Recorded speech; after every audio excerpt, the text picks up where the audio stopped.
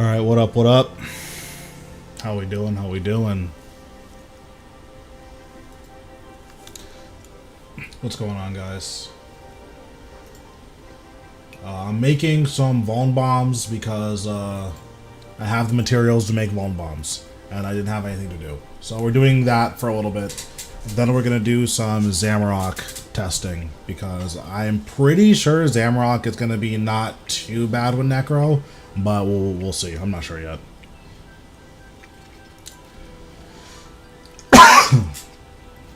Yeah, but I don't care about XP. I think my XP is really high, right? Yeah, I'm at 167 mil. I don't really care about XP.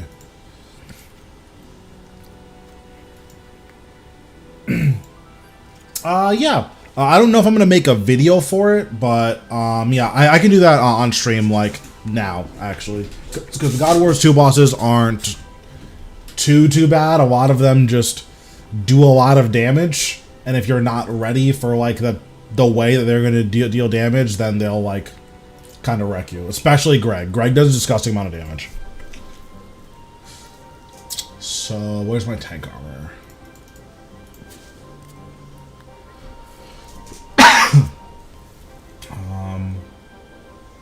So we'll put that on.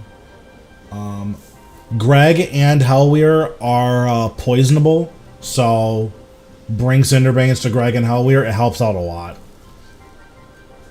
Where's my tier 90 gear? So we'll use this. For my necklace, I guess I'll just bring an Amulet of Souls. For my cape, I'll wear a Zuck cape. And then for my book,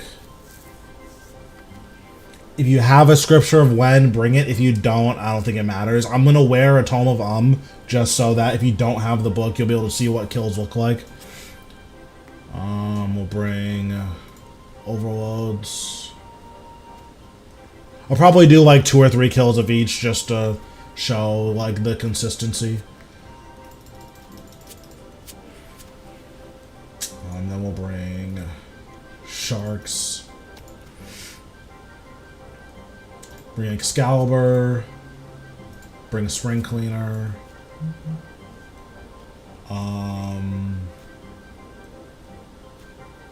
Bring a Ritual Shard. Ritual Shard isn't mandatory, but thanks, I appreciate it. Ritual Shard isn't mandatory, but it's so good, and it will pay for itself eventually. It's just kind of how these infinite stacking things go. So it's worth picking up, in my opinion. I don't think I need anything else for Greg. Or for any of the God Wars. Well, let me think. Oh, Familiar. Let's bring a Familiar.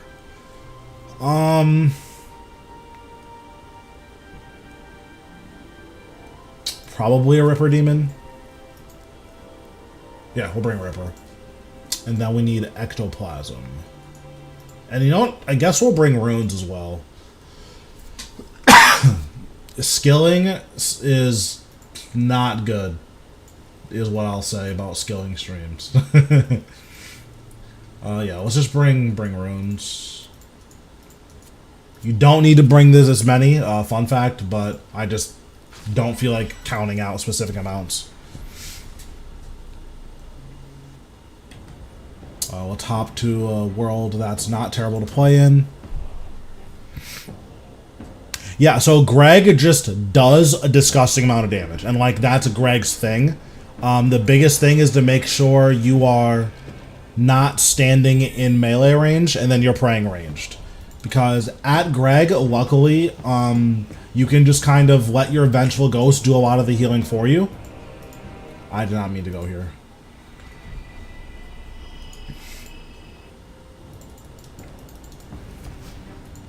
So we'll start at Greg because he's probably the most dangerous. Oops. Thanks, Dynamic, for the sub.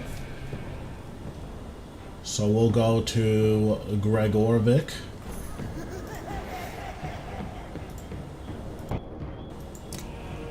First of all, the best way to kill Greg is with your sound off, because he just screeches the entire time that you're fighting him. But I don't feel like changing the settings, so that's going to be your guys' problem. So, Summon Ripper, Pot Up, put on darkness if you have darkness. It will help a good amount. And then for my aura, I like to use vampirism. Aegis is also fine, but vampirism is just good. It's good enough. It's not going to matter too much. So we're going to traverse. The first kill is going to be the hardest. Quick traverse. We're going to summon all of our guys now. And we're going to put on Prey Range after we activate the Vengeful Ghost, and then we're just going to let our Revolution Bar do everything for us. Whenever we have full stacks of our stacking abilities, we're going to use stacks, and then that's pretty much it.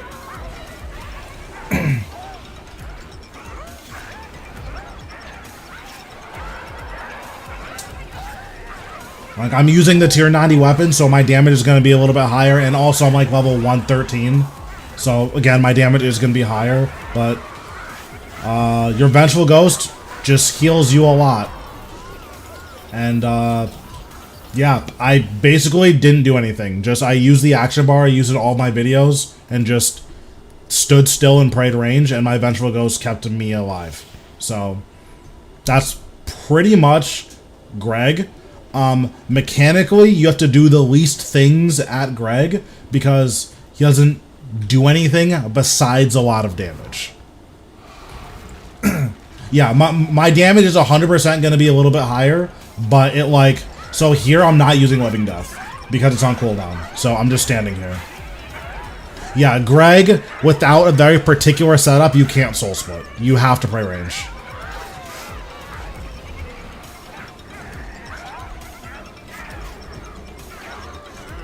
And like the dodge chance is like really coming in clutch. Like I'm healing off of Greg, like literally. I started this kill with 12,000 health.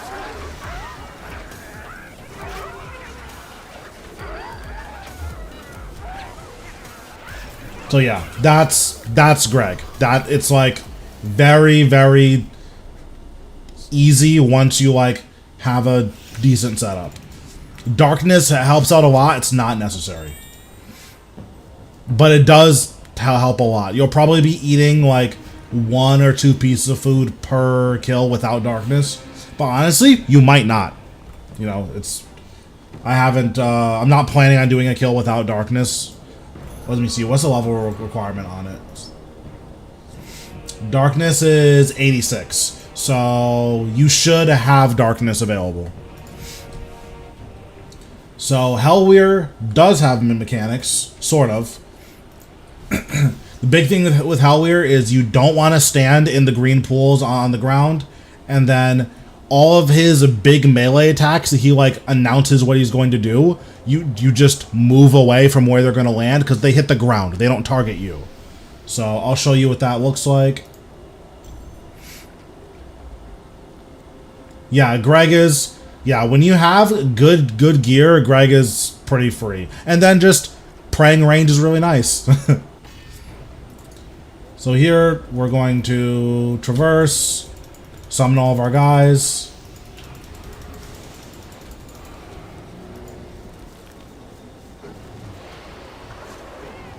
And just hit Hellweir.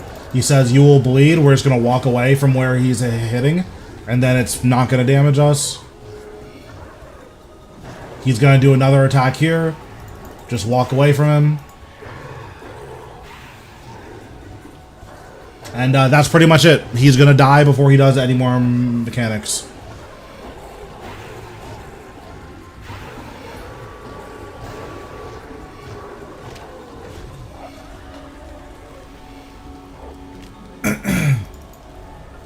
Yeah, I mean, content creation is fun for me. I'm having fun. And if I end up not having fun with like RuneScape in particular, I'll just play something else. And I'm going to take a hit in viewership. But, like, I'm gonna, like, that's just what it is, you know?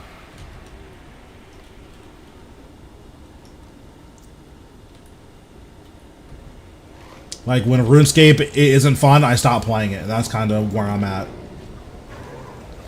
So here, we're doing the same stuff. We're just gonna click on him. He says, you will bleed. We're just gonna walk away. And it just misses. And then he's gonna charge. We're gonna walk away again. And that's it. That's the Hellwear. And now we just stand here in AFK and he's gonna die. What up, what up?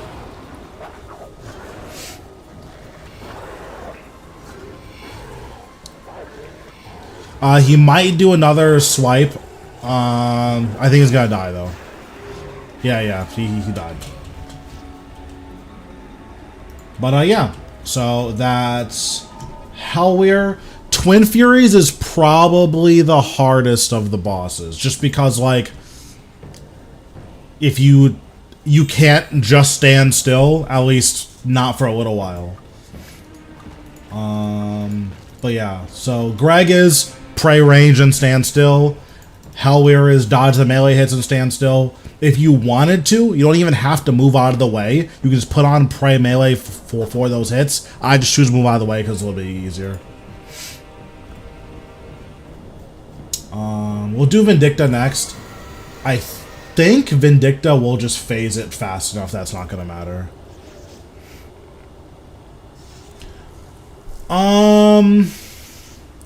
So the big issue with that...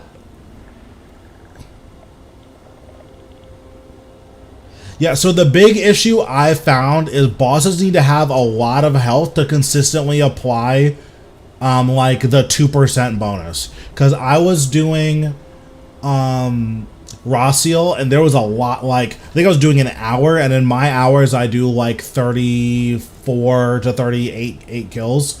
What was happening with me was like 30% of the time it just wouldn't put the death mark on. Now that doesn't matter because where I am, I'm doing so much damage to him that like the death mark is like, oh, it takes literally one more ability to kill it. But I believe so, yeah. So Vindicta, I'm 99% sure is just going to end up being a DPS dummy, but we'll see. Activate all of our conjures. Make sure you activate your Vengeful Ghost, and then just click on Vindicta.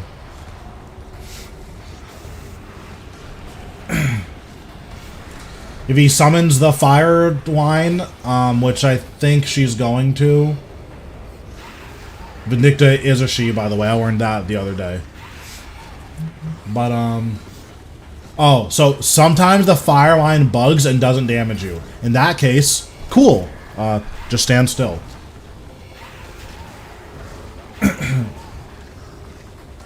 And then Vindicta, again, you do enough damage and have enough sustain that you can just kind of stand there.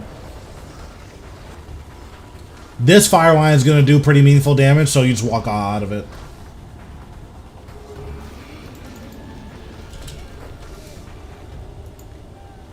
But yeah, the biggest thing about the God Wars 2 bosses is making sure you summon your Vengeful Spirit and activate your Vengeful Spirit between kills. If you do that, you can't really die. At least not at these first three.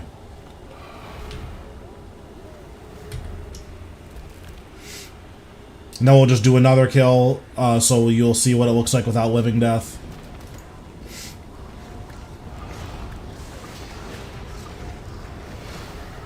Or without having Living Death at the start. And here I'm not even using any of my like spender abilities, like I'm just AFKing and letting my bar play. If you're using your spender abilities, like you kill this way faster. So the fire lines bugged again and didn't damage me, but if they did damage me, I would just move.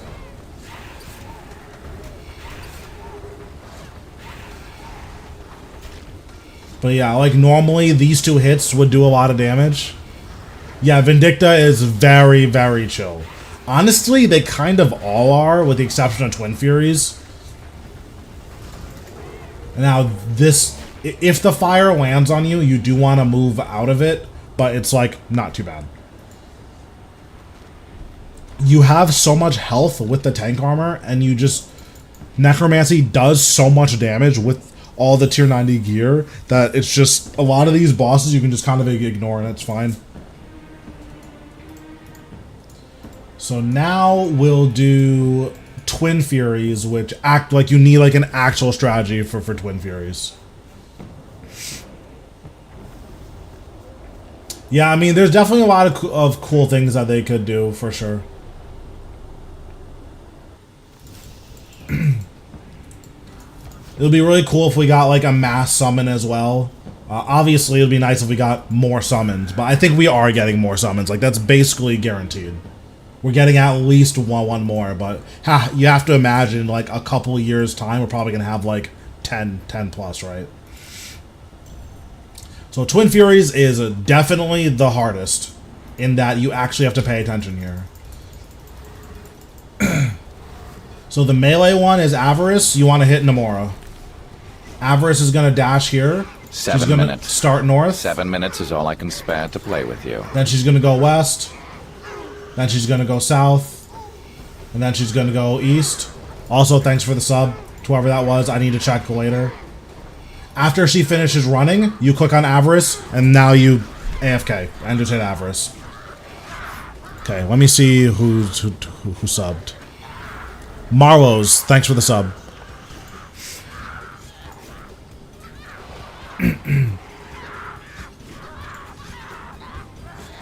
So this attack here will do a good amount of damage to you. You can pray range if you want to. I haven't found it necessary.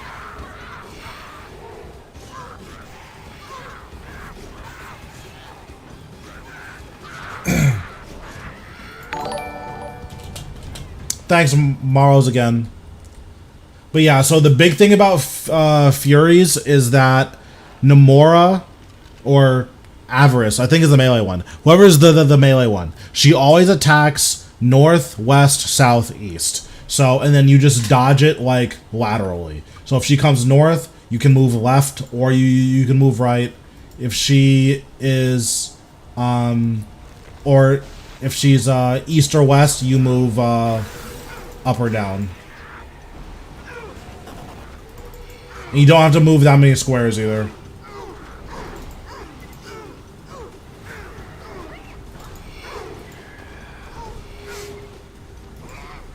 Also, her dash it's not actually a dash, it's a blink.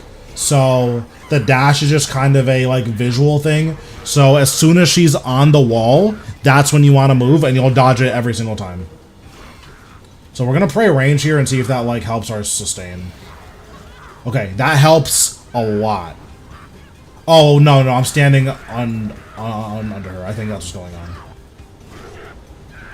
Yeah, I was just standing under her. So if you move under her, it doesn't do any damage to you. But if you pray range, it looks like it just does like 300 per tick, which is not that much. So at this mechanic, you just hit them and they'll die eventually. And yeah, that's Twin Furies. So yeah, the God Wars 2 bosses with like your level 90 stuff is not bad at all. It's definitely a lot more doable than like the other combat styles are, for sure. In terms of money, I think Vindicta has the best trash loot. But yeah, none of these are like amazing money, but I'm pretty sure Vindicta has the best trash loot. Okay, so now we're gonna do some normal mode Zamorak and kind of see what that's about. I'm curious to see if we can regularly get mechanic skips. And if not, then we'll just... I mean, the mechanics are going to be pretty doable, but I'm just curious to see kind of where that's at. Yep. No problem. If you want, I can, like, put this up as, like, a short thing on YouTube. But yeah, they're not hard by any means. It's just kind of knowing what you're supposed to do, because that's the biggest issue a lot of the times, is, like, not knowing what you're actually supposed to do to deal with a lot of these bosses. Probably not going to need any of this food, in all honesty, but we'll bring it anyways. What else do I want to... I want to bring runes for my defensives, because we're going to need defensives if we don't have, if we're not doing mechanic skips. Then we'll bring Excalibur. Okay, am I missing anything for Zamorak? I do not believe so. No. That should be everything. What world am I on? I am on 31, I think. Yeah, 31 is the world I normally play on.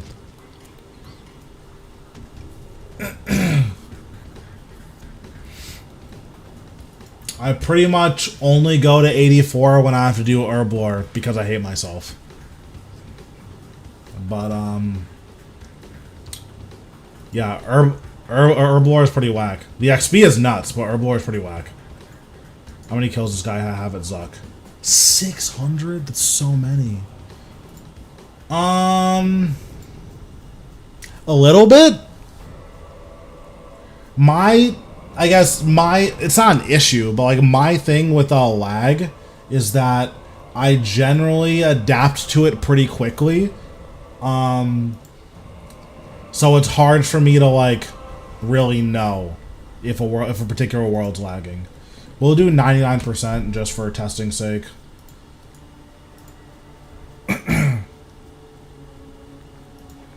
Oh, I forgot to bring my ectoplasm. Oh, I'm so cringe. Yes, we'll leave this. Okay, bank. I might need to do... I kind of don't want to buy ectoplasm, but I might.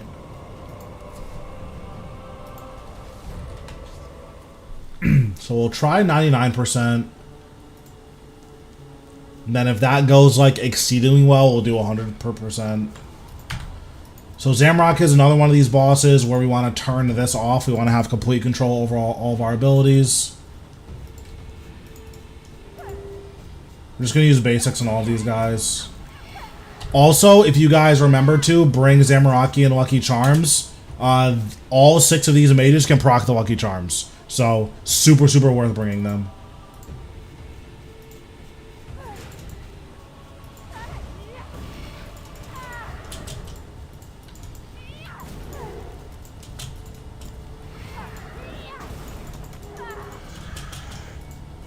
I forgot to change my chest back.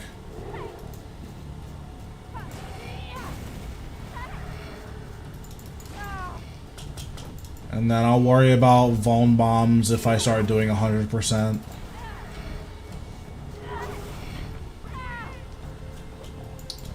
Okay, so we'll kill this one and then we'll summon all of our conjures.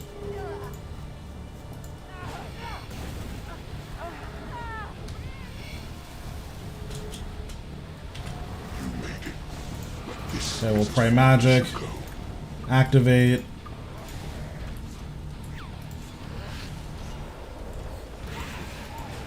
And then we're just going to use basics to drop his shield to 0.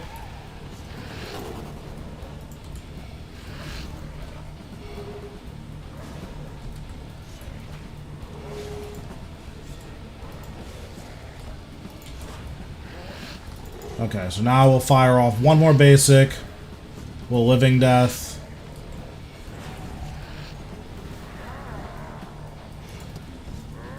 Okay, now we'll Skulls. Start using our hard-hitting moves. So just pray melee for this hit. Pick up the smoke. And then we can resonance this hit. Oops, I'm bad. Don't care. I'm gonna pop his shield.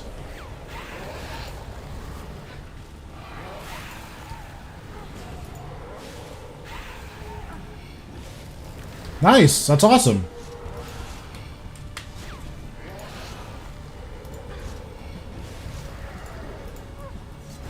I feel like I'm like not doing any damage to him, or I'm not taking any damage. So we're gonna drop his health to 0 first and then kind of go from there.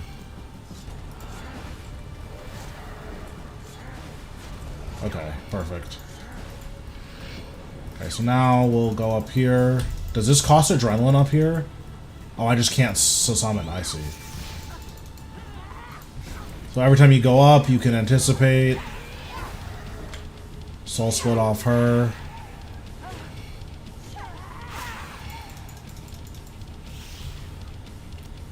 Summon all of the guys.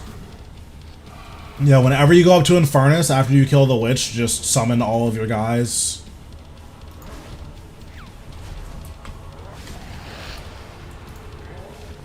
That's your plan.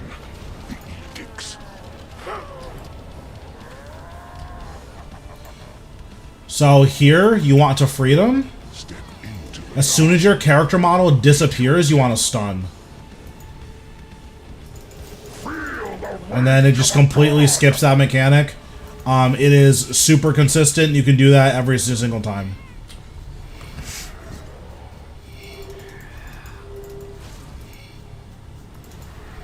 I didn't even see the rune that's above my head. Is it still there? It is. Okay.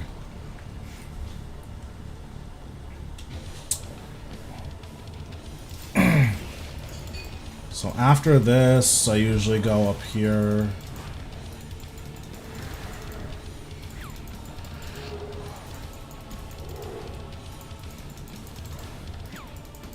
chaos unfettered. So he's going to disable your protection prayers here. Just turn them back on.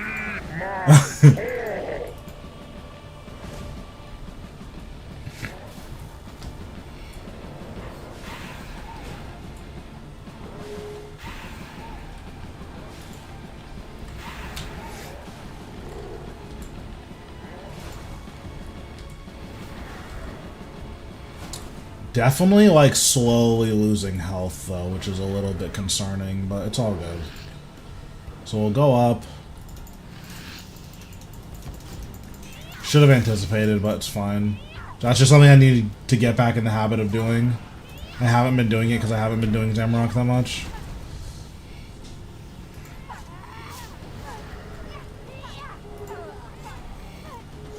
So we'll kill this guy.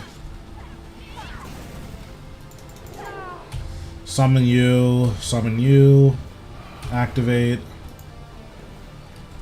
living death. We're gonna walk off the pad for a second and we're gonna charge up our adrenaline.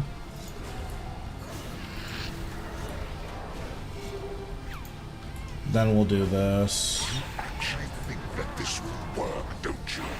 That Guthix's old tricks will stop me again. I will tear you asunder. So when he says I'll tear you asunder, you just stun him. Feel the rage of a god. And then resonance the hit. It just won't do as much damage as it normally would. I think I do this pad next. I don't remember. Do I still have my order in my notes? That's my high enrage order.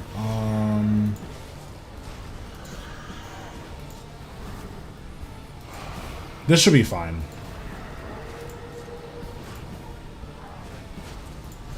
Okay, this isn't bad though. This isn't bad. This isn't bad at all. Keep forgetting to anticipate. I'll remember how to do that at some point.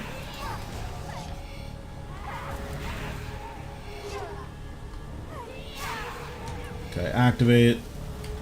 Activate. Step off the pad for a second. Build up adrenaline.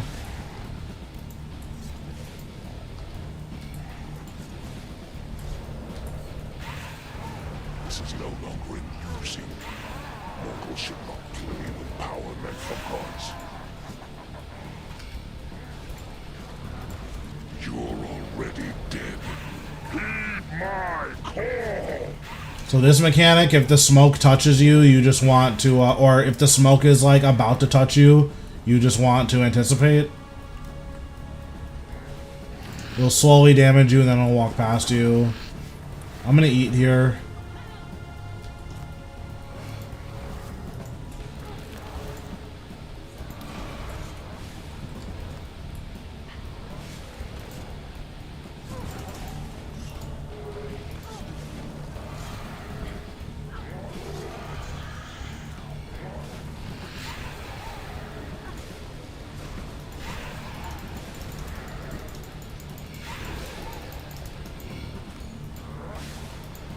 Okay, then we'll go up.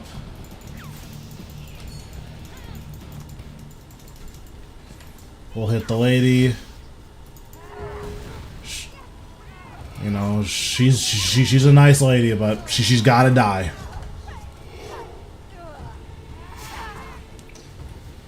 Okay, we're actually just gonna wait here for the Vengeful Ghost. We're gonna eat up a little bit, activate Excalibur.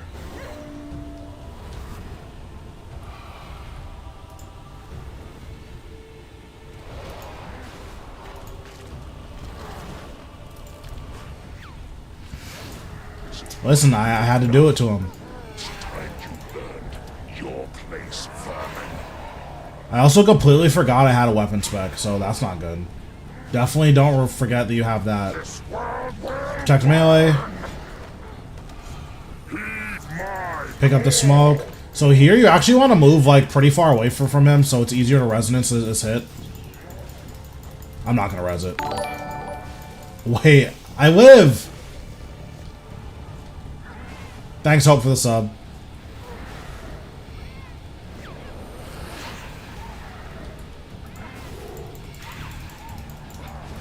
This is actually, like, decently challenging.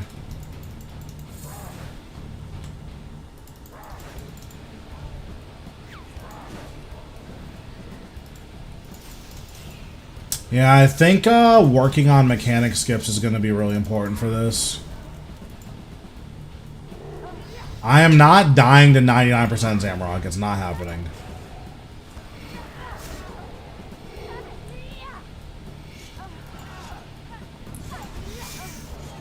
I forgot to bring Vuln Bombs, or not Vuln Bombs. I forgot to bring whatever the thing is called. Adren Pots. And it's like really messing me up here.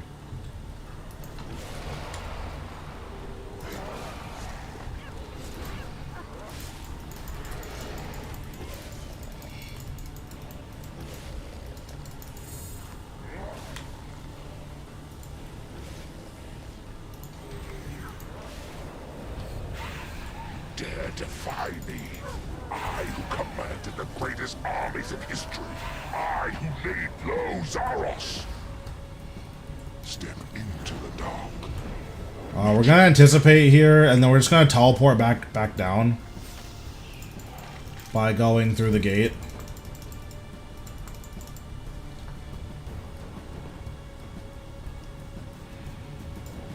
Seven minutes. 7 minutes is all I can spare to play with you.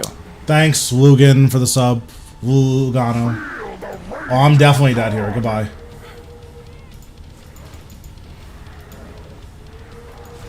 Okay, can you die, sir? Please? Thank you.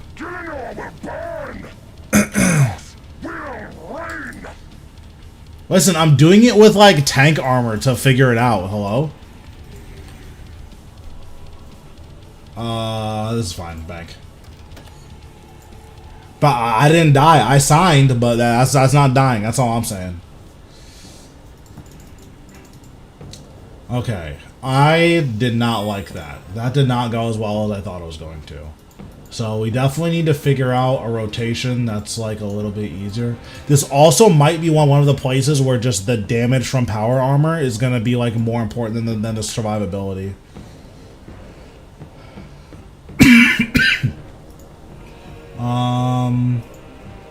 So let's try this. We'll bring this. We'll bring a replenishment. We'll bring these. Bring all of our food.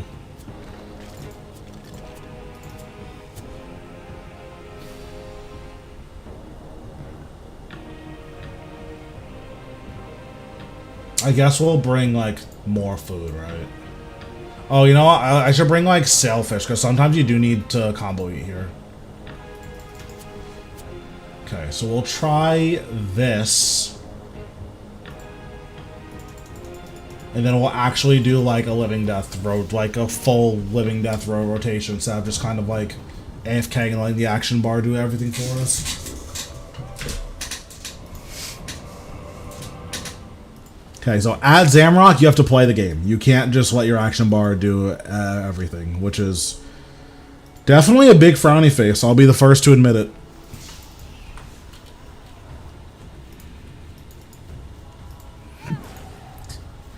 Spray magic on this guy.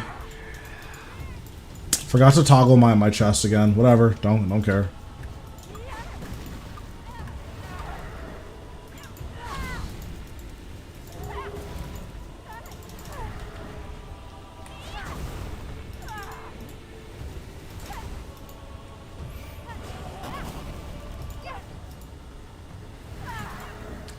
Okay, we'll activate darkness now. Kill this guy. I actually do want to pick up these astral runes, so let me do that. Astral runes go kind of crazy.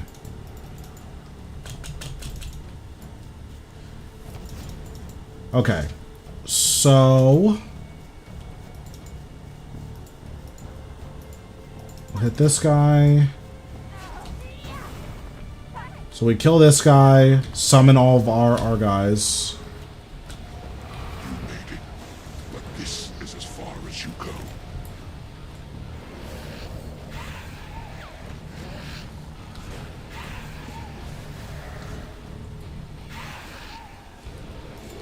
Then we're just gonna drop him to like 20k HP and then we'll step on the pad.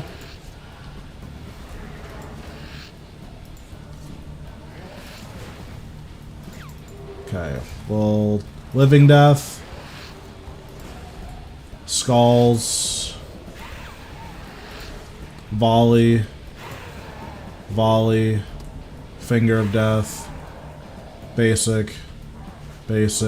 Oh, you know what? I should have used another finger of death there.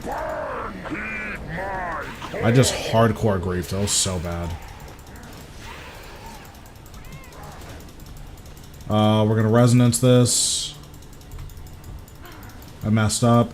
That resonance is really hard to hit. Maybe starting with one is just not the move. That resonance is like really hard to hit consistently.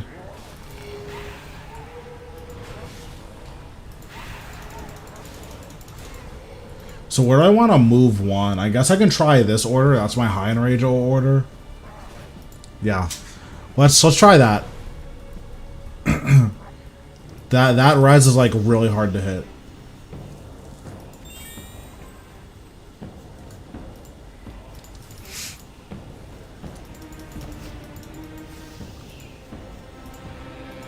Unequip this to just desummon everything. Also, we toggle my chest because everything dropping on the floor is super annoying. Oh, and then let me bring my lucky charms.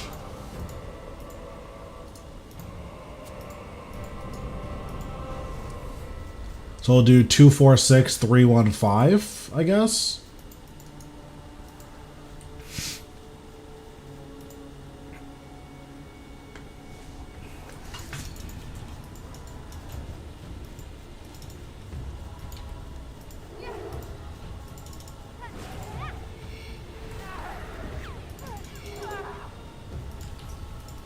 Okay, we'll just shoot basics at these guys.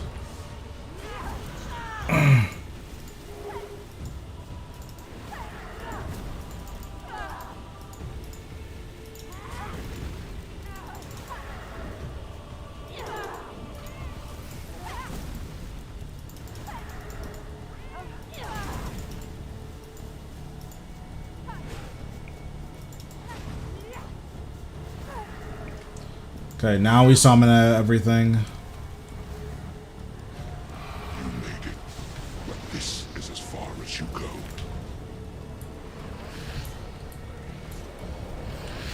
Okay, and then we'll do our basics, drop his health to like 15k.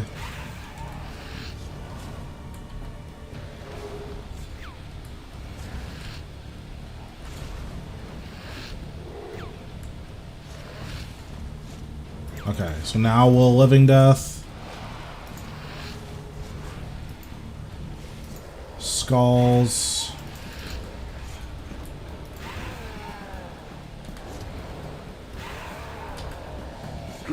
Okay, cool. Okay. That is what I wanted to see.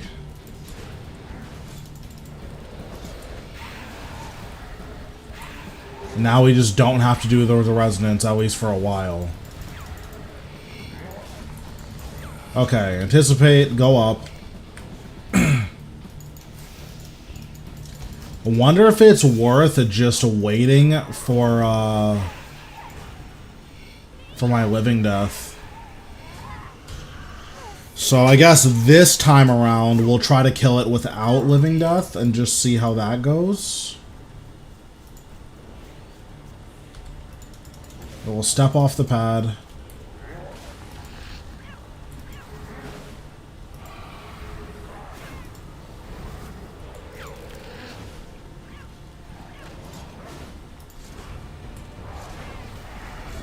Oh, we're gonna get him down to 0 and then step on the pad again.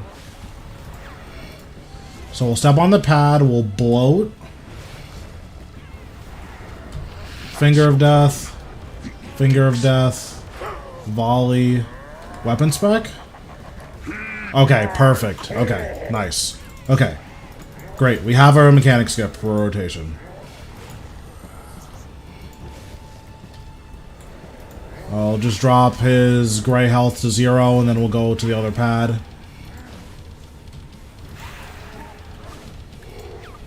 See, look, it looks like I know how to do this boss. No one will think I'm bad now. Okay, so we go up, anticipate.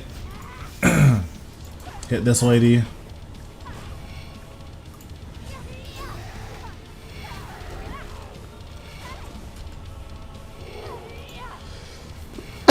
I think bloat was the key.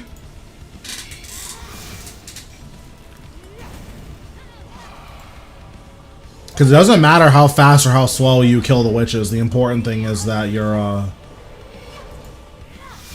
going down with 100% adrenaline.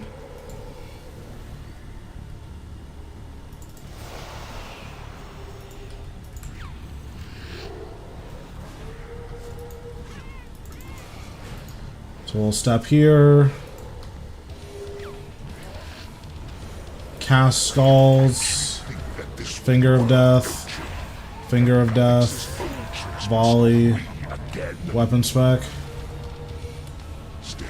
Oh, I kind of griefed that. Anticipate. Okay, so we have to deal with this mechanic normally. So we're going to skulls this guy. We're gonna go down. We stun Zamorak. We resonance. And then we go back up. Okay. That wasn't bad.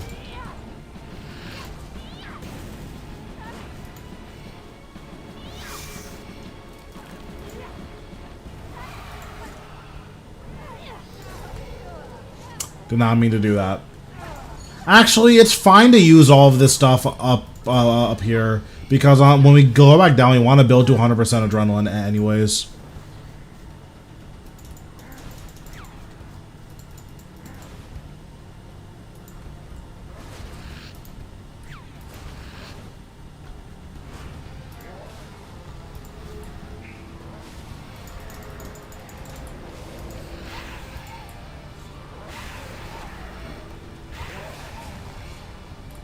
So we're just dropping his health, or his gray health down.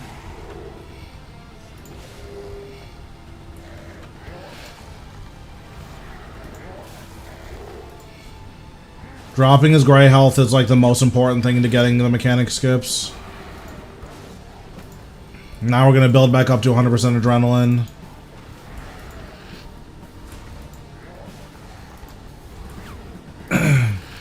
These kills are going to be slow, but they're going to be like really, really chill, which is nice. Okay, so now we living death. Skulls once it's full. Finger of death. Finger of death. Volley of souls. Nice, perfect. Perfect. Okay, cool.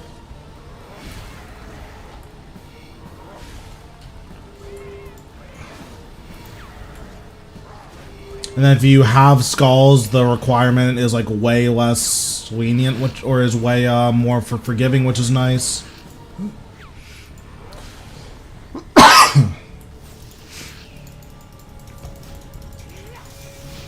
Oh, I forgot to anticipate. Oops.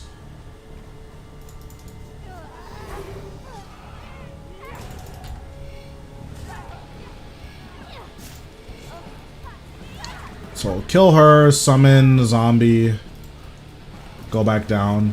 So now Zamorak's health is low enough that we can just kind of like engage him whenever.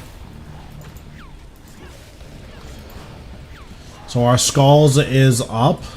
As soon as he is damageable, we're gonna skulls, volley, finger. Perfect. Okay, nice. So that's the rotation. So now here we're gonna devotion, pray magic, cancel all of those traps. Then we're gonna drop his health again.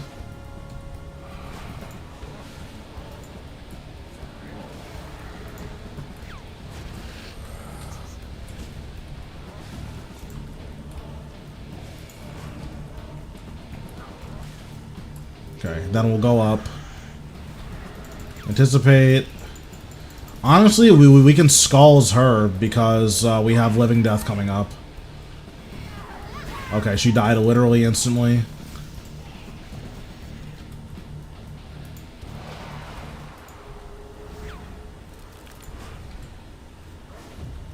Dare defy me. I who commanded the greatest armies in history. I Volley, low Zaros. finger, weapon spec. Perfect. Okay, that was like really good. That was super good. All right, what did we get though? 1.6 mil. That's not bad. Okay, sick.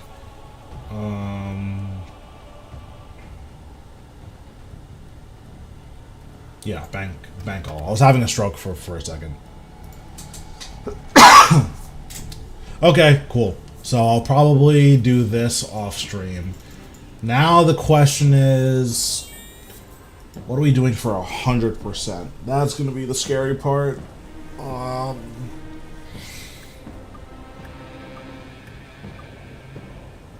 Because the issue with the 100% is that the skulls bounce to the B rune. Oh, actually, let me do a 99% kill. Let's do a 99%, because it might be that the rotation actually doesn't do enough damage for 99%, but it does enough damage for 0%. So let's do a 99%. And then we'll figure the rest out.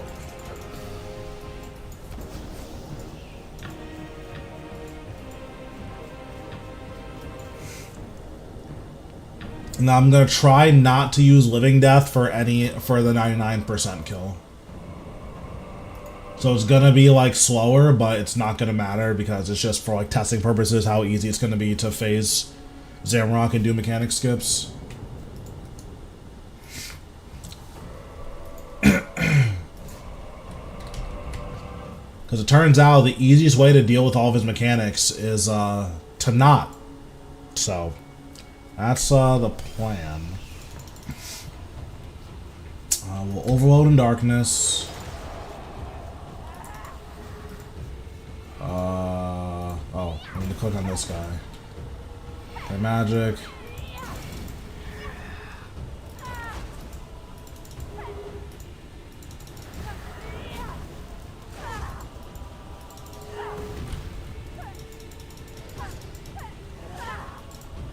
So we're gonna kill 5 of these, then we're gonna unequip our lantern and resummon the Vengeful Ghost. Because I want his timer to just be as long as possible.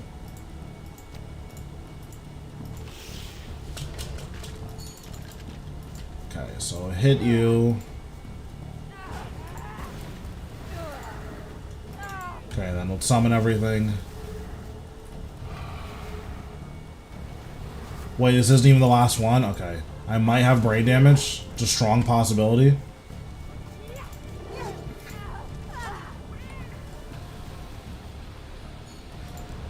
made it, but this is as far as you go.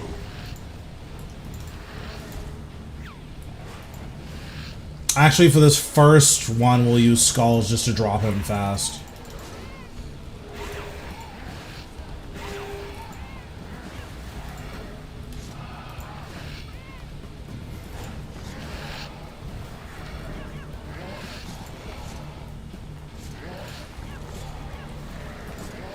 Okay, so now we can go over here.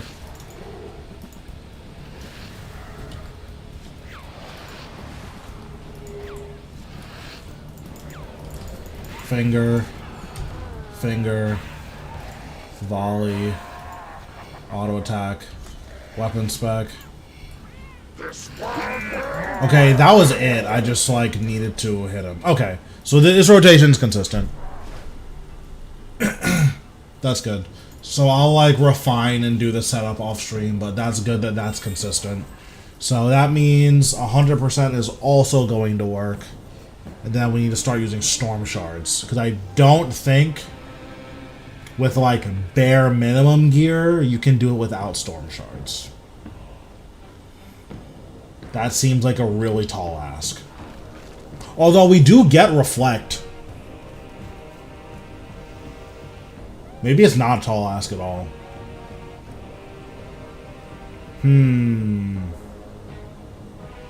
Yeah, that's something I'll have to think about off stream. I'll test that more off stream. Because phase 7 is like a lot more than not phase 7. But okay, that's really good that Zamorak's like there's a easy, consistent mechanic skip with Necro. It's really, really nice.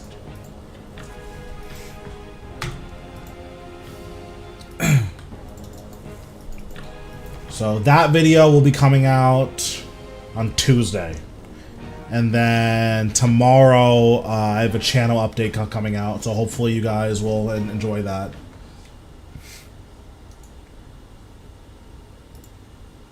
Oh, this is still on cooldown. Why? I'll use dark magic. Summon you.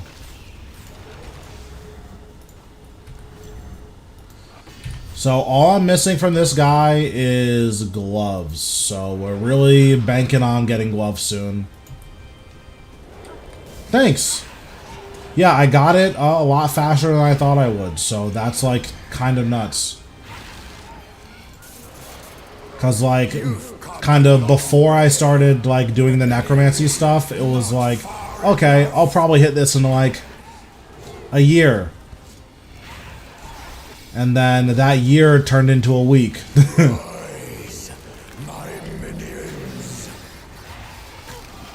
So yeah, it's like super nuts. Good, I'm glad that you guys are enjoying them. It means a lot.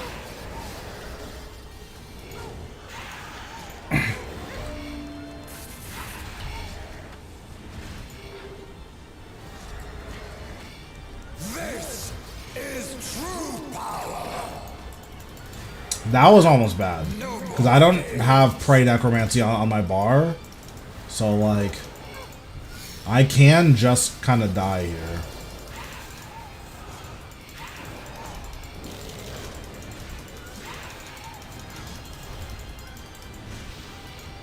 Okay, very nice. But yeah, that's like the big a big notable thing is that at least in terms of like the next couple guides that are coming out, it's gonna be yeah, I mean I think that's the point. Like ultimately RuneScape's supposed to be fun, right? And I think that there's a lot of intimidation around a lot of bosses, and like it's easy for me to say, bro, just take the death, but like I'm also rich, right? So like for me losing, you know, 500k 10 times in a row over a death, like that literally doesn't matter to me. But you guys losing, you know, 500k 10 times in a row, it's like if you do that, you know, 10, 20, 30 times, it's like, okay, I need to like stop bossing and make money. And I think that making bossing more approachable is like really good for everyone. Yeah, like those videos are really nice, I guess, if you like, if that's stuff that you care about. But like, I just super don't care. Like, I don't want to grab a cup of tea. I don't want to get right into the news. I just want to know, how do I kill this guy? Like that's all I'm interested in.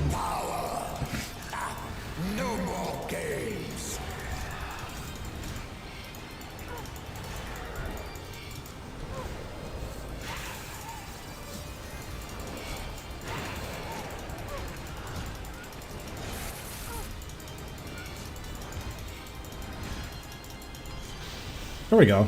Very nice.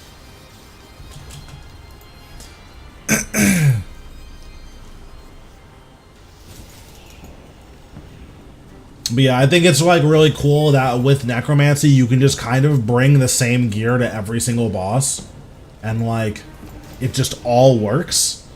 Like the only thing that like I ever really change about this about my setups is if this boss is poisonable, bring Cinderbane Smile, and like that's basically it.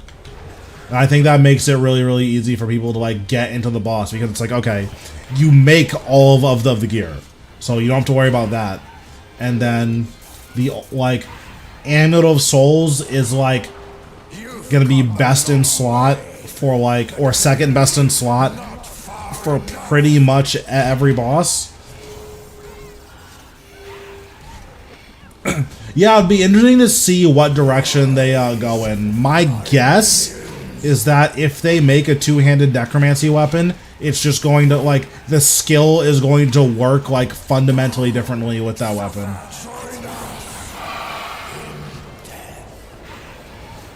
Like, it would be cool if, like, the two-handed spec, or, like, the two-handed had, like, a passive that's like, oh, the two-handed weapon is, like, all in on, oh, hold on.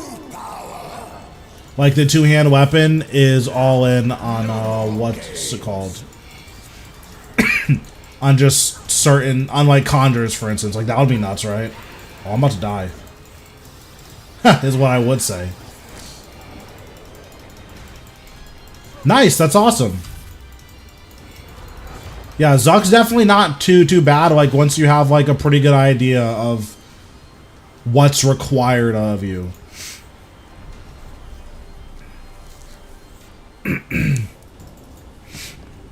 Because he's definitely really intimidating, but like one thing that was super annoying when I was looking up Zuk guides was that it would tell you like all of these breakdowns of like, oh, you can use 35 different moves to deal with, you know, his mechanics, and it's like no one cares. This is how you deal with Zuk. You stand still, you surge and walk back into your spot, you surge, boom.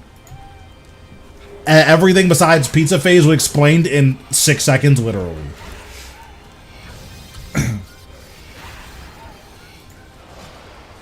You've come a long way. And that's kind of like, I think a lot of bosses become a lot more approachable when it's like, hey, when boss does thing, do other thing, you know?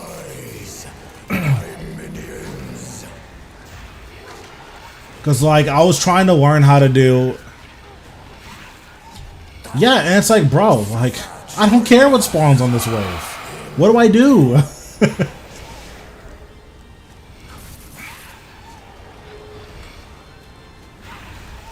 It's like, how do I make Zuk not be alive anymore so I can get money?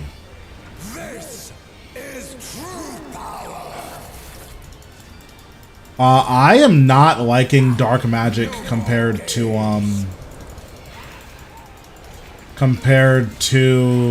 Majrat. I think dark magic is like significantly worse.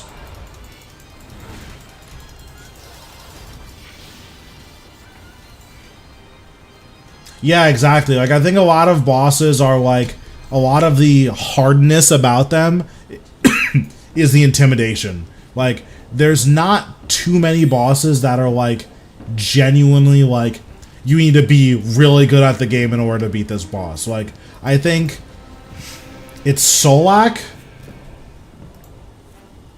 100% Zamorak, and then like Solo Virago and like Duo Virago. Like, those are basically the only 3 bosses in the game that's like, this is genuinely difficult. And like, you need to be a certain level of competence to do this boss, otherwise you're just not gonna do it. Like, besides those bosses, every other boss in the game is like, oh, just do this and you're good. Hey, just want to say I really enjoyed your content since Necro. Thanks, I appreciate it. I'm gonna have a pretty big update video tomorrow, and then the next couple guides you can look forward to are a 0 to 99% Zamorak, ED1, ED2, and ED3. Because I also know that a lot of people, like, were struggling with, like, Terrakit. Terrakit's, like, kind of a lot. And even Rasial Leviathan, like, positioning for Rasian's, like, pretty important. This is true power. No more games.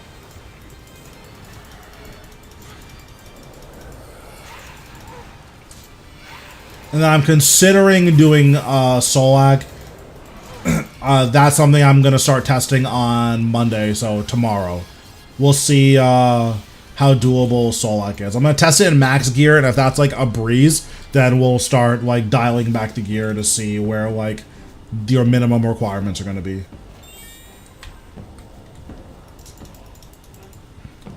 My biggest concerns for the people who have done Solak is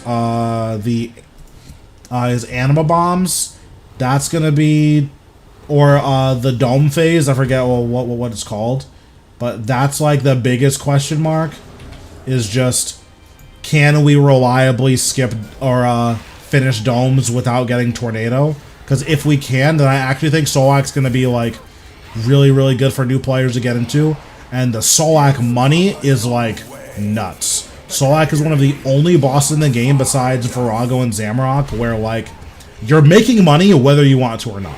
If you're getting kills, you're making money because of Grimoire pages. Rise, my minions.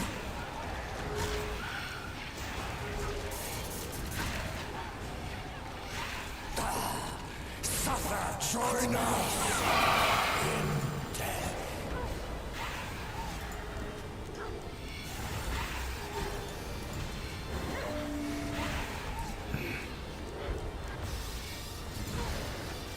This is true power. No more games. Why is my health so high? I'm really confused. Did I bonfire?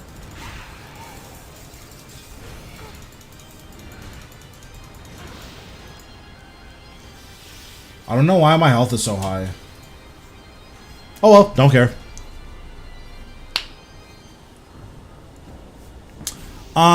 Tank armor is going to be better for, like, kind of pushing through the intimidation stuff. As it stands, I don't think there's a good reason to use tank armor once you know the content. Tank armor is good for learning because having 5,000 extra health makes it so a lot of, like, one-hit mechanics can never kill you.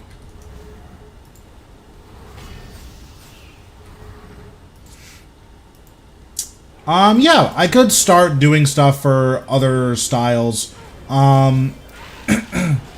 So, funny enough, like, a lot of my older videos have, like, the older styles for the relevant bosses, but I think just the hype is necromancy right now, so that's what, like, is the new wave.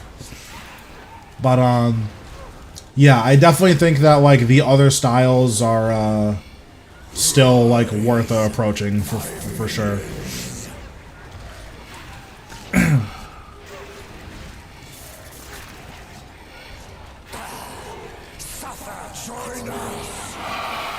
Also, blow is like a super underrated ability.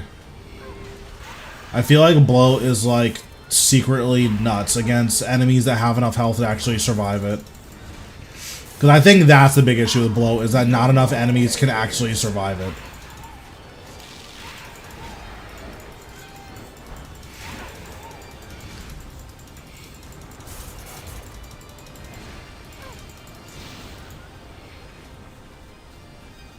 It also costs a lot of adrenaline, which is trash. Or not a lot, but 20% adrenaline's like kind of a lot.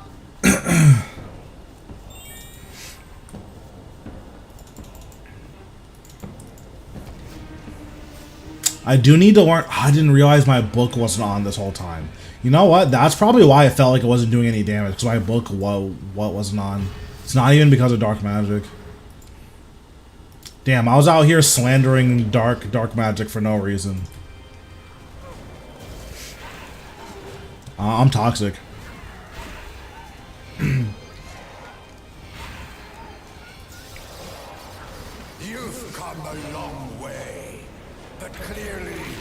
not far enough.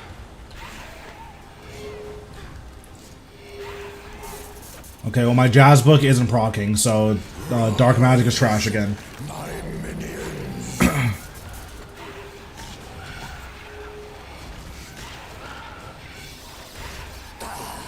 Suffer at my hand. That's not good. Join us in death.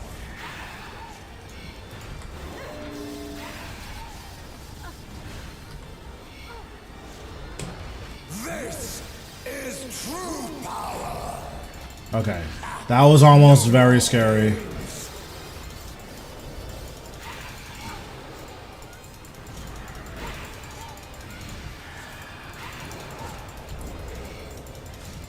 There we go. Very nice.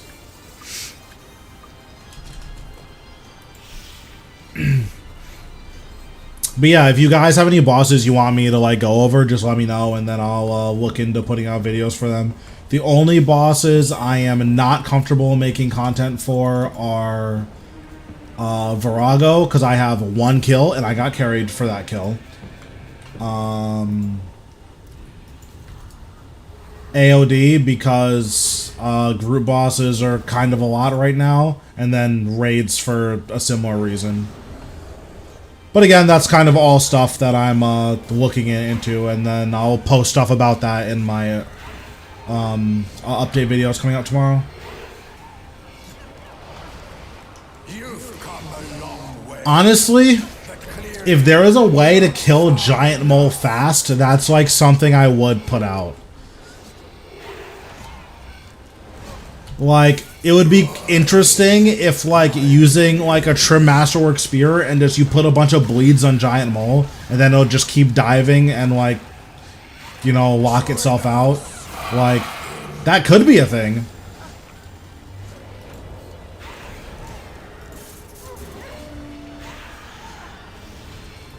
That would be hilarious if that was, like, the thing to do. This is true power. No more games.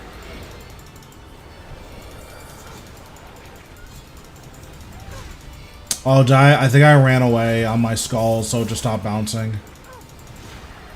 Yeah, that's 100% what happened. It shouldn't matter? Okay, it doesn't matter.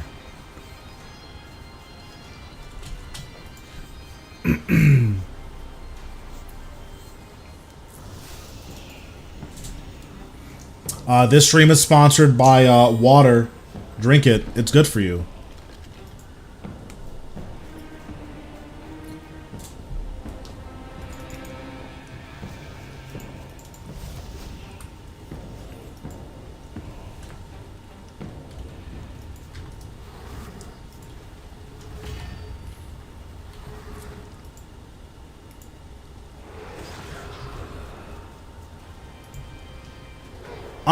You probably could.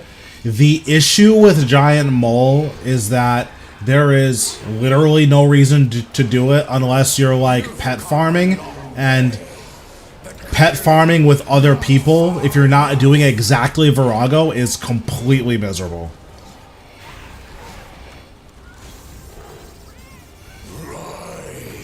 And so like then the question is, okay, I think Mole dives 6 times. So the question is, are you killing Mole 6 times faster, including respawn timers?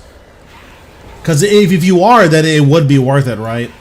Potentially anyways. But if you're not killing it 6 times faster, it's like, dude, this is like the biggest drag of all time, actually. No more games.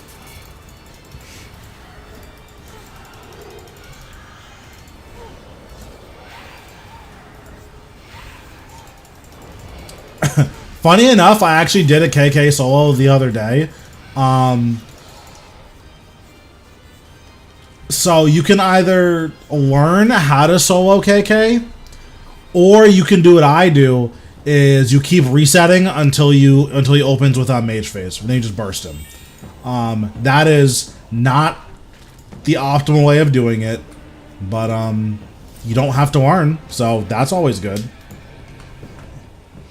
But yeah, if you have like, if you have really good gear, then like as a joke you could do that. I might have bonfire. That might be what this health boost is. I don't remember using it. I also never remember to use bonfire, if I'm being honest. I forget to use bonfire all the time. But clearly not far enough.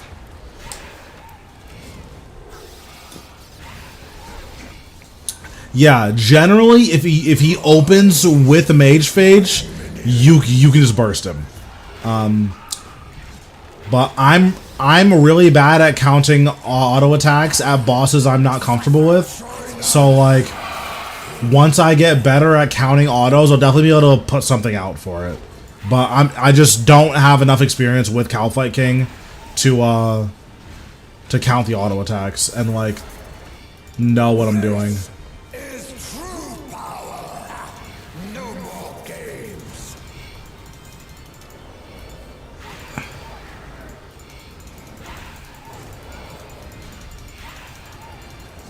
Big crits.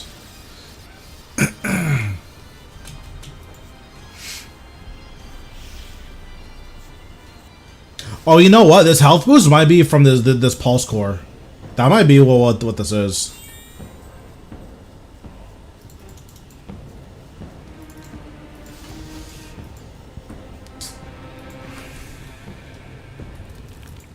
Dang, this guy sniped my crown of the first necromancer drop.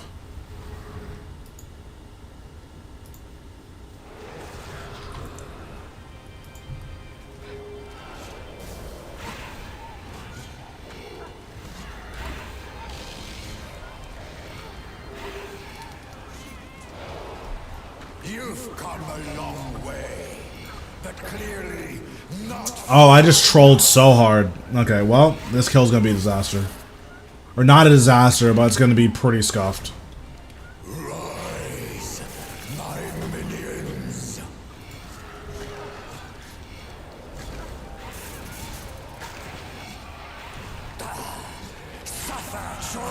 Maybe it's just fine.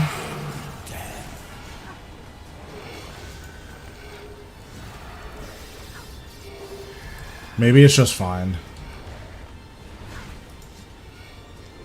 Okay, this guy's deleting me. Is true power.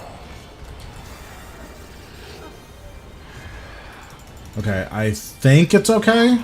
No more games. Yeah, it should be good. Okay, nice.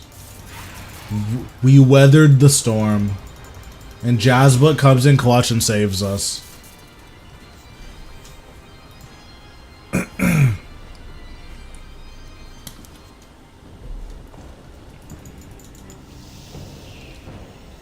Yeah, I think the soul grind is really cringe when you just like want to do combat. But like, I've been doing combat for long enough that like I'm like okay doing souls again. Obviously, I'm not like interested in doing another souls grind. But if they're like, hey, we're releasing 5 new talents and you need like 40k for the last talent, or like 40k more for the last talent, it's like that's a lot of souls. But you know, whatever.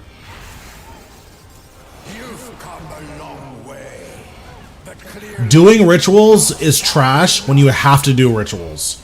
If you don't have to and you're doing them because you want to, they're actually totally fine. At least in my opinion, of course. For rituals, make sure you're using powerful mementos or robust mementos, depending on if you can afford powerful.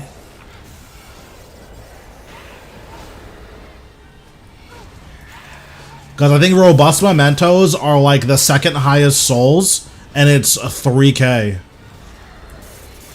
Damn, is that Javon the powerful? Bro, you didn't tell me you were coming out of retirement?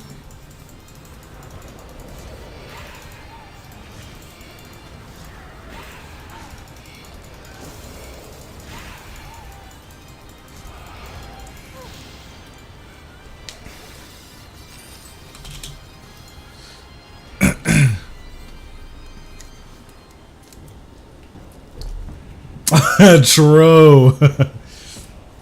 That's funny. Did you see that Hope abandoned RuneScape? He was playing Apex last night. And you know what's the worst part? He was getting carried by a guy named Cream God. What's that about? All I'm saying is I'm not getting carried by a guy named Cream God. Sorry, not happening.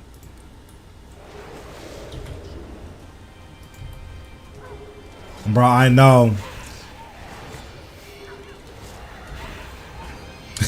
he became the thing he swore to destroy.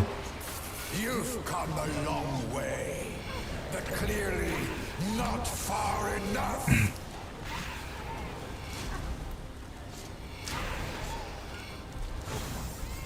Rise, my minions. Ooh, big crit. You know we love the big crits.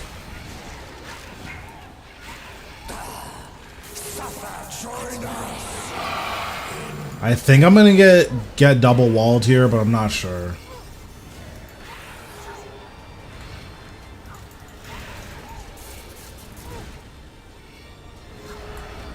This is true power. Also, I'm a prominent streamer now, so you have to call me sir.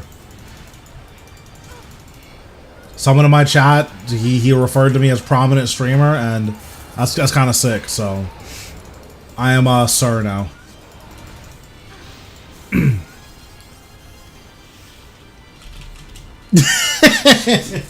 Listen, I'm just saying, bro.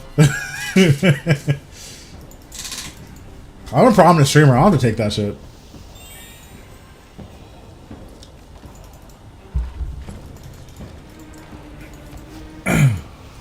That shit's funny.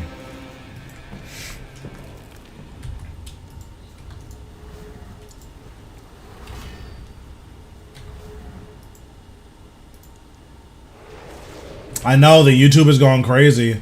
I just applied for monetization, so I don't think I would be very surprised if I got denied for it. I feel like my content's mostly user friendly.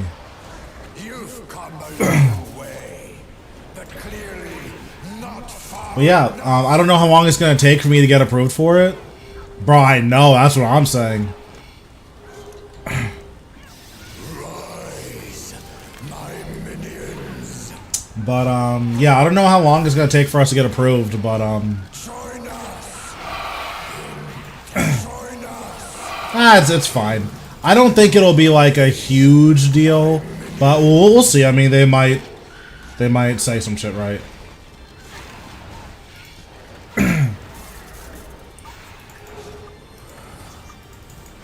I'll be really surprised if I like couldn't get monetized because of that. Especially because that's mostly done in my streams and not really in my videos. And my videos get a lot more viewership. I'm about to say, I've watched enough, I've watched enough Tower 1 to know that cursing here and there has never hurt anybody, right?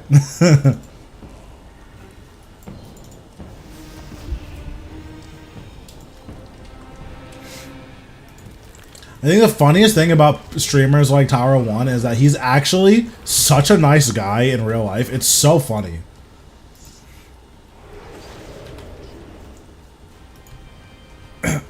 Like, some of the toxicity is like genuine frustration, but he's actually a super nice guy, and it's just hilarious.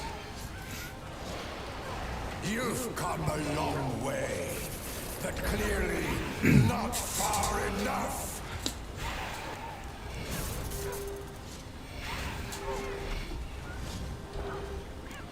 Rise, my minions.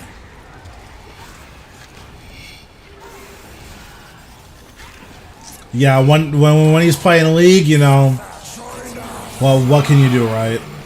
Like, listen, I've played enough League. I'm not saying the toxicity is justified, but I get it, you know. Sometimes, you know, your support doesn't know what their champion does. That's not good. You know. No more games. Sometimes they don't want to win. I've had my fair share of players say, I want to lose, and then start, like, actually feeding. Like, I am not toxic. I am a champion of the people now. The days of me being toxic are over. Until I start playing League again. Then, you know, what can you do, right? I'm not toxic in-game, though, and that's what's important.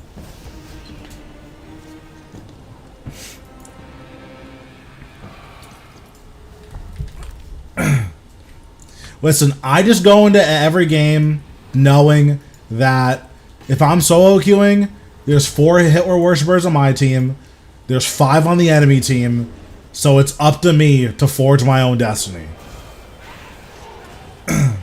And that's the mindset you need in order to climb in League.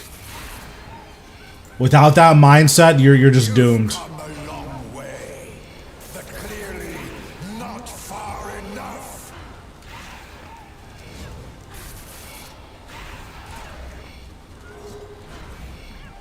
Rise, my minions. Exactly. I'm D3 right now. I think I can make a push to Masters. Like, maybe after the Necromancy hype dies down a little bit, we'll make a push to Masters. But I think that I can get it. I feel like I'm playing, like, pretty well. At least when I was playing a lot. Obviously, I've taken, like, a couple-week break from Necromancy. But I think I can do, like, a serious Masters push. True! I'd love to tell my top laner that. What I usually do is, if my support starts feeding because they don't know what their champion does, which is every support, by the way, they never know what their champion does. When my support starts feeding, instead of, you know, saying my true feelings, I say, hey, maybe you should try roaming. I think you'd be more useful on the map. Because get out of my face, you make me want to, in a video game myself. That's, you know, that's not okay. Probably don't say that, right? So instead of saying that, you know, I hit him with the friendly, you should roam. And guess what? They always listen and they always have more fun when they start roaming.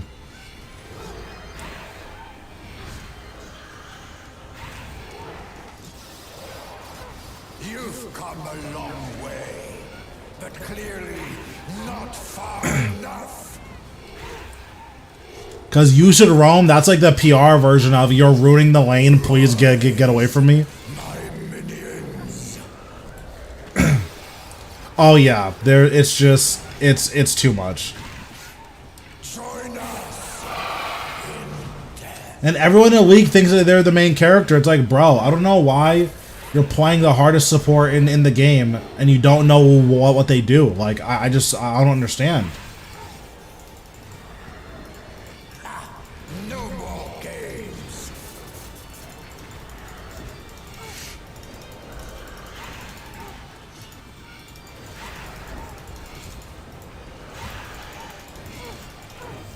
Pike is cool. I wish I was good at Pike.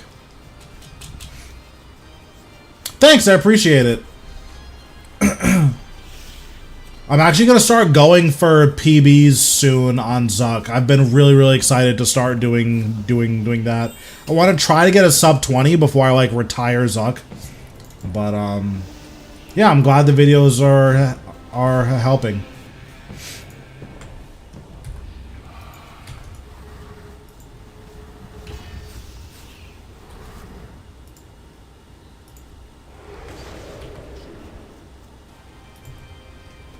Yeah, Pike is really cool. His backstory is really cool. He's just really hard and no one knows how to play him. Like, whenever I get a Pike in my games, it's like, this guy is going to hit every hook in lane. As soon as laning phase is over, he's going to be completely worthless. And guess what? Every single time we get a Pike on my team, that's exactly what happens. Rise, my minions.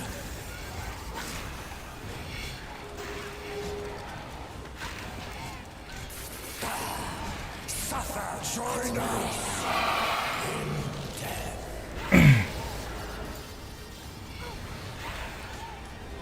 But yeah, there's been a lot of new champions since. I don't really remember which ones they were, though. It's just like been a while since I've kept super good track of that. But yeah, I know League is really fun when the people on your team want to win the game. That just never happens.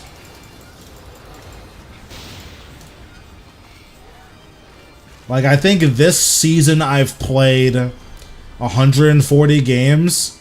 In at least 20 of those games, I've either won because someone on my team or because someone on the enemy team didn't want to win, so they left the game, or I've lost because that person was on my team instead. And it's just like, okay. It's like, this game was fine, and then my top laner started calling everyone the N-word, and it's like, oh, okay, well, I guess we lose.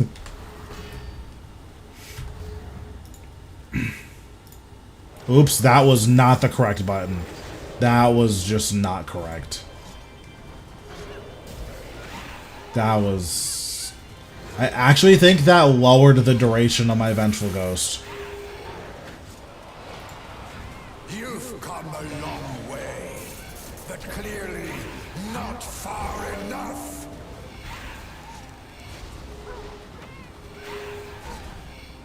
Rise, my minions. Yeah, true. True.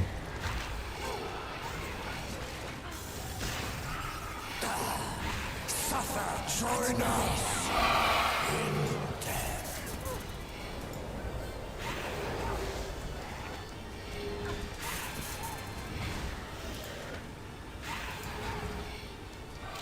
I think I'm gonna die here. This I'm gonna anticipate for the damage reduction.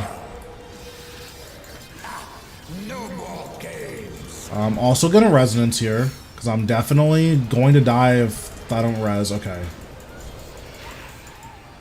I have to be dead. There's no way I'm not dead. I don't believe I'm gonna survive. It's not possible.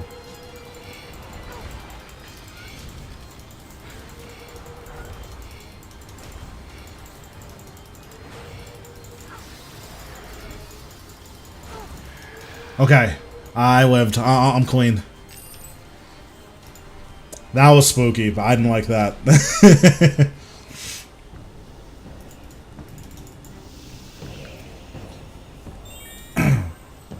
The other thing that's really fun about League 2 is that you regularly get death threats. That's really fun.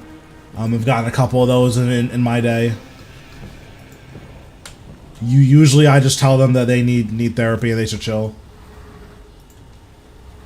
That whole time, I'm like, yeah, I'm 100% dead. I'm definitely dead. And then he just didn't kill me. And it's like, oh, okay.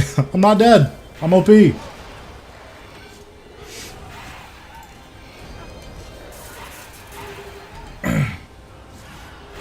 come a long way, but clearly not far enough.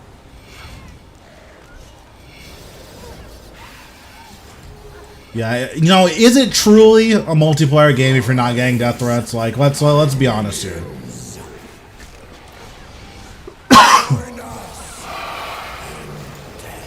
That was dicey how late I waited for that, but doesn't look like I'll get punished for it. Suffer at my hand.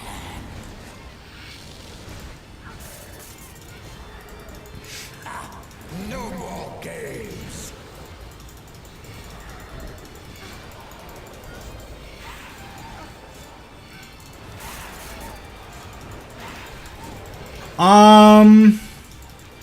I think people are more verbally toxic in Call of Duty, but I think that, like, your game quality is lower because of toxicity in League of Legends. Because, like, if someone's chain dying, like, I guess the enemy team can get, like, a kill streak, but you can just shoot it down, you know? Or, you know, unless it's one of the ones you can't deal with. Because that was one of the big issues in World at War, was that, like, playing against dogs was just whack, because it would kill you in one hit. But, like, generally, like, yeah, you're gonna get called the N-word, like, 100 times a day if you're playing Call of Duty, but at least they can't ruin, like, your own personal experience. Like, they make the game harder, But if you're better at shooting the gun than your opponents are, then you're still going to be able to play Call of Duty. In League, if someone has decided that you're not winning the game, you're not winning the game.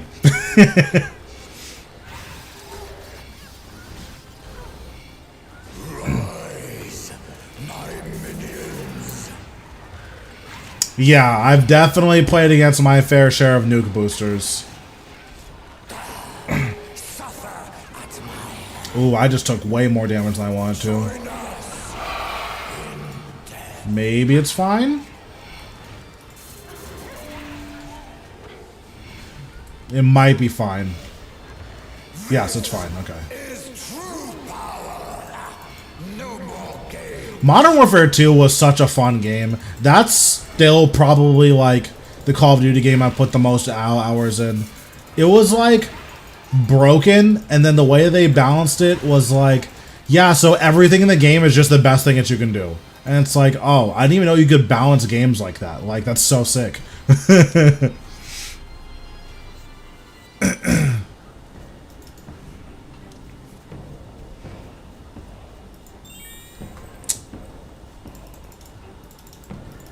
Like in Modern Warfare 2, it's crazy because like obviously they nerfed the models twice, but that gun was just completely disgusting.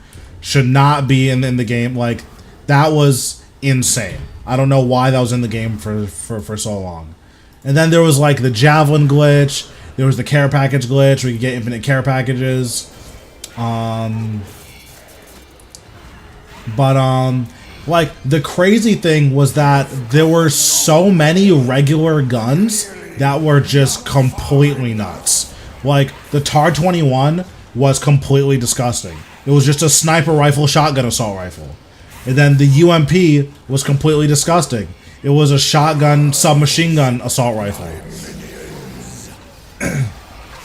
And then the ACR was a laser beam assault rifle, sniper rifle. And it's like, bro, this is nuts. All these guns are insane.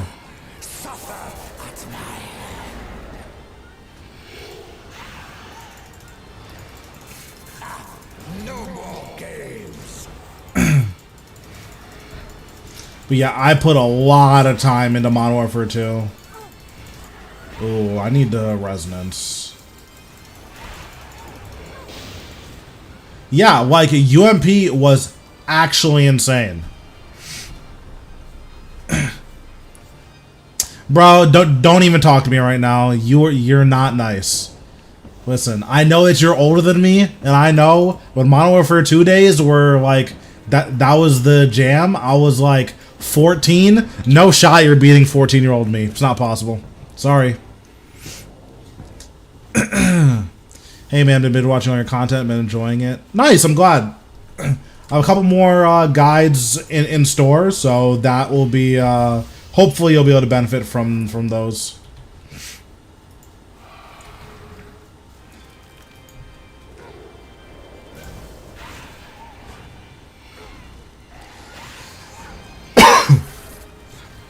Nah, sorry, I was too clean at that game.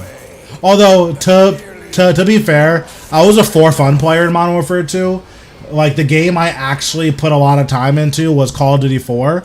I had like a 5.45 KDA in Call of Duty 4 with 100,000 kills. Like I was nuts at that game. In Modern Warfare 2, I was a dirty intervention abuser. All I did was quickscope.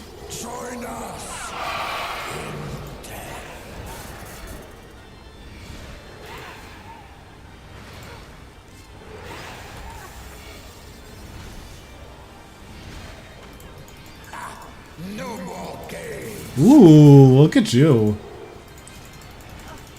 Oh, nice.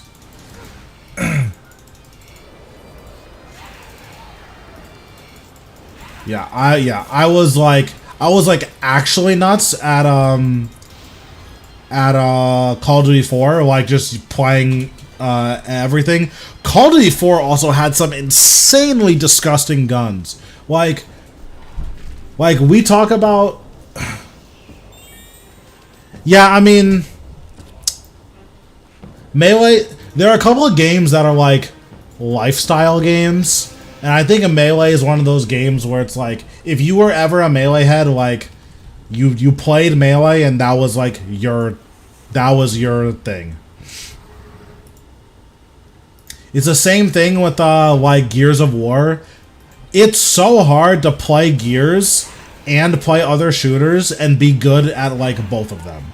Like, at least for me, like, I was really good at Gears. If I stopped playing Gears for like 2 days because I was on like a Call of Duty grind, I would come back and just trash for like 3 days. Because like the thing about games like Gears is that your like the skills you need for Gears are applicable to 0 other video games. Like wall bouncing is just not in other games.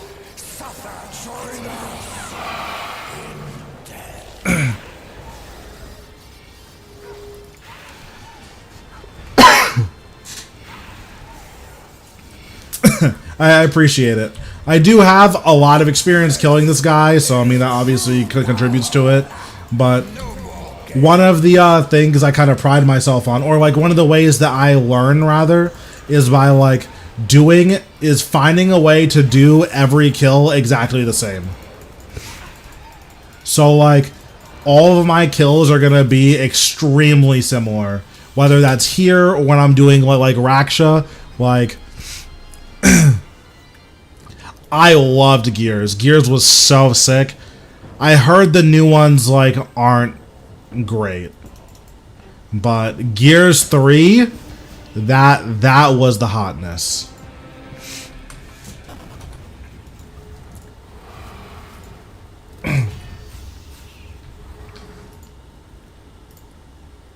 Yeah, and to be fair, mechanically, I think I'm fine. I don't think I'm like super good. Just the way that I learn is like by repetition and just, okay, we're gonna just figure out a way to do this exactly the same every single kill.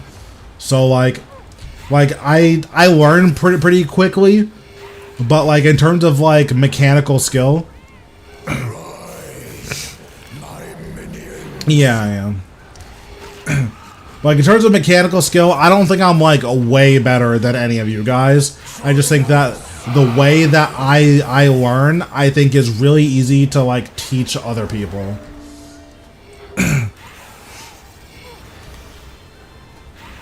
Because, like, when I was learning Solak, it's like I looked up a guide, I got bored, and then I was like, okay, I'm just going to go in there and see what happens. And then you do your phase 1 over and over and over, or I would do phase 1 over and over and over again until I actually figured it out.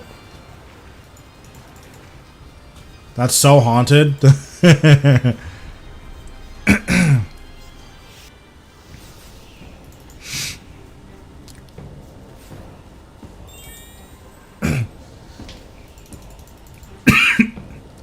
Yeah, but I used to be pretty good at Halo 3 as well. Halo 3 was another game that I like really enjoyed. I used to sell 50s in SWAT. SWAT was the only game mode I was ever good at though. I tried to be nice at MLG. I couldn't do it. I tried to be nice at snipers. I couldn't do it. Yeah. 2 was not a good time for Marcus.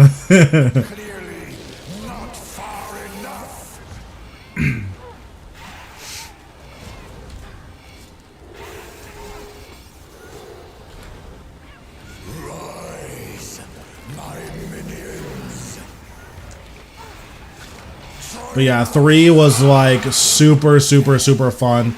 Especially because like 3 was nice because I felt like it rewarded tactical play. Oh, I just griefed really hard. I don't know what I did. But whatever I did was just completely wrong. I did something that was just insanely wrong. Yeah, SWAT was sick. I was so good at SWAT.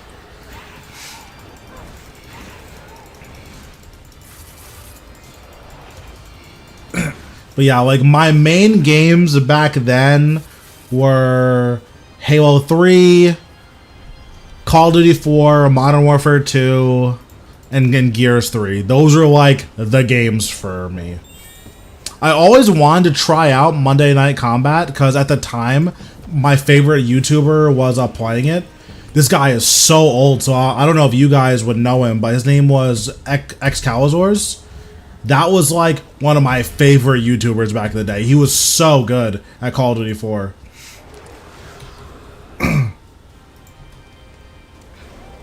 And like I learned to like get good at that game from watching him.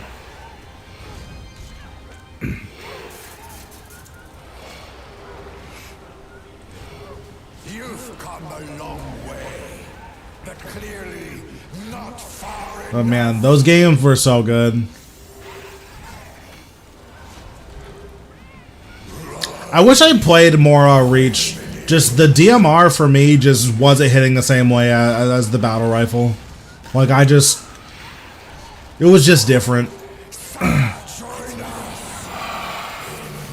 And I think Reach was starting to get to the point where it's like, okay, I'm getting a little bit older and like I'm starting to lose my hands for these games.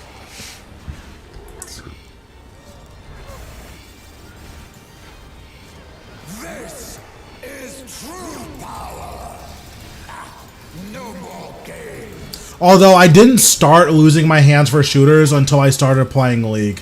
That's when shooters just like weren't happening for me.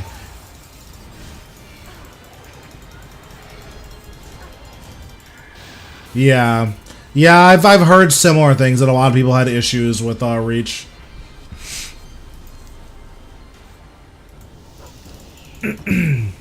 I could probably fit like 6 or 7 more kills into this hour, so we're just gonna do that.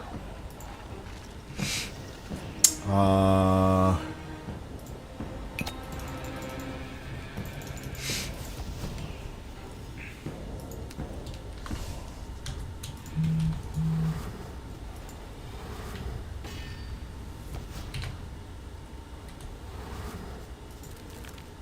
I forgot to put on darkness. Well, hope it procs.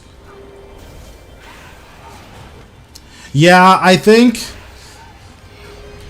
for me, shooters were like kind of a phase. And then the phase ended and like I can't do it anymore. Like I'm sure I could if I like put in the time to get good at shooters again, but like I'm just over it for now. Like maybe at some point in the future I'll like have the desire to play shooters again, but for now I'm like pretty content with just not playing them. Suffer at my hand. Join us in death.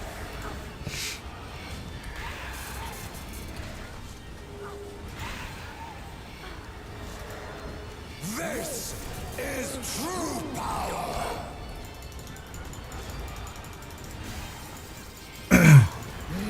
Yeah, it feels like at some point, like, you play your last shooter, and then it's like, yeah, I think I'm just good on this now.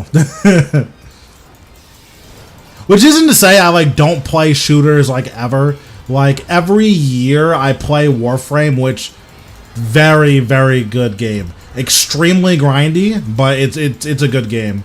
But, like, once a year or so, I'll play Warframe for, like, a couple months, and, like, that's a really good time.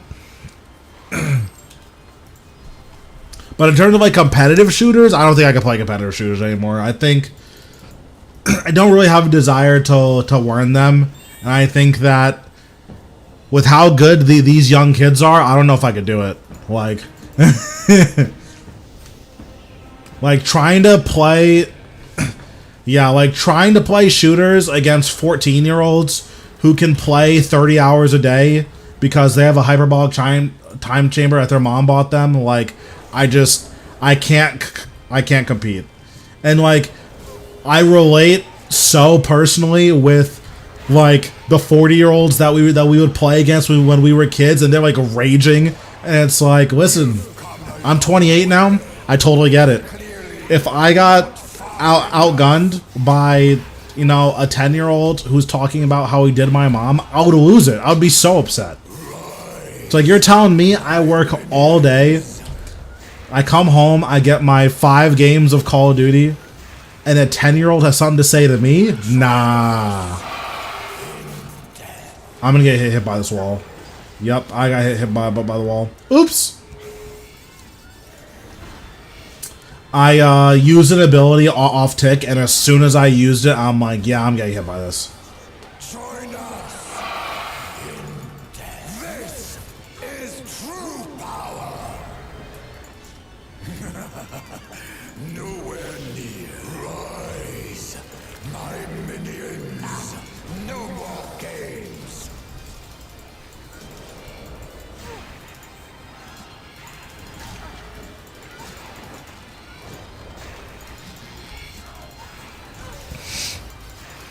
Yeah, exactly.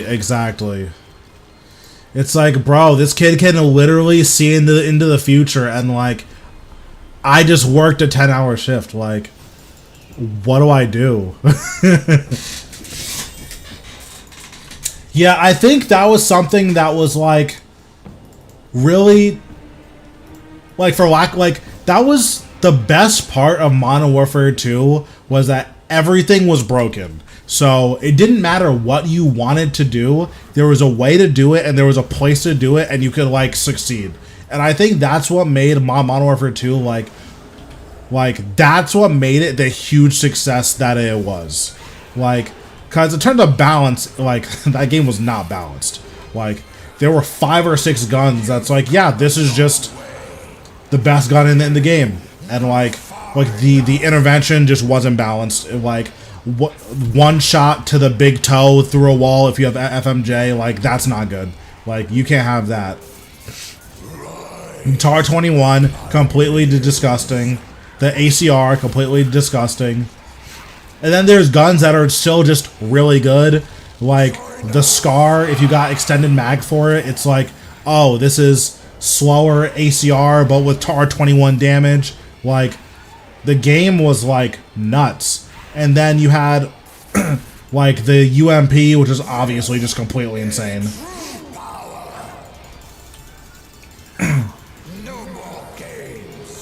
The F2000 was bad, but it wasn't so bad you couldn't use it. And, like, that's sick. Like, don't get me wrong, it was 100% bad. But, like, it was bad contextually, not, like, in a vacuum. Because when we look at, like, guns in, like, Call of Duty 4, like, the M14 was kind of whack. Bet money the F2000 would, like, way outperform. Oh, they're not the same type of gun, obviously. But, like, in terms of, like, raw, like, is this gun good? Like, the M14, probably worse than the F2000. Especially because its recoil was just nuts. What up, Manny? How we doing?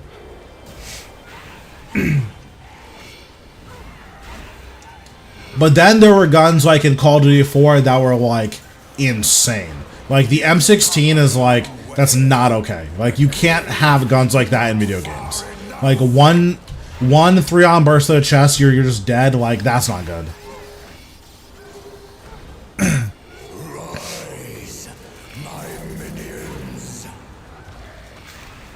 Damn, Manny doesn't raid you? Bro, Manny's fake.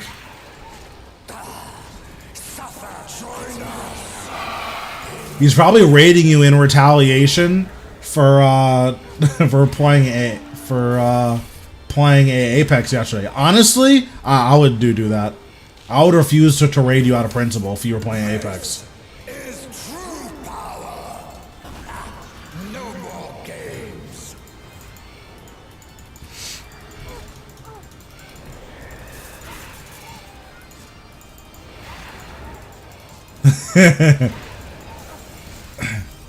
Bro, Hope was telling me that you were the Rasial god. Is that true? But yeah, I did all of the in Modern Warfare 2. I did all of the meme builds. I did one of my favorite ones was you would use Last Stand Pro with an akimbo offhand, and then you would kill them because you have, you know, MP5K, like you're dual wielding MP5K. But you would use what's it called? after you would kill them, you could throw a stun grenade at yourself and deny them the kill, which is absolutely hilarious. You've come a long way, but clearly not. Another thing that you could do was I loved doing ninja diffuses. It was so funny for me. Like every time I would play search, I'll try to go for ninja diffuses.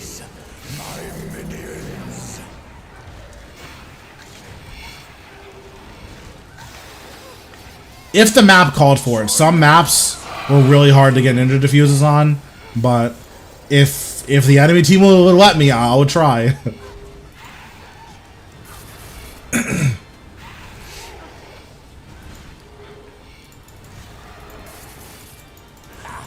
No more games.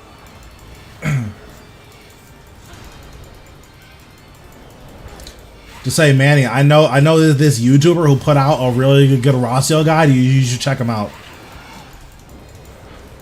I bet that you can be a Rasial god just like him. Is that my last one? I need to do two more. I'm just gonna do two more with no aura. Wait, you had 20 people watching you? God damn. Wait, Manny's famous. Hello? Maybe Manny's a prominent streamer.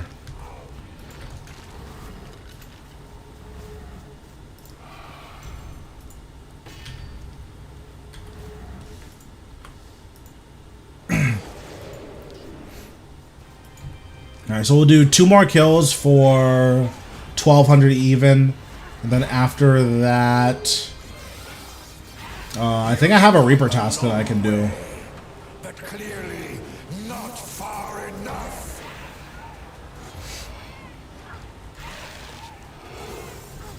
Bro, Manny is too nice. That's crazy. I heard that Manny was the first person to kill Rasial with range. That's crazy because he's immune to range, so that's nuts. That's how you know he's clean. Join us.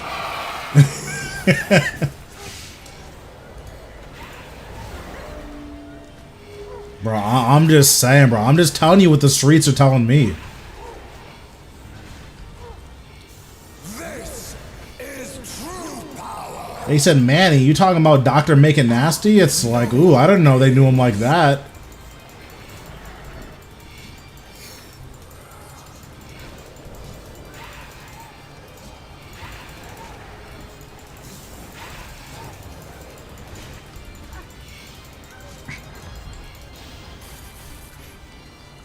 Alright, do we get anything? Nope, scammed.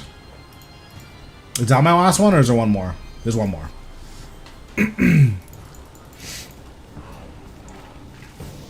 So I'm gonna wait until tomorrow to do Solak stuff. But after that, we can do some other bosses for a little bit.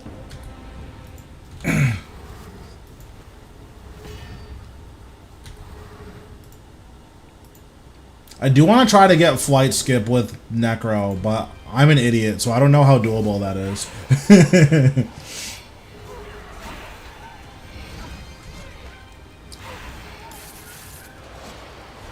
You've come a long way, but clearly not far enough.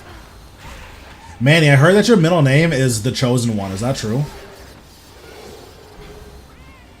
That's what Hope was telling me the other day.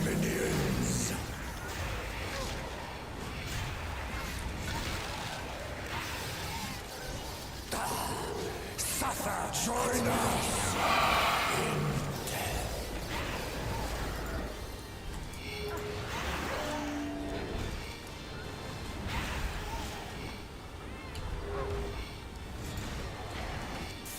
This is true power.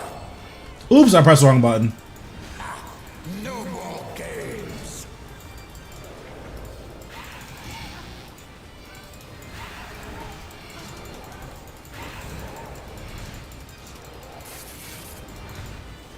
Bro, look at me going crazy. Give me a drop right now. I'm pissed. Bro, I bet if that was Manny who just killed him right there, he would have gotten a drop. So sad. Alright, so I think I'm out of replenishment pots. Yeah, I need to decant these. I also need to make more, which is kind of cringe.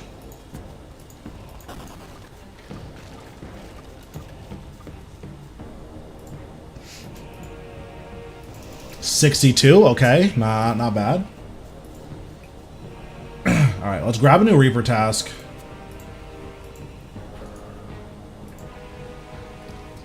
Let's see what Mr. Death has in store for me. Cowfight King. Oh, I want to do this dumbass boss. No, I'm skipping this. Don't care. Not doing it.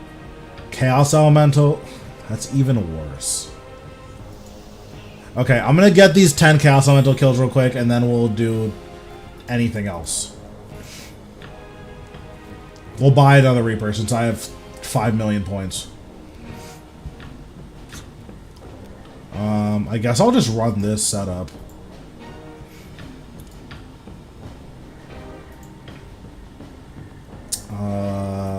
We'll draw this. And I guess I'll just bring a bunch of food so it can't teleport my shit away. Will this take me there now that the wilderness is fixed? Nope, of course not.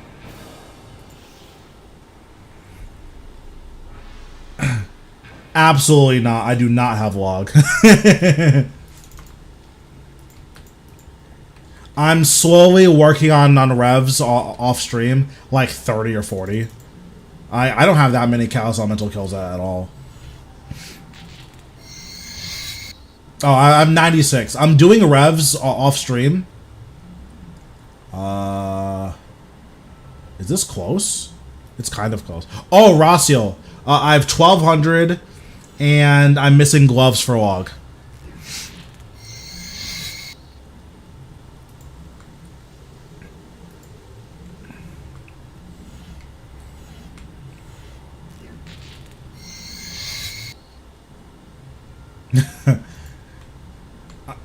Dude, surely I'm gonna get gloves eventually, right? Like, there's no way I just never get gloves.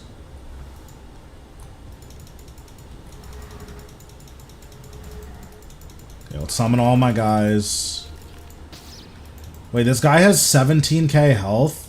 This guy's a munch.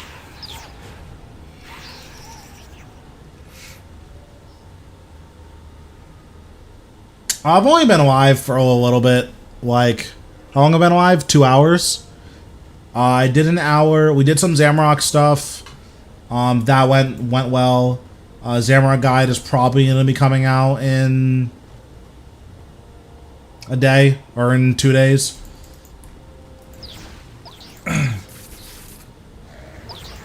And then we did an hour of Rasial and got nothing.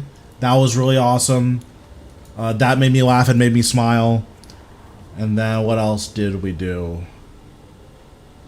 Oh, and now we're doing Chaos Elemental because it's the it's my Reaper task.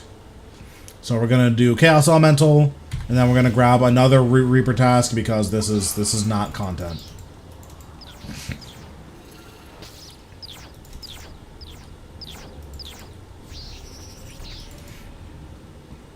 I had no idea where I was.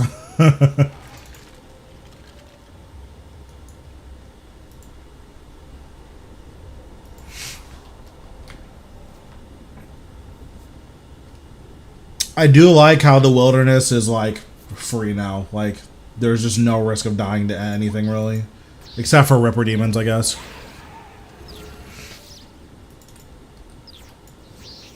I will say, this guy teleporting me around, and that's the only mechanic he uses, not a fan.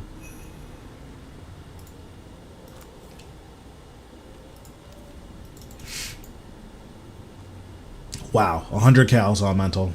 I'm just too clean with it.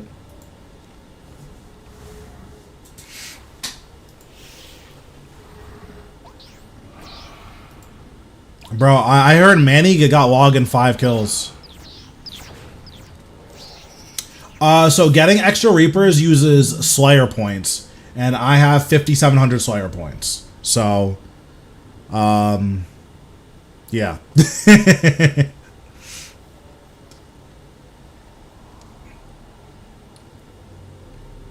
I think it's 250 Slayer points to buy a new task. So I can buy like 20 Reaper tasks.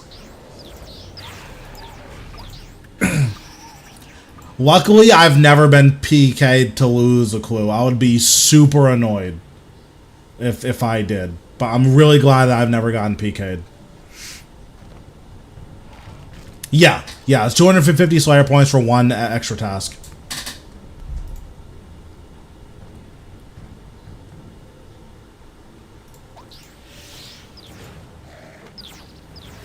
Oh, I need to summon my guys. I'll summon them for after this one dies.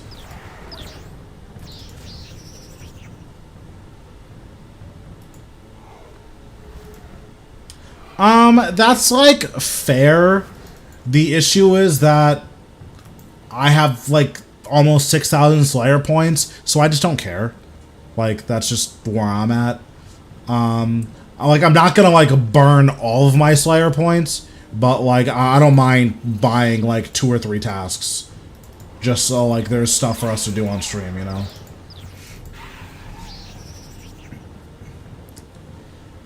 I have very little experience with rots, so I'm not sure. With that being said, I think Finger of Death is really good. Or sorry, not Finger of Death. I think Threads of Fate is like nuts. So with the Threads of Fate buff coming tomorrow, solo rots might be like the meta. Cause like being able to chain 3 abilities is like kinda nuts. Bro, I heard Manny got log in 5 kills. He got 3 double drops, 2 armor pieces, and then pet. And that was his first 5 kills.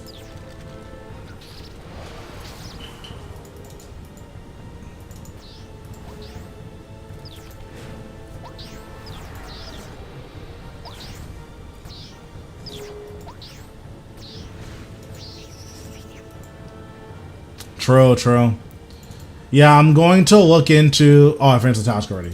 Yeah, I'm going to look into... Oh, yeah. I forgot it was a holiday. But yeah, I'm going to look into doing more rots. So we'll see how that goes.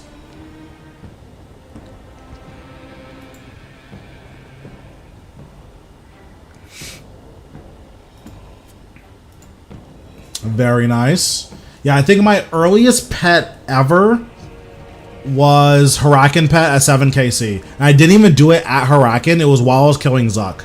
On like my 7th ever Zuk kill, like, or my 6th ever, I guess. I got Huracan pet, which was funny. Queen Black Dragon. That's not happening. Sorry. Try again. Telos.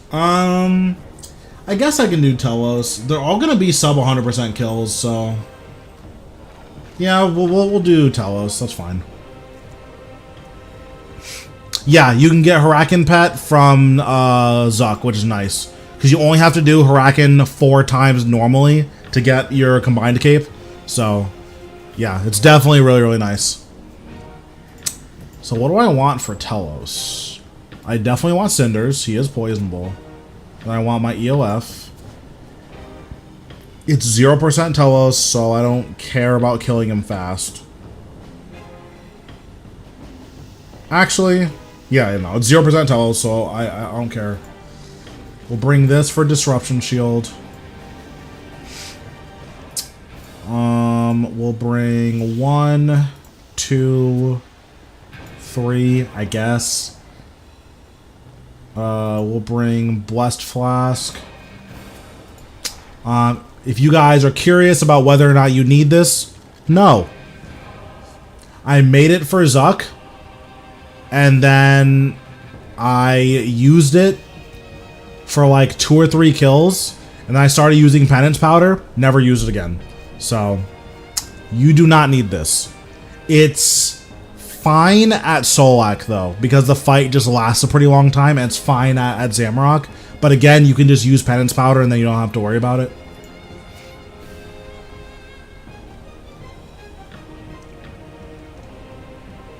And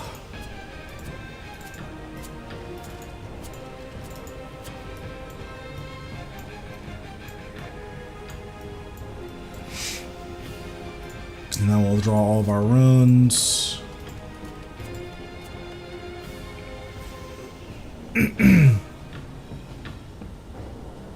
Yeah, that's just kind of the issue with Necro. Like, if you want to like really like hone in on your mechanics, using like bad weapons and going to Glacier is going to be like a better use of your like practice time rather than using Necro, you know, because Necro is just gonna delete it.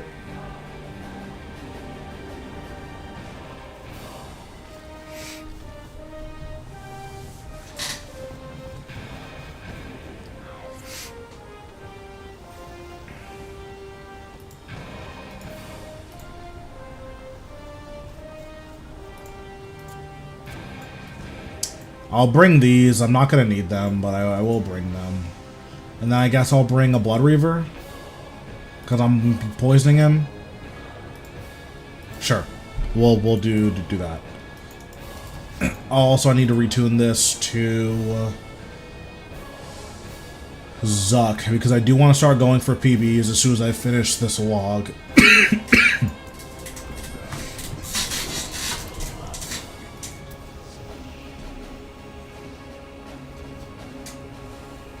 Yeah, like, even in hard mode, like, until you hit 2K, like, you're not dying, like, because the arms don't scale with health at all, so, like, you just can't die. Okay, summon you. Let's jump down.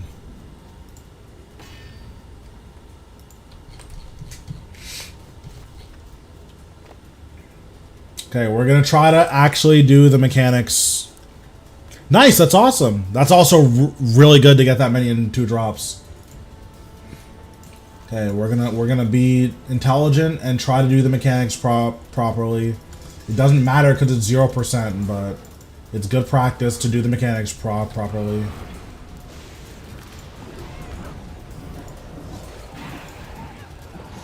Oh, I didn't bring bomb bombs. Oops. Oh, I literally instantly phased him. Okay.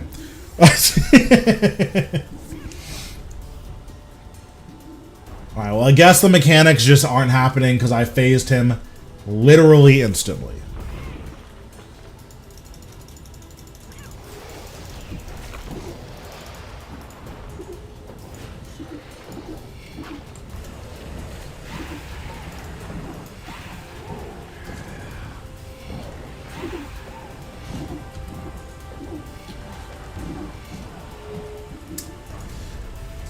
Okay, so low in rage Telos. Thanks for the sub.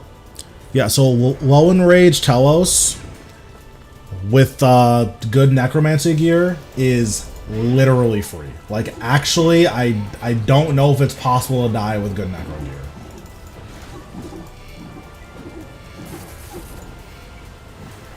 Okay, I like need to walk him out of this. Hello? Yeah, I just phase him instantly again. This is like really broken.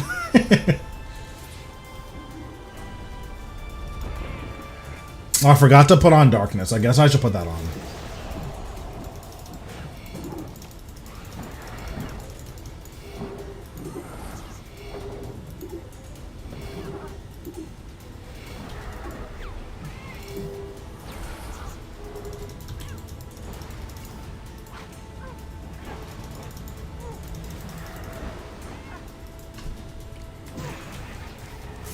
Yeah, I think that's like the thing that's unfortunate about Telos. You definitely can die if you don't know what he does. But once you know what he does, it's like, it's kind of hard.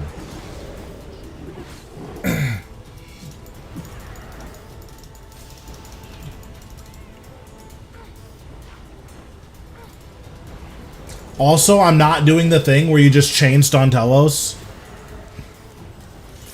Because, like, that's a thing that I can do. Like, I'm just going to do it here. Because, like, once you have the offhand for your 5 stacks, you can do this.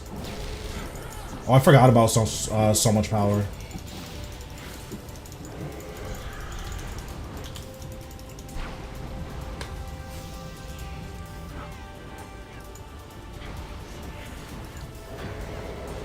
You do need to eat, unfortunately.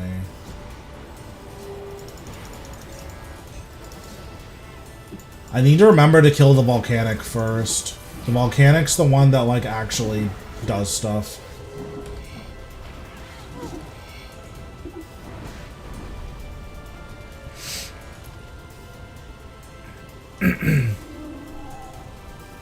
Yeah, listen, like, it took me a lot of practice of bossing to, like, be able to kill bosses like Zuck quickly.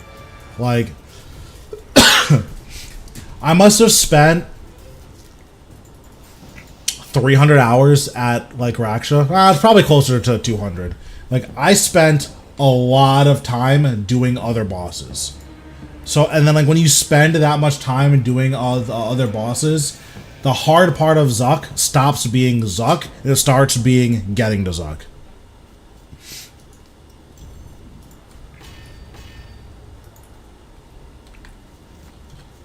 And, like, that's where you want to be, you know?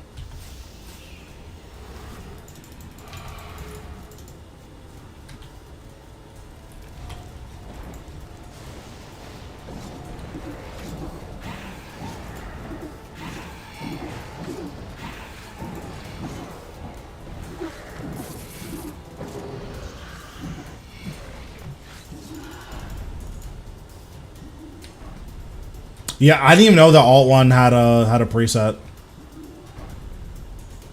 So, I grinded Raksha for a very long time. Like, because for me, I had basically gone from not doing any serious bossing straight into doing Raksha. And as you can imagine, that's like a colossal step up from doing like Vindicta as the only boss that you're doing and going straight into Raksha. So, like, that's been my experience. And then Raksha is a really good boss. Well, before our Glacier came out, Raksha was, like, a very good boss to learn on because Raksha taught you everything. Like, there was nothing, like, there wasn't anything that Raksha did that, like, wasn't applicable to other bosses. Which was just really, really good for learning on. Like, Raksha teaches you soul split flicking, it teaches you how to soul split flick while doing mechanics, and then it teaches you how to, like, clean up your play. Because one of the big things about Raksha is that he is a decently punishing boss. So, like, the thing that's hard about Raksha is being consistent. Because if you are consistent, then Raksha rewards you, you know?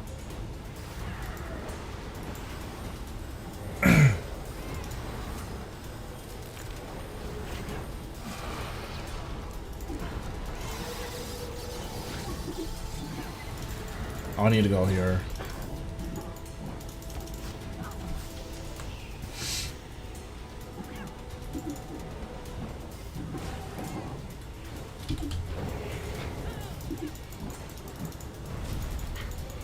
Okay, he just jumped in his place and it stunned me anyways. Interesting.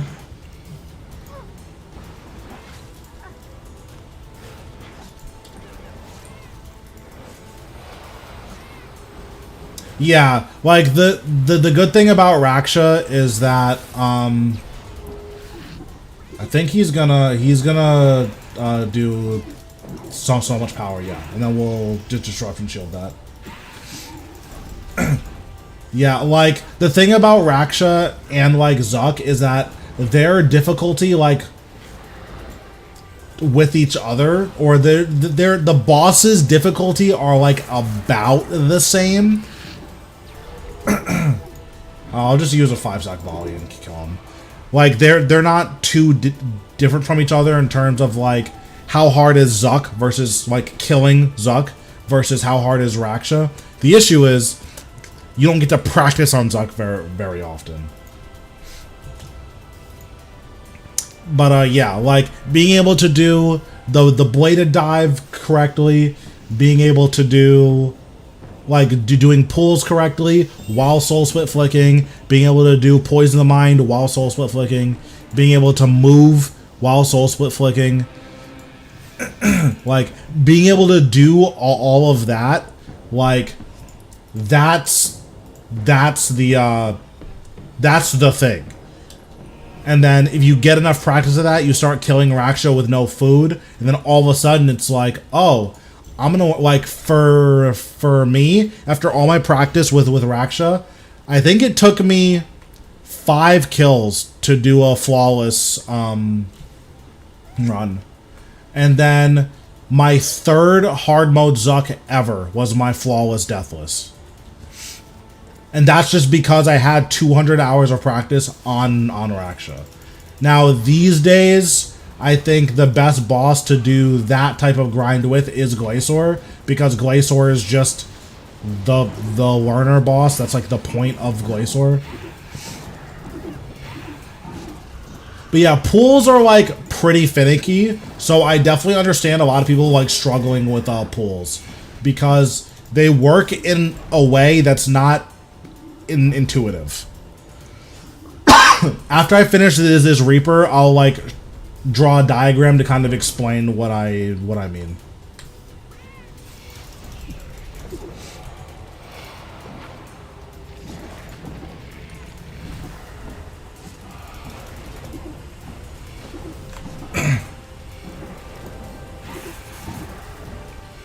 Because like proper pool place or like proper bladed dive positioning is like a lot more important than it seems like it would be.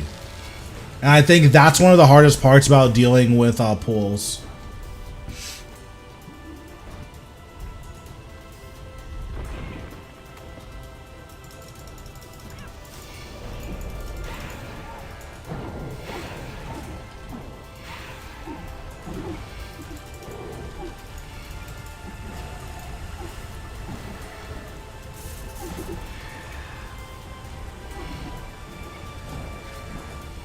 I need to resummon all of my guys.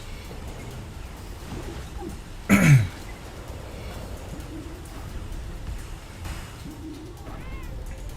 yeah, because like you will mess up pools a lot by just like not knowing the thing.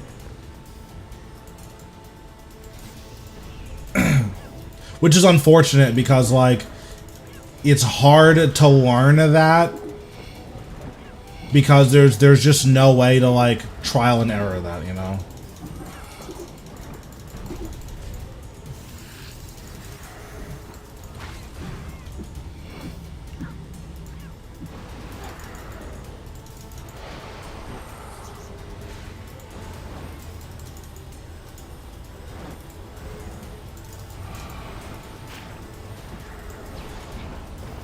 So here you can stunlock Telos. I have 5 stacks on my thing, so I'm literally just gonna keep stunning him until like I don't have to anymore.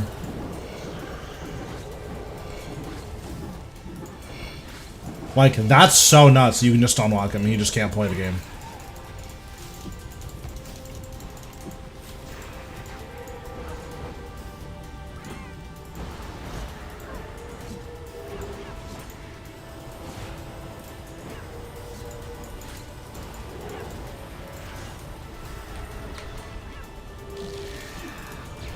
Oops! I should have dodged that.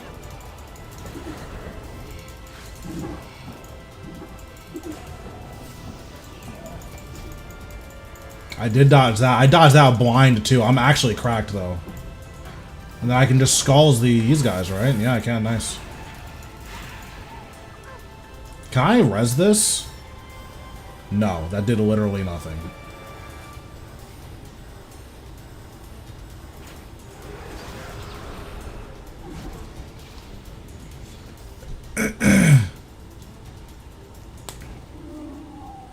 Really? That's nuts that they're that expensive.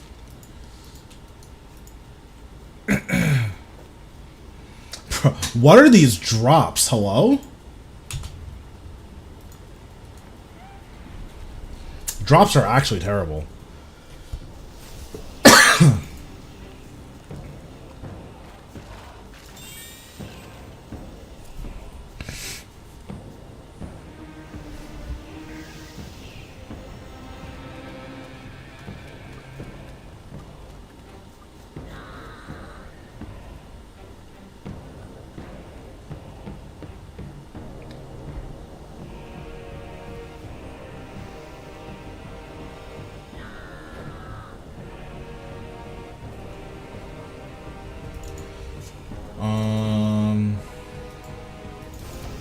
I need to get food. Let me do that. I don't want to like run out of food and then look crazy. Yeah, that's like kind of nuts. Oh yeah, actually, let me kind of explain how bladed dive works really quick. So we'll switch to this. Okay, so where's Notepad? Or no, where's Paint?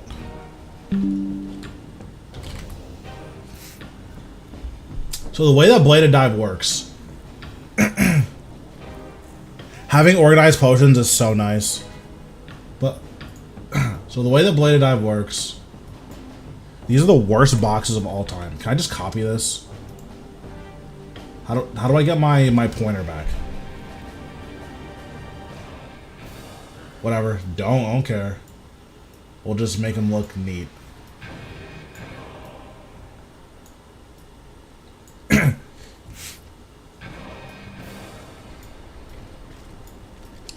Okay, so the way that bladed dive works is that with a scythe specifically, the way that this skill actually works is that it is a 3x3 box in front of you based on where your character is facing and where they land from the bladed dive. So normally it's just you dive, like if you bladed dive with Drygors, you dive onto the unit. If you bladed dive with Scythe, so like that doesn't matter.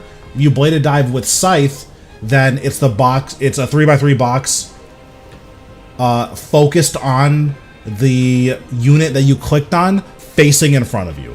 So for Raksha pools, you're never going to get a 9x9 box. It's usually 5. You need to bladed dive on the centermost pool in order to hit all of them. If you bladed dive on this edge pool, like here, it'll only hit these boxes. And then the same thing applies. So like it's even worse if you bladed dive on this corner pool, because if you blade dive on this corner pool, it'll hit like these, which is fine if your arrangement is like, because like sometimes it'll be like these. Like if your arrangement is these 5, then like you could bladed dive here, it'll kill everything. You bladed dive here, it'll kill everything. If you're bladed dive from this way. But like that's how the ability works, and there's no way, like the game doesn't tell you that. So it's really easy to like mess up your bladed dive on 3 pools in a row, and then you just ruin the kill. Because like you'll have an arrangement that's like, let me see how I get my mouse back. I've like never used Paint, so I don't know how to get the mouse back.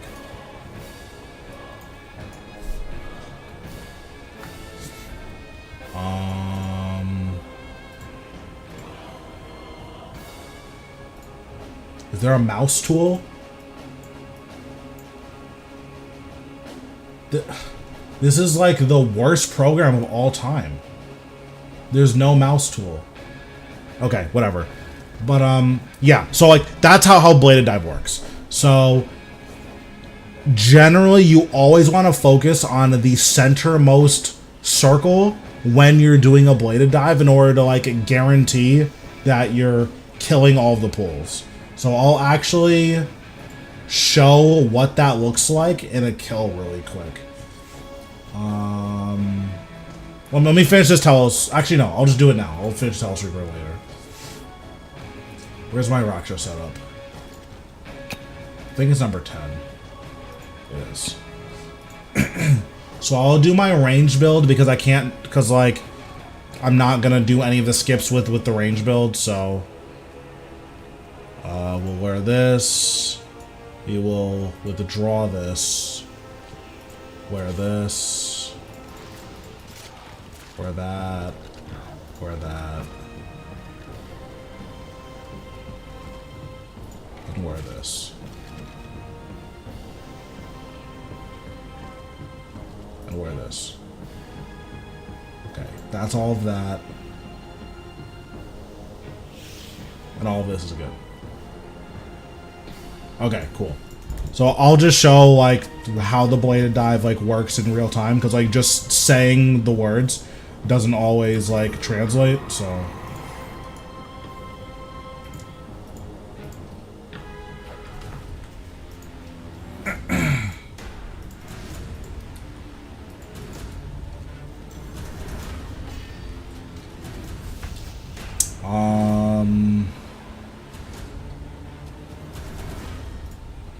I like forgot my setup for a second. Okay.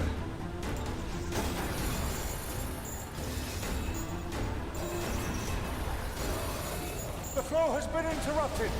He is roused.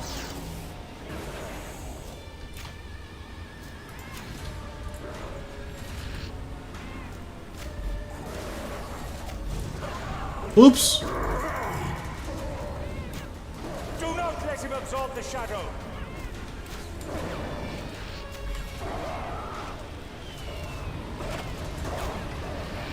God, you gotta love Saren Godbow spent however many bill on this weapon just for it to splash.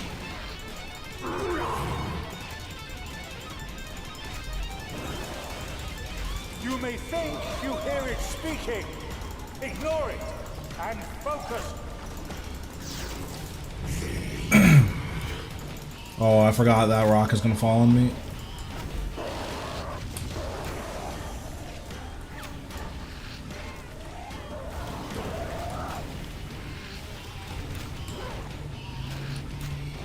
Your thoughts betray you. Yeah, just Saren Godbow is so cringe. Like when it splashes, it's like, wow, this is the worst weapon in the entire game. Why is it 2 bill? But then it'll hit, and you're like, yeah, Saren Godbow is actually the best weapon in the entire game.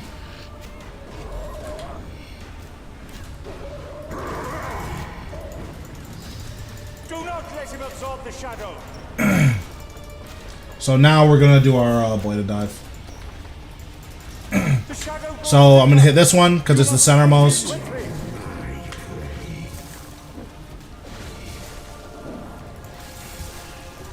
And just, that's how you do it. Like, I'm gonna start another kill. I'm not gonna finish it, but I'm gonna start another kill where I show you what happens if you don't click the centermost one, so you just kind of wing it. But yeah, that's usually the biggest mistake I see, like watching people kill Raksha. Nice. It splashed again. I love Saren Godbow. It's truly a modern marvel.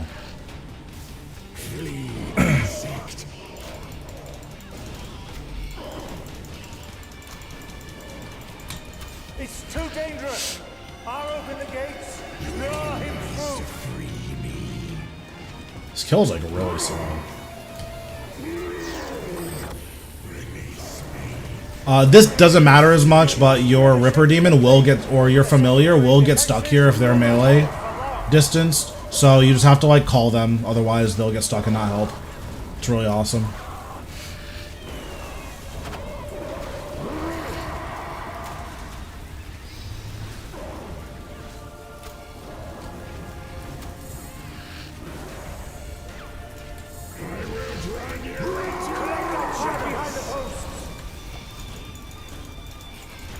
Oops!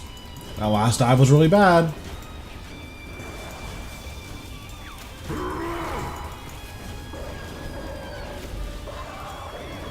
Yeah, I don't know. I don't know.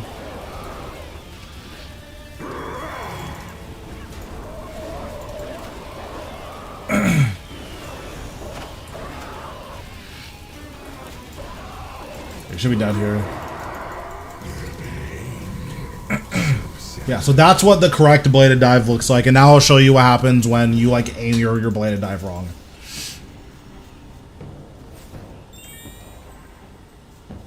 I'm gonna use Necro for this because the Necro kills are like way faster. Or at least my Necro kills are way faster. This one.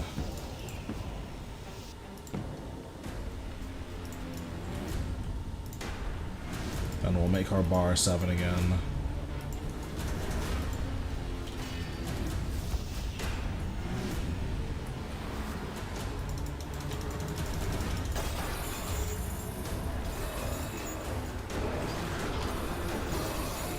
flow has been interrupted. He is roused.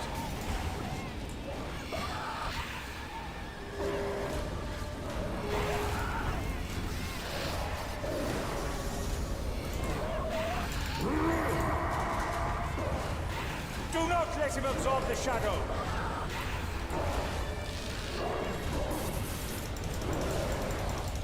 You may think you hear it speaking. Ignore it and focus.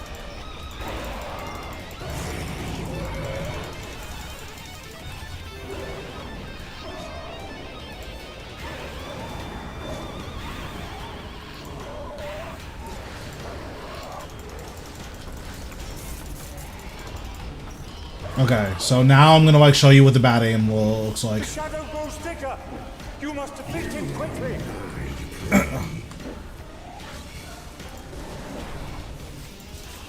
So you see how like these 3 pools just like didn't die just because the angle I was facing just didn't allow for the pools to actually die. On the first one, I like aimed it bad, but I had a good like the direction I was facing in worked. So it didn't matter that I aimed it bad, but it's yeah, because the box is in front of you, that's like the important thing.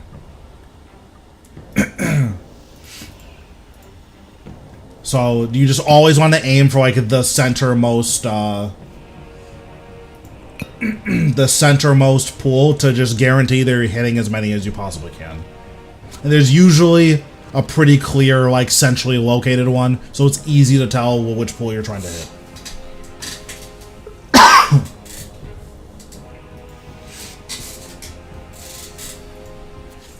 Okay, we'll put those on, and then we can just go back to Telos.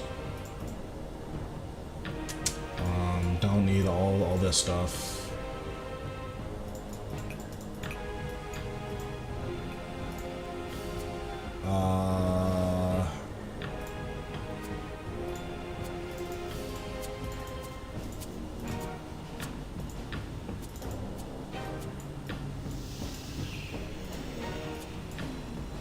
I don't think there was anything else I needed. I think this was... Oh, I guess I should bring bones. I don't think bones are super important.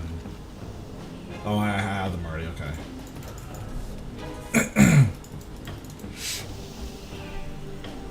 Alright, cool. Let's finish up Telos Reaper.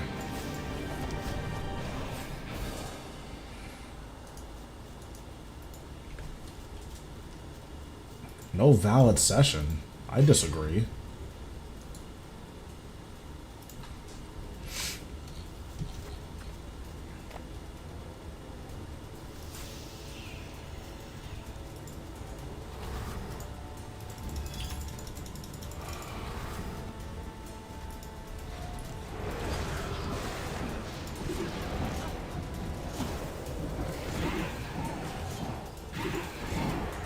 Also, if you want your skulls to do more damage, like walking into the enemy makes your skulls proc faster.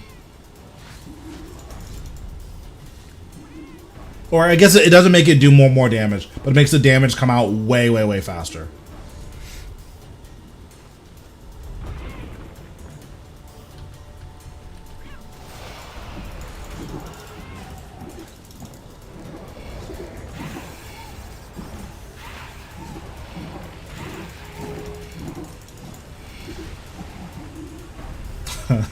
Just instantly phased that. Wonderful.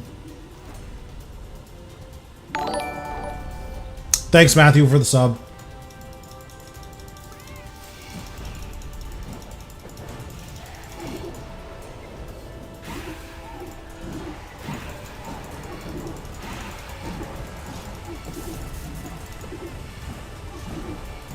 So what exactly are they doing with bloat? Is it proccing more often at less damage, or is it just same damage proccing more often?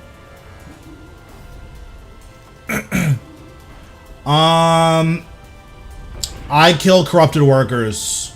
So if you have access to corrupted workers, those are the one you're gonna want to kill. I just don't know if you have access to them.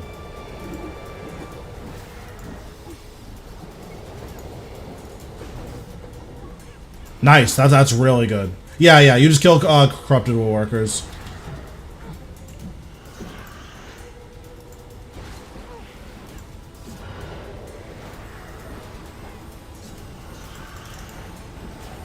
Honestly, I might want to put Scythe on my bar for these guys.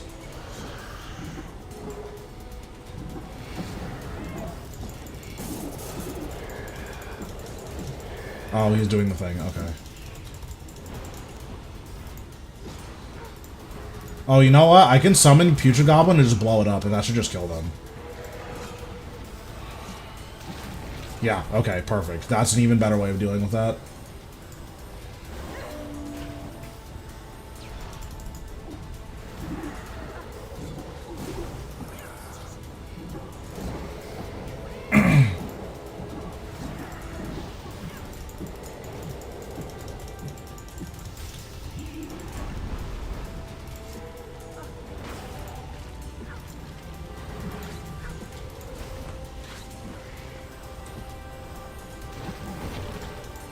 Yeah, that's so sick. Okay.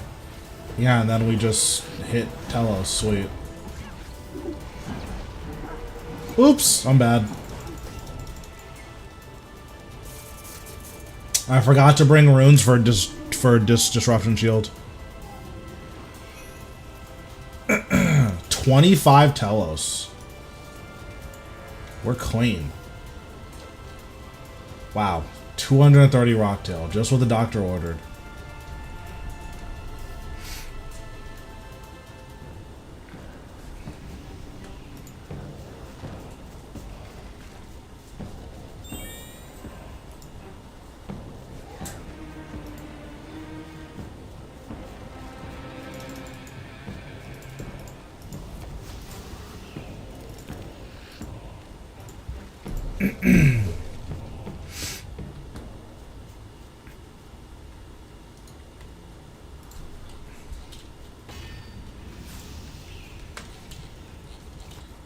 Alright, after this, we'll have time for one more Reaper task, so I'll just grab another one.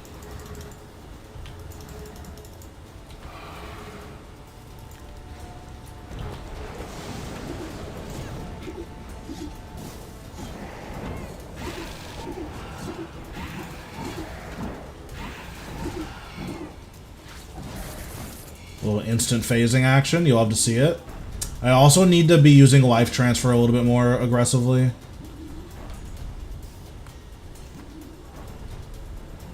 Like, letting my, my Vengeful Ghost die is not good.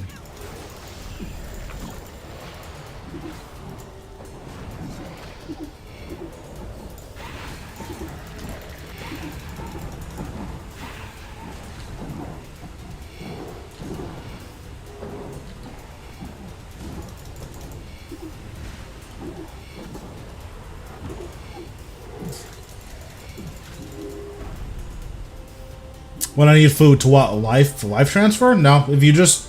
I'm just doing enough damage and healing enough that, like, I don't need food for it.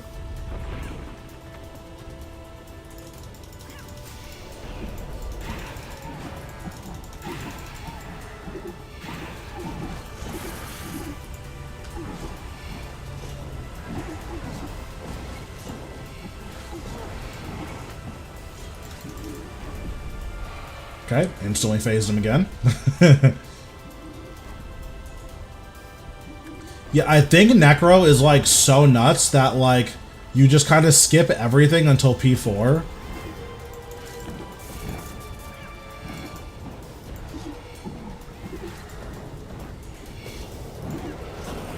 I mean, and then we just stun him, and then he's not allowed to play.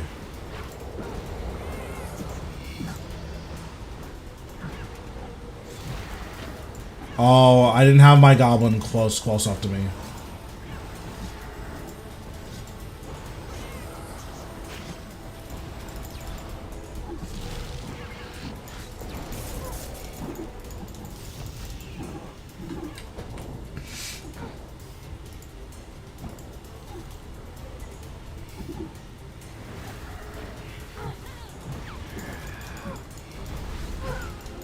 Wait, what just... Oh, he did the thing! Oh, that's so cringe. He did the thing where he grabs you while he's trying to go to the font, and instead of him jumping on you, he just jumps in place and it damages you no matter what. Oh, it's so cringe. It's fine. Don't care.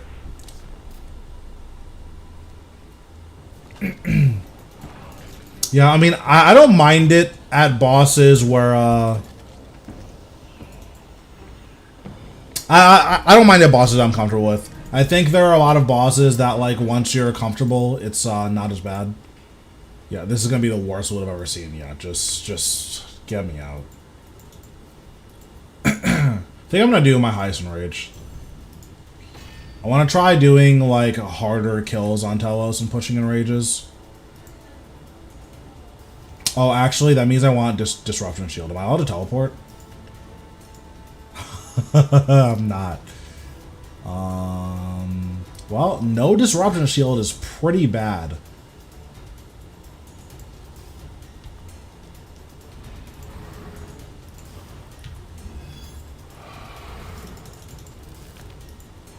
Oh well, don't care.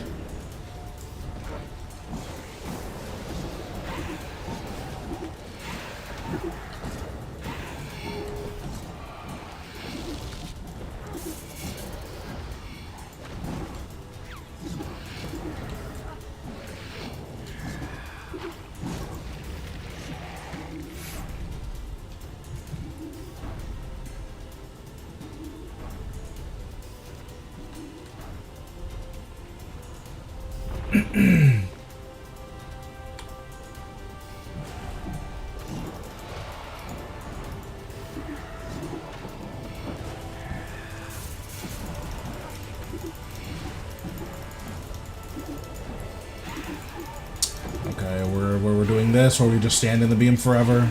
Sick.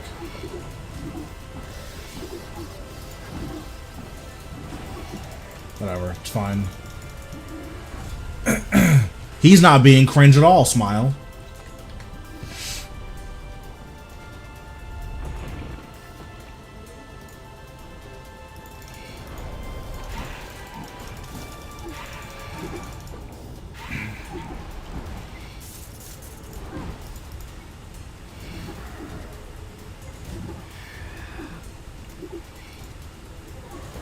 I think this is where I want to just stunlock him.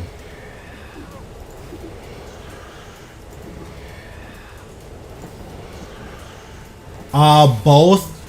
His health has a cap, though.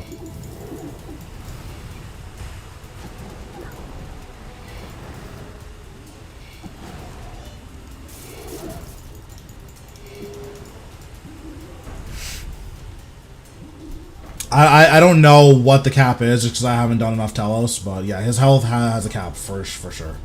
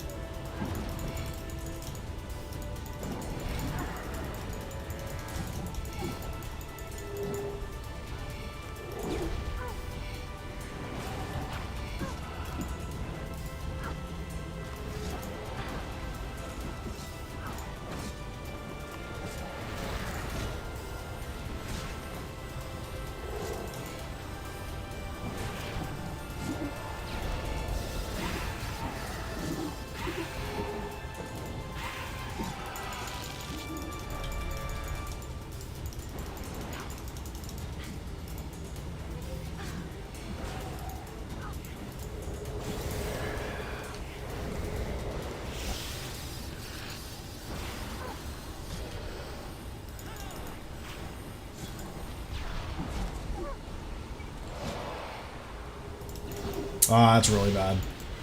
I got so lucky there. Oh my goodness. I got so lucky. I deserve to die there.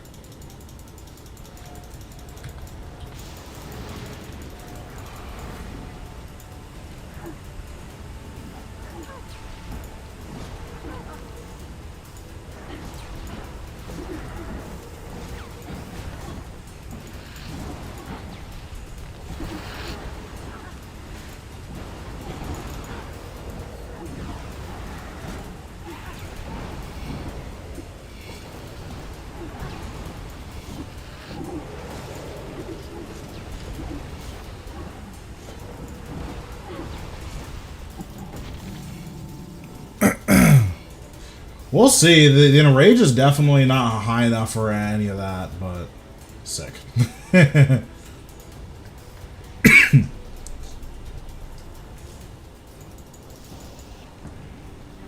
Alright, definitely need to get disruption shield runes. That was really scary not having disruption shield.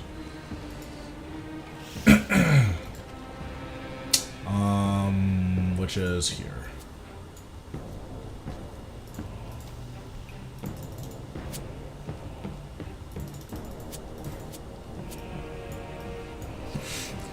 Okay, was there anything else I wanted? I could bring a power burst. That doesn't sound terrible. I'm kind of down for a power burst.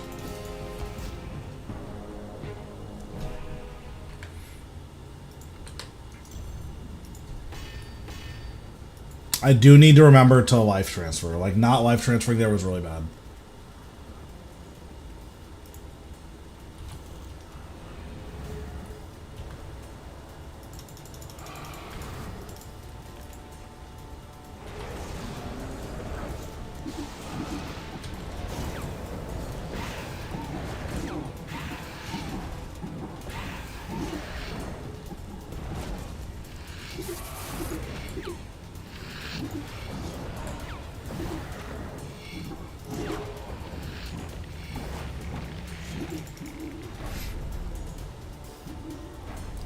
So I do need to darkness as well. I think darkness will make me significantly tankier.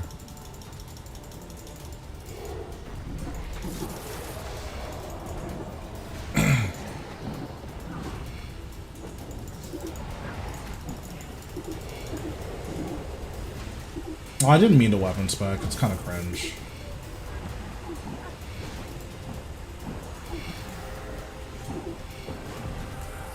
I think his next mechanic is Hold Still Invader, but I'm not sure. Yeah, it is. Oh, I'm an idiot! Okay, it's fine. Double Surge came in clutch.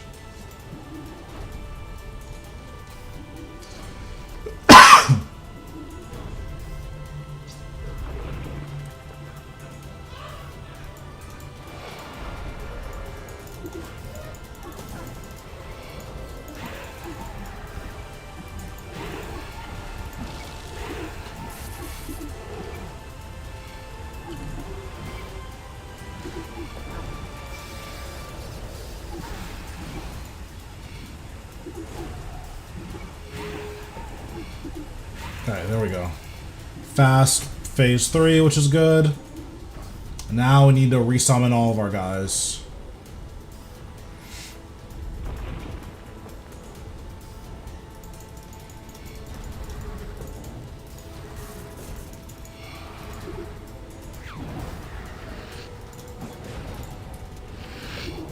I'm gonna do some stun action.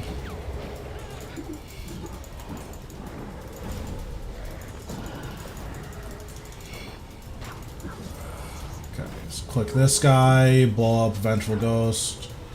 Or not Vengeful, blow up Putrid.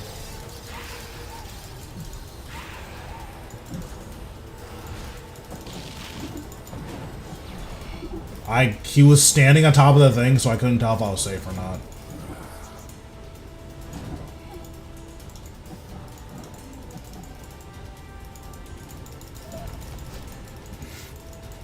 I'm actually kind of clean at those dodges, though.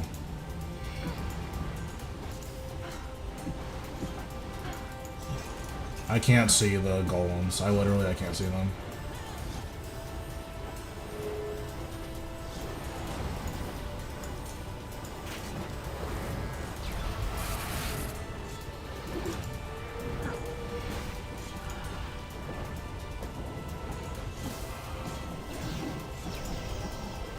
Okay, nice. We got that. No, leave me alone. Did so much damage.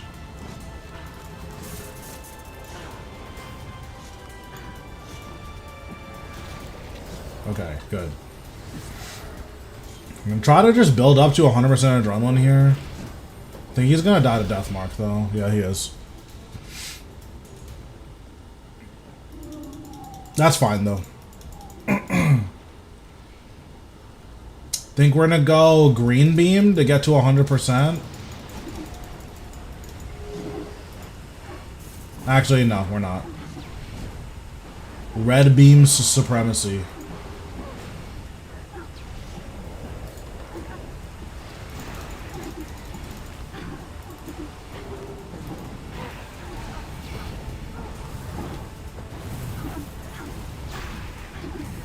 I'm dying. I'm dying. Huh, just kidding. Oh, there was a poison on me. I didn't even realize that. Oops.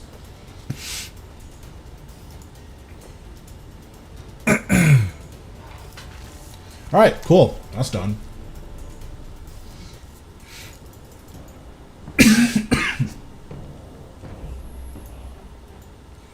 Alright, let's grab a new Reaper task, see what we're up to. Raksha? Sure, we'll do some Raksha. That sounds fun.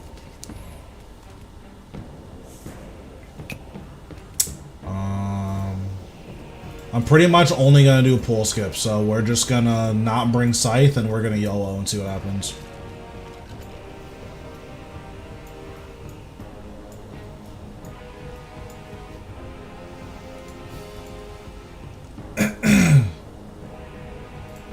Yeah, we'll see where this goes. I think it'll be okay, but it's definitely gonna be a little bit on the dicier end.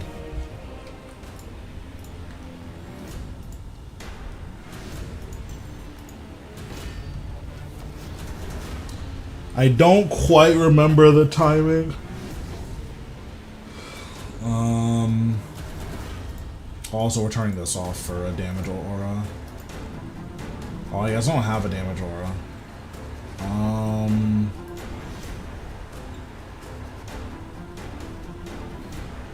Yeah, we'll refresh it. That's fine.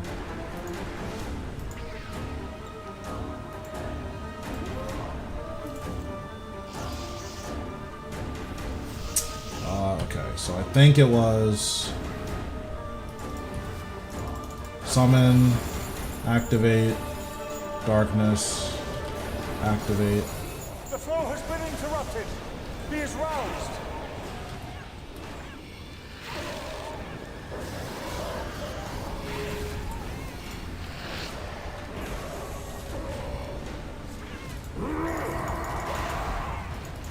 Do not let him absorb the shadow.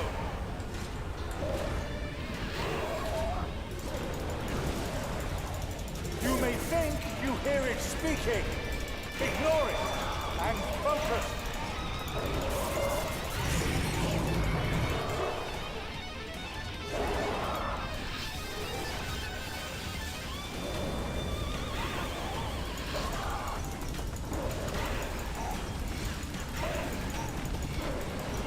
The shadow grows thicker. You must defeat him quickly. We are 100% not getting pool skip. I definitely spent way too much adrenaline. Yeah, I like used my abilities in the wrong order and couldn't get my last skulls off. I just like wasn't prepared for that. It's okay, we'll try again.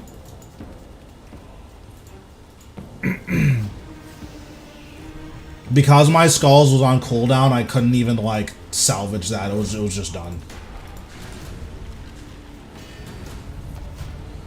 So 1, 2, 3, activate, activate. The flow has been interrupted. He is roused.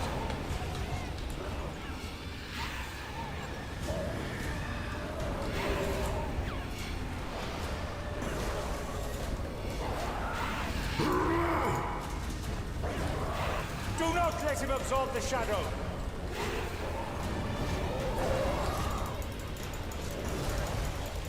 You may think you hear it speaking. Ignore it and focus. There we go. That's the damage.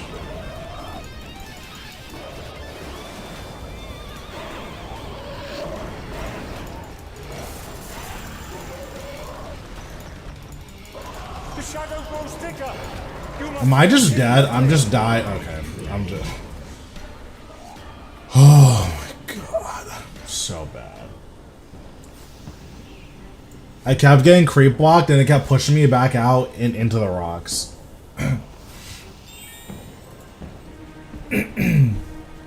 I got us up too. I'm trying again with the 4-piece bonus to see if having my guys live longer is like worthwhile. Like obviously it's worth it, but I'm curious if it's gonna like meaningfully improve the damage. But if we keep trolling it, it doesn't matter, right? So.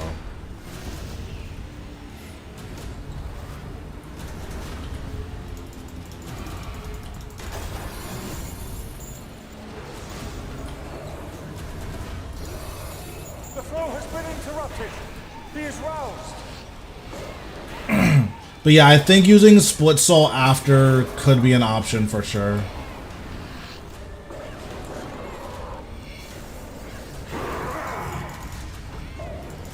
Do not let him absorb the shadow.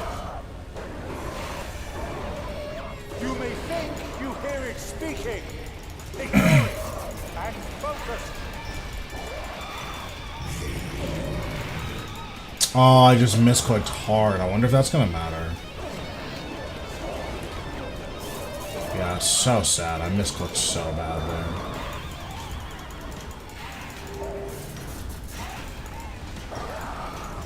Well, we'll see if we can salvage it. I don't think so, but we'll The see. shadow grows thicker.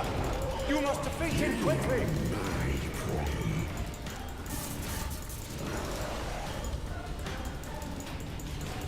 This is close enough. I think we'll maybe be able to do it. No.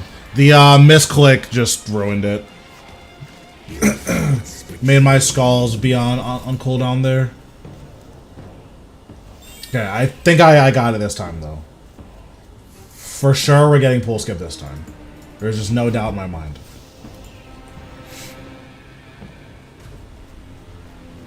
Yeah. I already have that, like, built into my rotation. I just keep, like, griefing, so...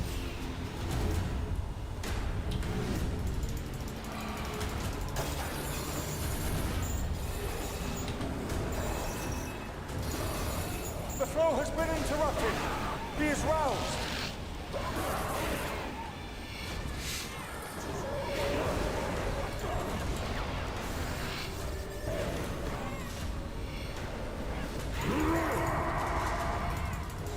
Do not let him absorb the shadow. You may think you hear it speaking. Ignore it and focus.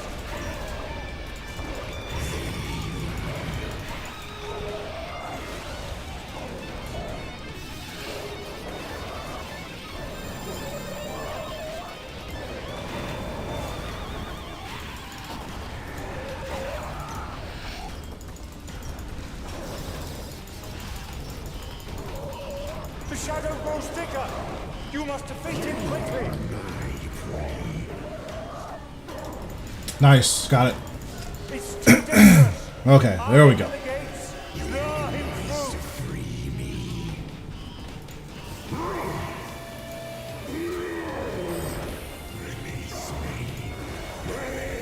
You must finish him quickly.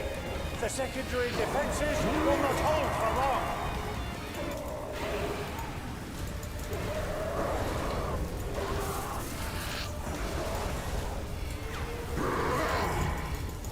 Oops. Don't care.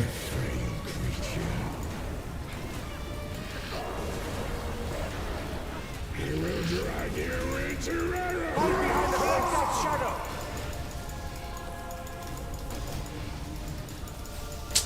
These dives were just so terrible.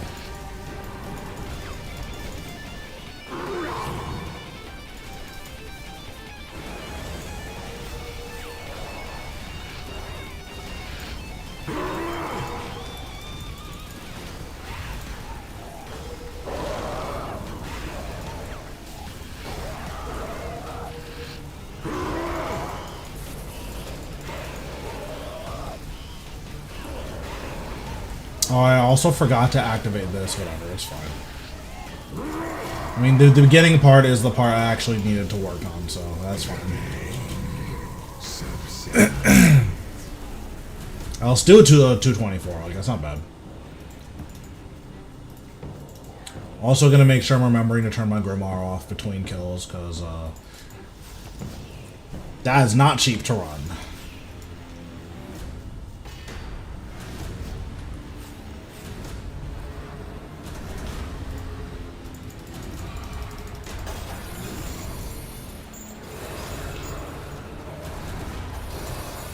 The flow has been interrupted.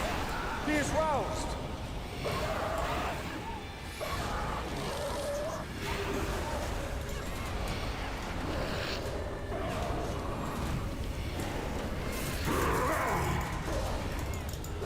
Do not let him absorb the shadow. You may think you hear it speaking. Ignore Okay. it and focus.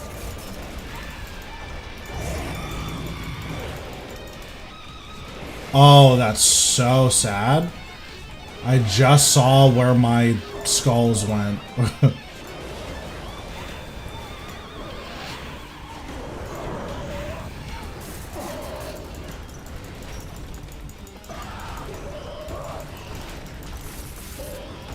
The shadow grows thicker. You must defeat him quickly.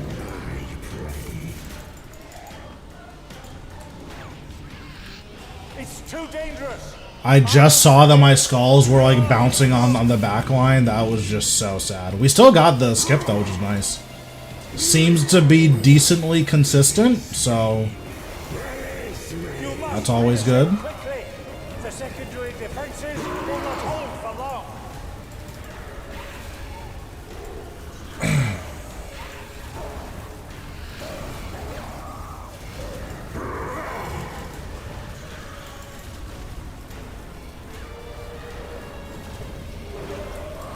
We'll blow it here.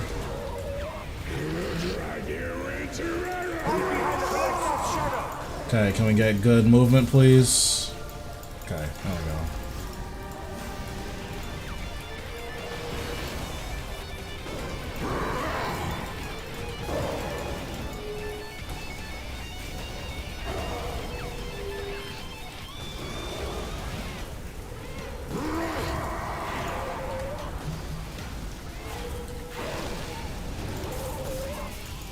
Very nice.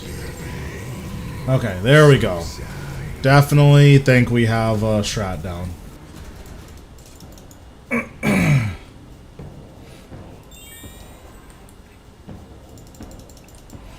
I wonder if there's a place to use Vengeful Ghost active a second time. It feels like it costs just too much adrenaline.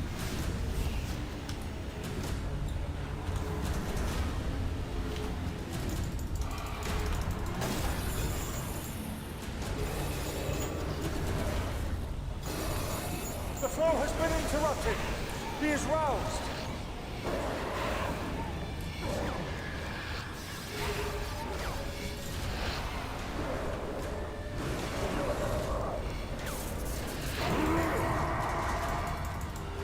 Do not let him absorb the shadow.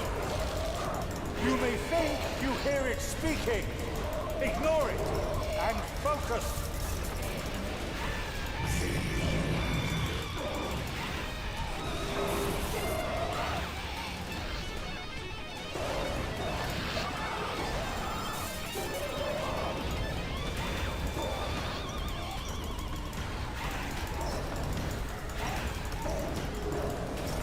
Oh my god, stop, please. Defeat him quickly.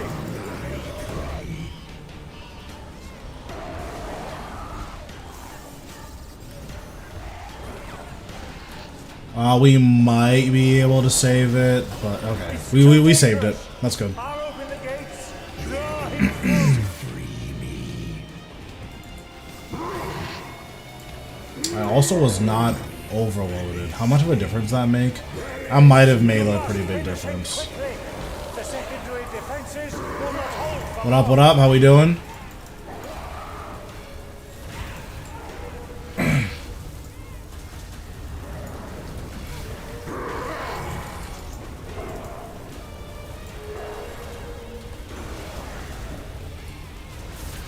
And with a little bloat action. Hide behind the posts. That was so risky. I just shouldn't have done that. So I think instead of doing all my anima, I'm just going to, or instead of doing fast anima, we're just gonna collect.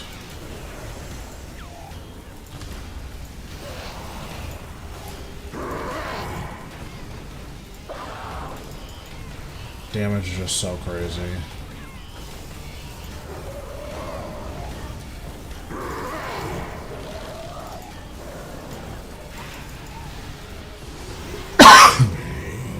It's just so insane how much damage this is.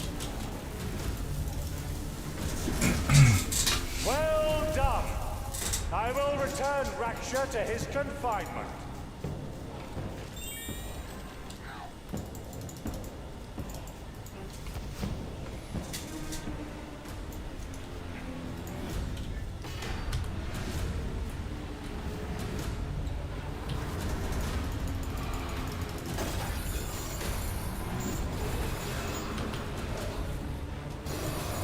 The flow has been interrupted.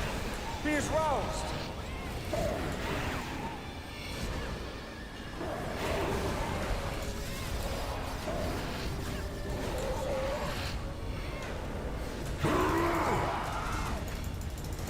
Do not let him absorb the shadow. You may think you hear it speaking. Ignore it and focus.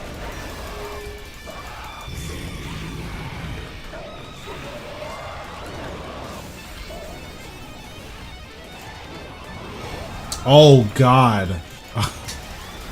Oh no. Oh, that's... Oh, that was so sad. That was actually really, really good. And then I got hit by a rock and died.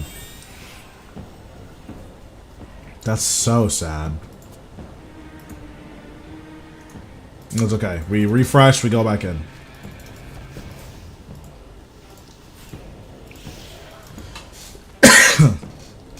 Okay, I'm playing serious now. No more games.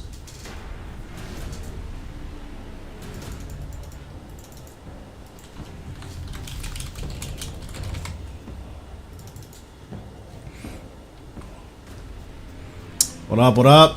How we doing?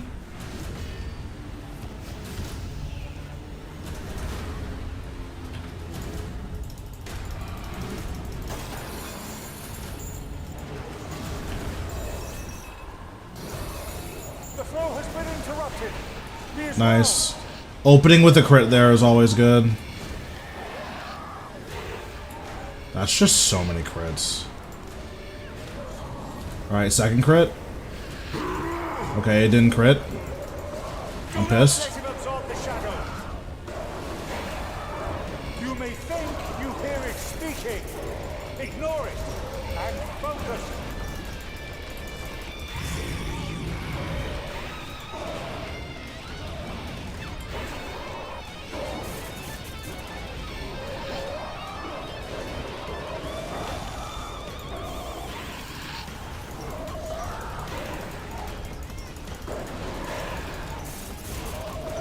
The shadow grows thicker. You must defeat him quickly. It's too dangerous. Okay, there we go. I don't have any adrenaline though, which isn't good. Draw him through. Yeah, I went in and realized all of it was on cooldown. I'm like, well, that sucks. You must finish him quickly. The secondary defenses will not hold for long.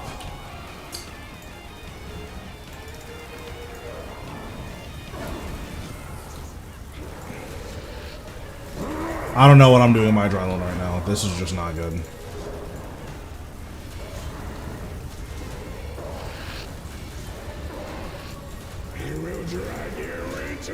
Hide behind the post. Collect that shadow.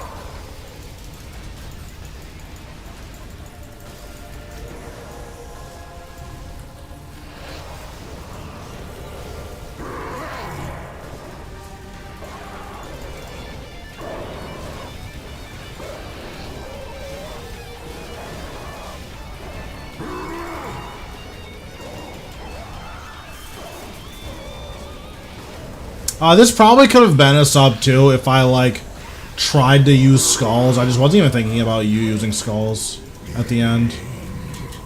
Just totally slipped my mind. What up? What up?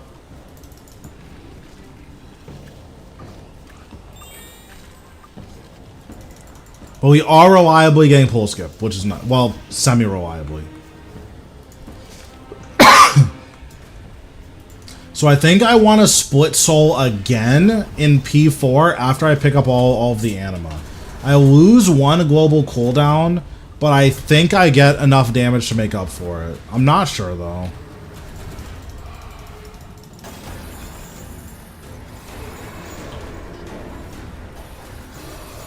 The flow has been interrupted. Nice, opened with a crit. It's big.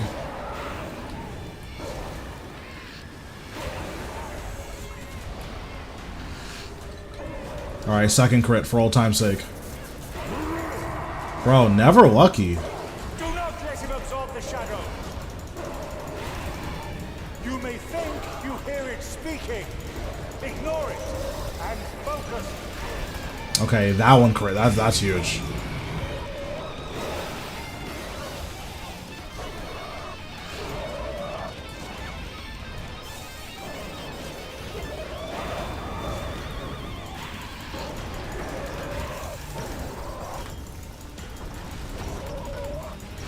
The shadow grows thicker. You must defeat him quickly. Okay, finger death crit. It's too Okay, dangerous. nice. Big. I'll open the gates. Draw him through.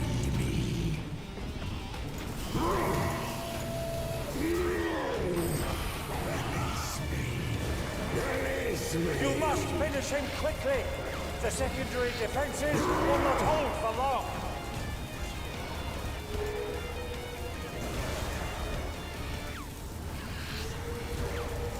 I was probably wrong to skulls there.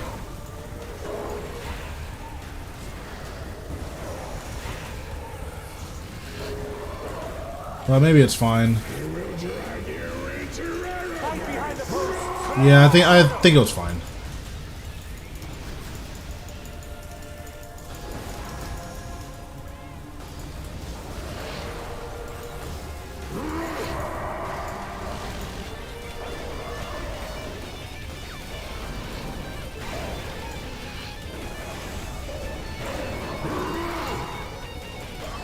How nuts is that burst damage, though?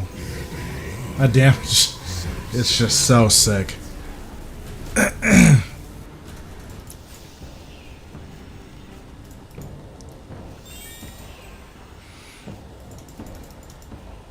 Alright, we got one more kill, and then we'll reset. Probably do another Hour of Rasial, but we'll see.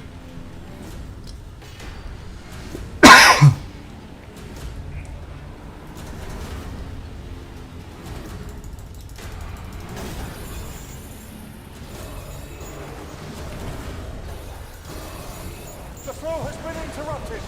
He is roused. Big crit, we take those.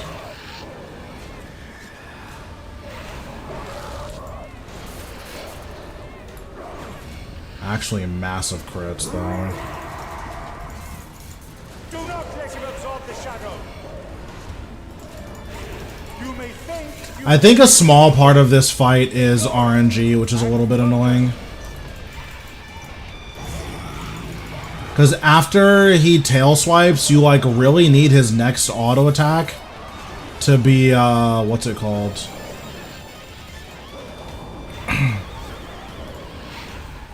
To be a melee hit. It's like really important that it's a melee hit. Because if it's not, it feels like your damage is just so neutered.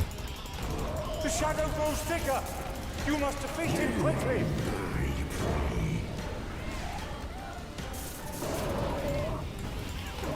It's too Nice. dangerous. I'll open the gates. Or not damage, but it feels like your rotation like just 30% of the time.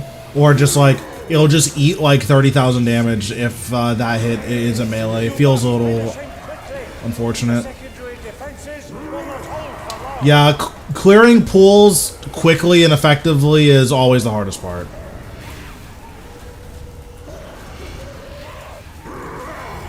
Well, I almost moved too fast. That would have been really bad.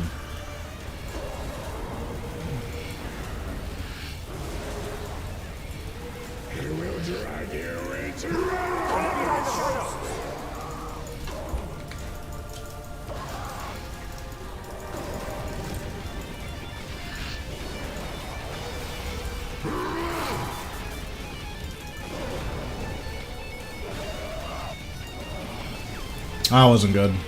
Yeah, that doesn't matter, but that wasn't good.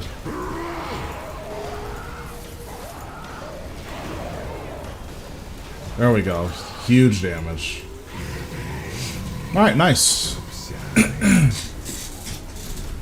Alright, we'll reset, we'll grab a Reaper task, and then we'll decide what we're doing for us tonight.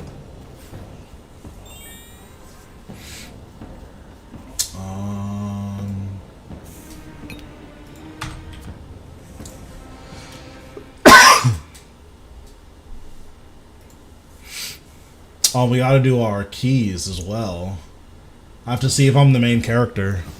Oh, I just realized I was on the wrong overlay. Oops!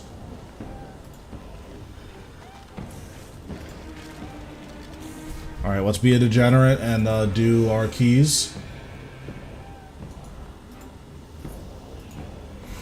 Yay, gambling! Sure. Sure. Yep, that's fine. Oh, that's fine. Okay, we have a little purple action. Don't care about small coins. Giant prismatic lamp, that's fine, I guess. Sure. Sure. Don't care. Sure. Don't care. Sure. Okay, well, we got scammed. We did get a lot of XP, though, so that's always good. Okay, let's withdraw this, withdraw this, withdraw this, consume, add to spring, new task, Farrago, no thanks. Maybe another time. Ambassador? We can do Ambassador. Yeah, let's do it. We'll do 4 Ambassador. So I am gonna try a setup that is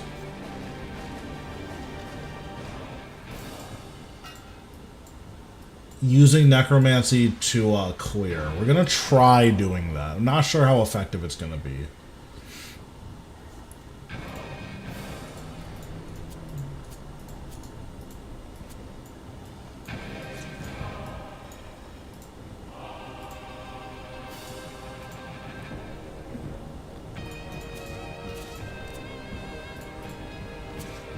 Do this, this.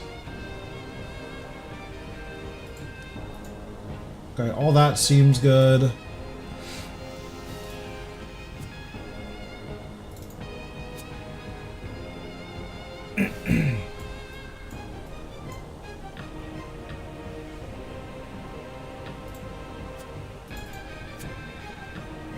Okay, we'll try this.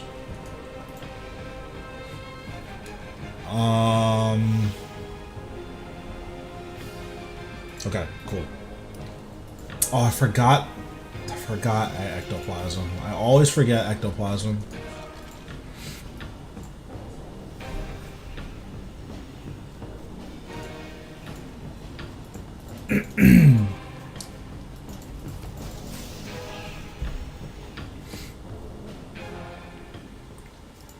We'll deactivate this, and we will put on... Well, we'll refresh penance, then we'll put that on.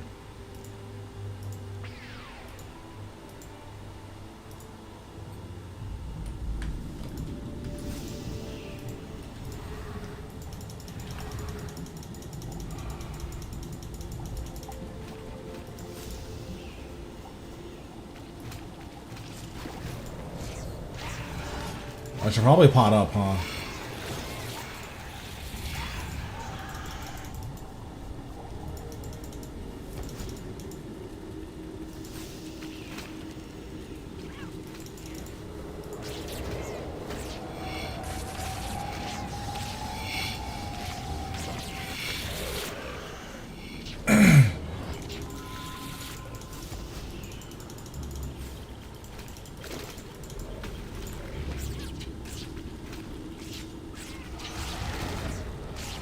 Oops, I trolled.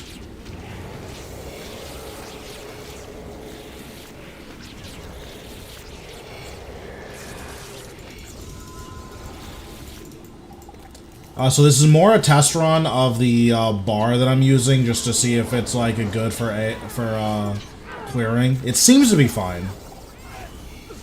I definitely want to save threads for down here, though. Definitely need to keep track of that moving forward. Summon this with no target. Summon this with no target.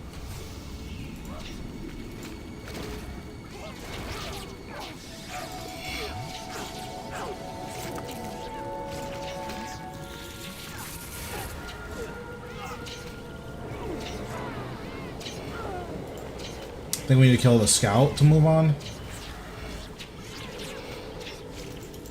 Yeah. This is probably just worse than magic, but that's fine. G-Conk or greater chain is kind of hard to compete with.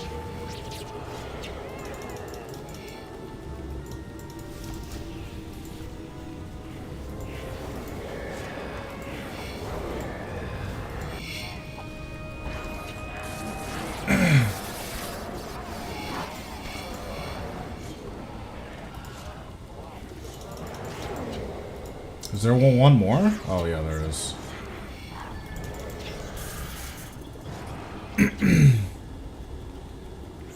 Yeah. This bar seems fine though. It's slower than magic for sure, but I'm like, I don't seem to be at any risk of dying, so.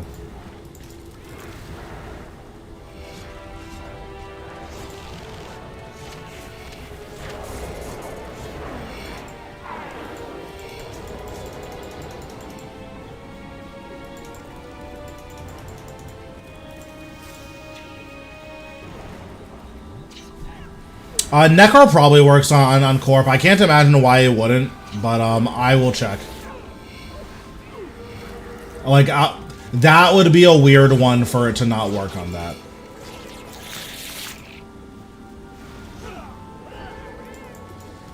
These are still following us, so we're just gonna kill them.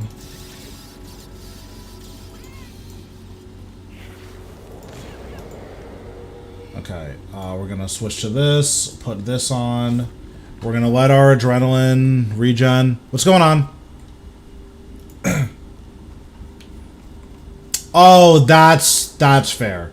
I don't think that will be an issue.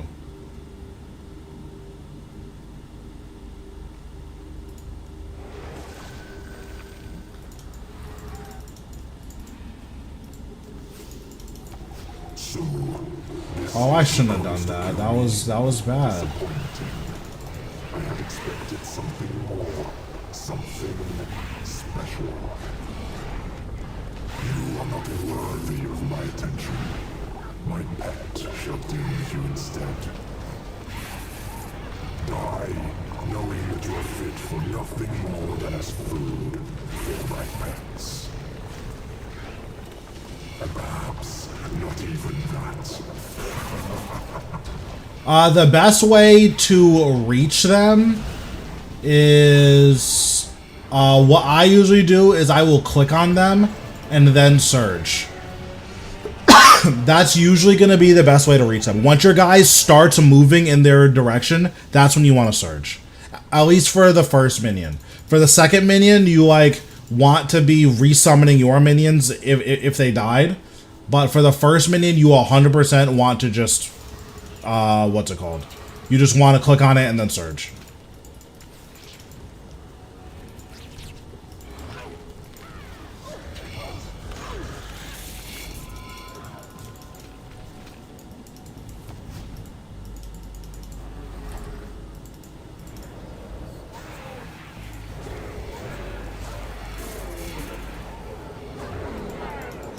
Skulls is such an insane ability. Skulls is so good.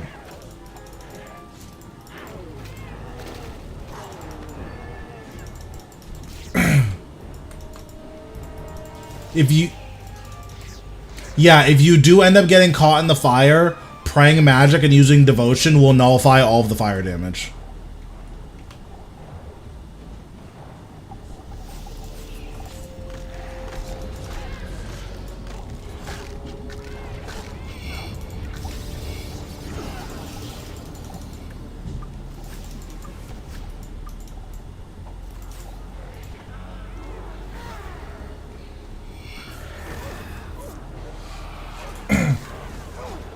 Also, if you have the ability dive, which I think most people have, I don't remember how you get dive, but if you have the ability dive, that's also one that you're going to want to be using.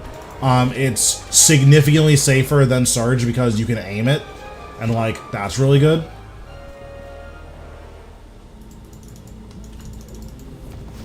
Yeah, so I definitely struggled with this room last time. It just took just an absolutely disgusting amount of damage.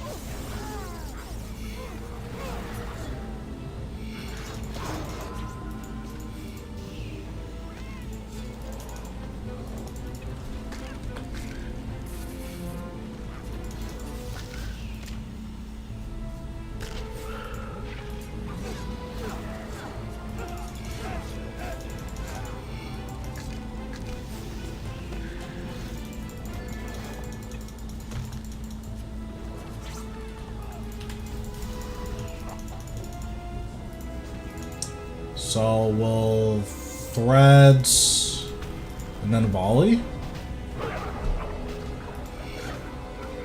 Okay, that's big. I like that a lot. Threads and then volley. Okay, kill that guy. Yeah, that room you take a disgusting amount of damage.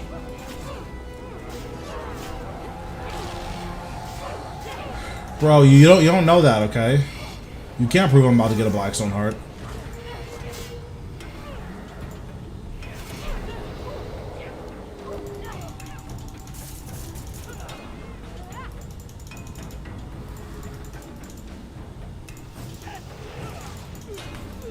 Oh my god, I life transferred. The instant I life transfer, my guy died.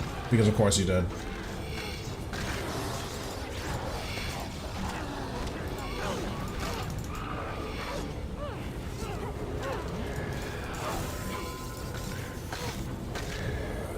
So I'm gonna kill all of these guys because I need to wait for my adrenaline to recharge.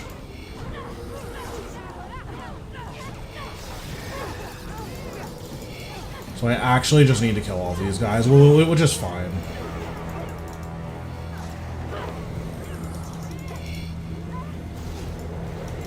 Okay, they're all dead. Oh, that's good. So now we'll just wait for our adrenaline to recharge.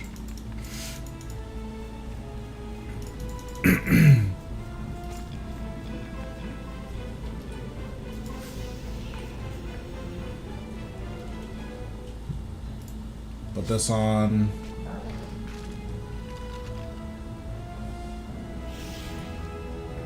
That was really dumb, but it's fine.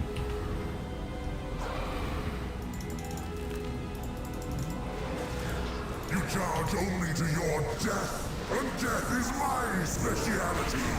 So come, mortal, have yourself. It's perk of the tier 95 offhand.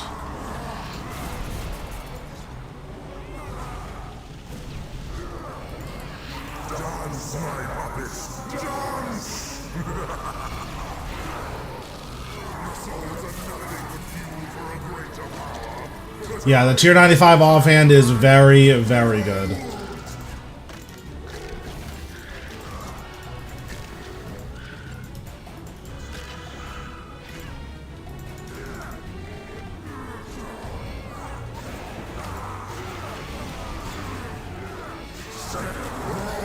I mean, I guess I'll hit this guy, right? There's kind of no reason not to.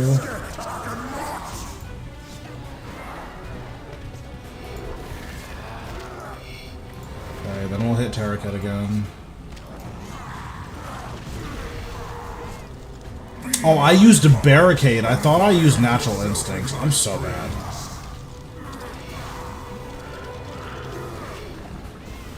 I'm like, wow, that was just completely terrible. So we'll threads, this, and then bloat. Cannot be stopped. The ritual cannot be prevented. Let death take you, for I am the strong as my plaything. Jesus. I die free. Oh, I got a PB. Nice.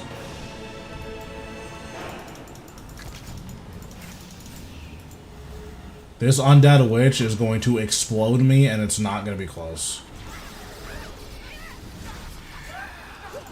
Okay, never mind. She died in one hit. Yeah, because you do the first phase so fast, it feels a little bit weird using Living Death here, because, like, it's not like Sunshine, where you can Sunshine and then just do it again in phase 3. Like, if you Sunshine, or if you Living Death early, you just don't have it for the rest of the fight. So that's definitely something I'm gonna have to figure out a workaround for.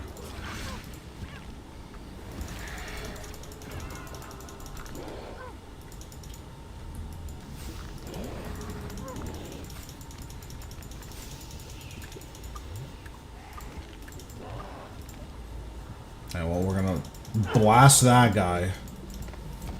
We're gonna Finger of Death crit this guy. Okay, we didn't crit at all. That was completely horrible.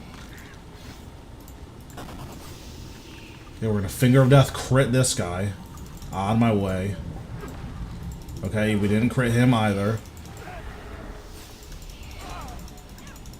Okay, we're gonna Finger of Death crit this guy. Okay, we didn't crit him either.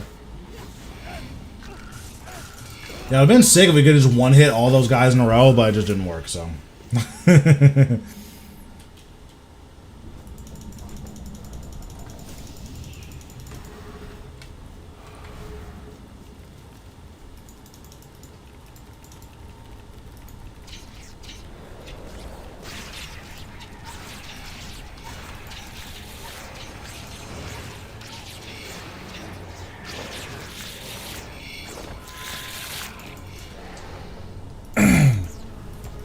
Well, that went well.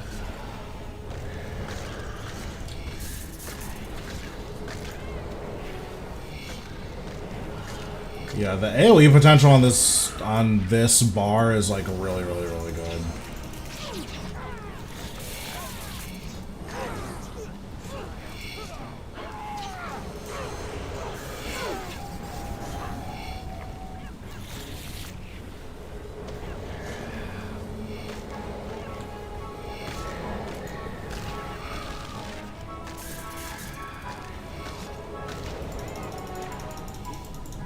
Okay, is this the one with really long range that's gonna attack me no matter what? Yep, of course.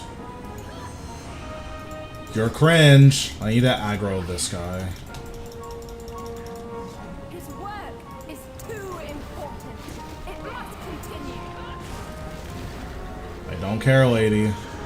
He is an arrogant. Okay, she just shot me in the head.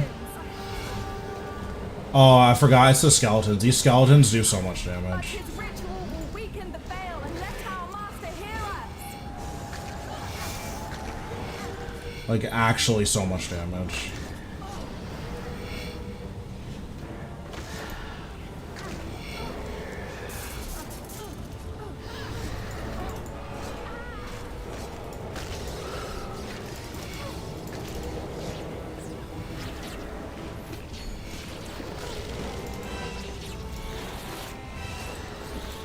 Okay, so now we'll bank, deposit this, deposit these two. Why are you hitting me?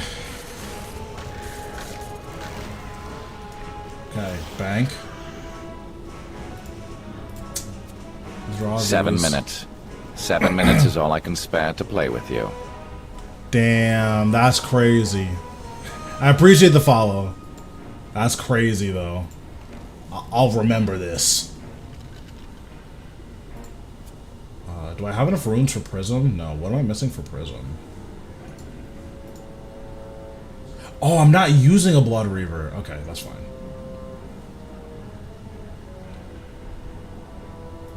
I'm having a stroke. I can't find blubbers. Okay, there we go. Toggle.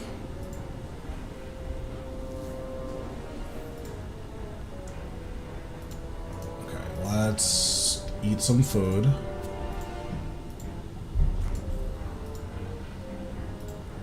Let's put this on.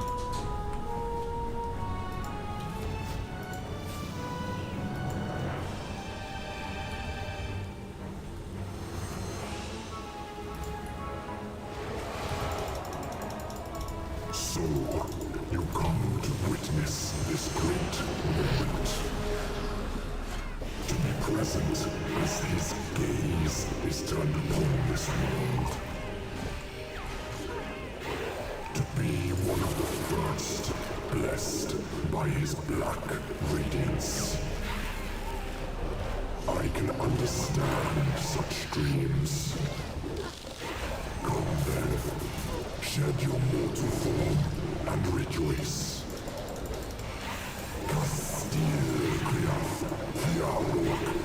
Bro, what is he saying? This dude ambassador is speaking that jibba jabba. Oh, I totally forgot to do the thing. I'm such an idiot. Okay, well, we're gonna put bloat on this guy, and then good luck. We're gonna life transfer, cause oh great, doesn't matter.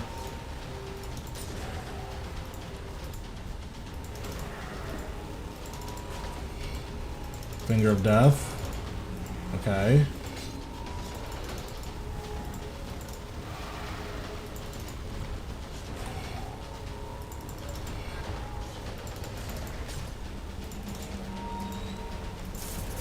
Put blow on this guy.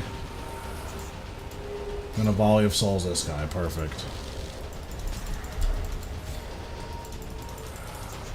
Let me not run into the fire. It's 4 pieces. I just don't have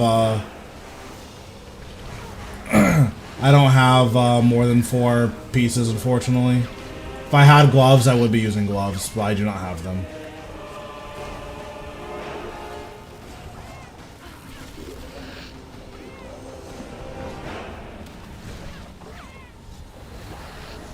You should surrender now.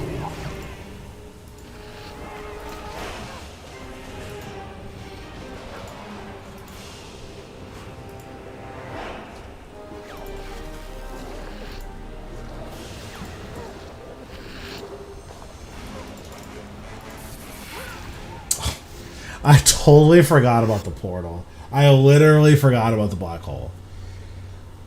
Oh, I'm so bad. Yeah, no, I have everything except gloves. So weapons, armor, I have everything except for gloves.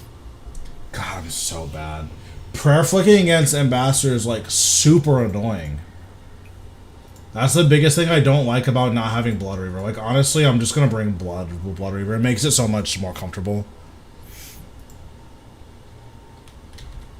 It's like I'm literally just griefing. Like it's just like that's the only way to explain what just happened. Like I'm just literally sprinting it down at the speed of light, and that's what's happening. Nice. Foot wraps are very good. Well, they're pretty good. I personally would start keeping them because the things are so all over the place, but foot wraps are still good. Okay, we're just gonna cheat and use Blood Reaver. It's fine. We're just gonna be insecure and use Blood Reaver. I don't remember if there was anything here, but it probably was important. I also forgot to overload.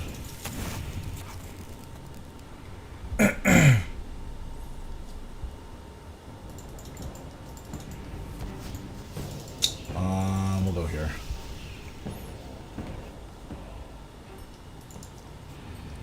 Yes, I would like to continue, unfortunately. The ambassador's reception.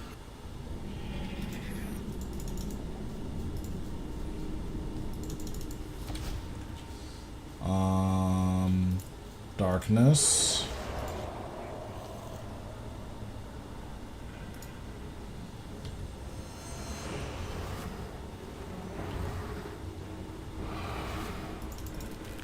So, you come to witness this great moment. To be present as his gaze is turned upon this world. To be one of the first blessed by his black radiance. I can understand such dreams. Come then. Shed your mortal form and rejoice.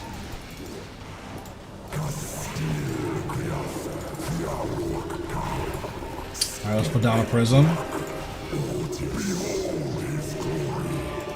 Oh, I just trolled. I'm so bad.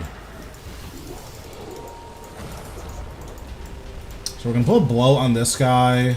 Also gonna life transfer.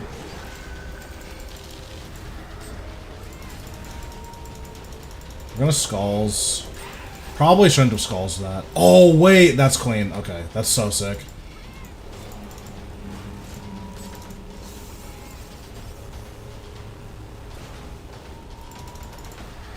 We'll bloat this guy.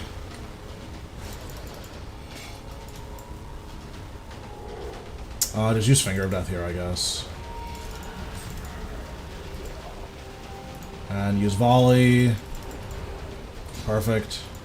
And we can take this time to summon.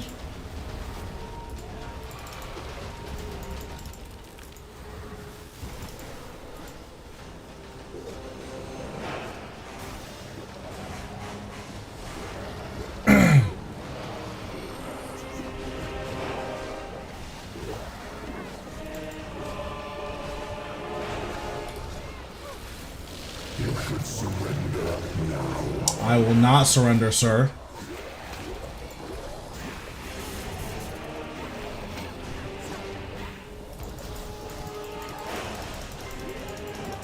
No thanks, bro.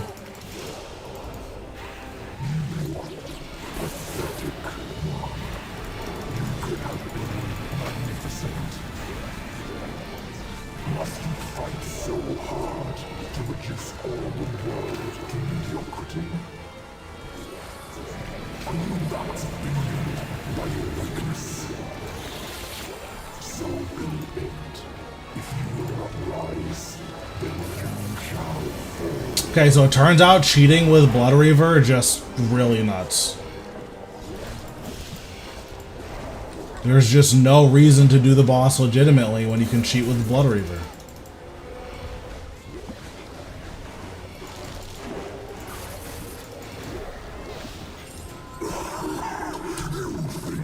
This is a victory.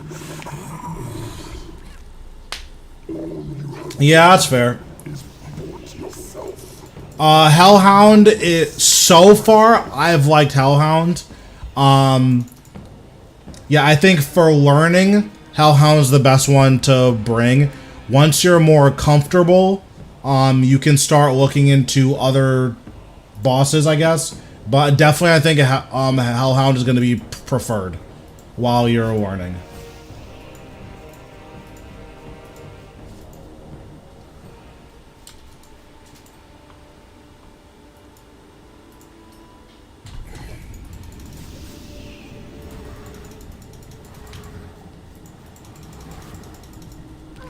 What just happened? Hello?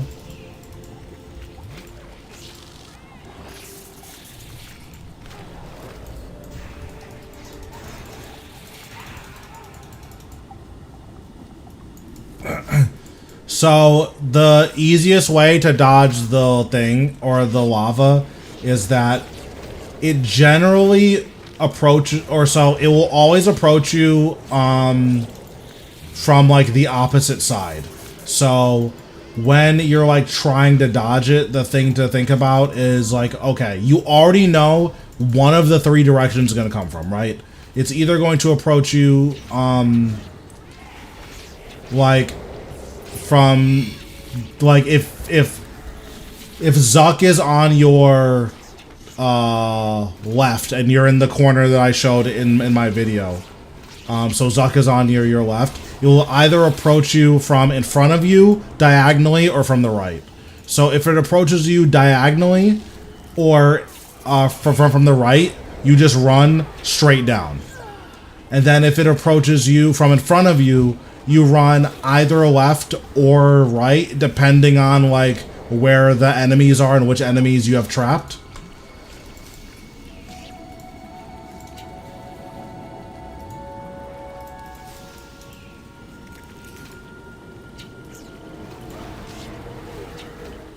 So I want to threads this guy, and then volley. Okay, perfect. That's like the best place to use threads. It's really good.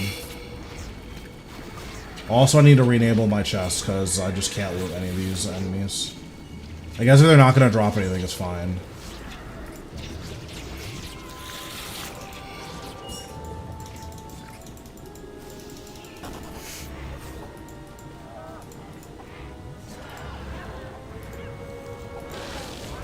Oh, you know what? I totally forgot I can summon a Putrid Goblin and blow it up. I totally forgot that was an option.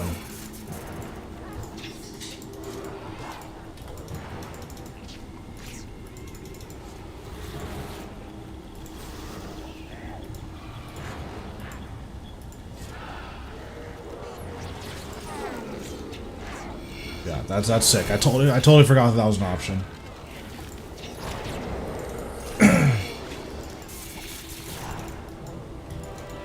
Is there one more? Oh, it's right here.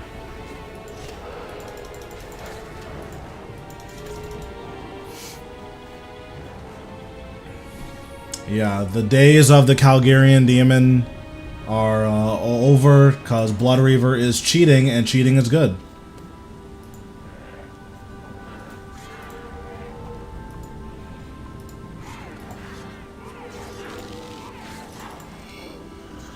Playing skillfully is just not an option, unfortunately.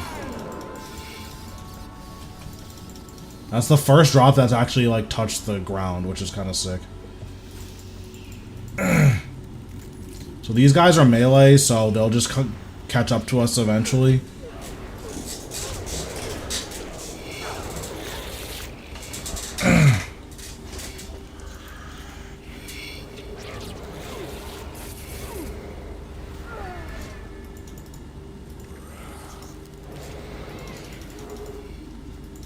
Okay, so we'll switch to our good setup. We'll bank. We'll bank these, I guess. We'll bank these for sure. Definitely am never using those. Make sure I toggle my chest. I don't remember if I did.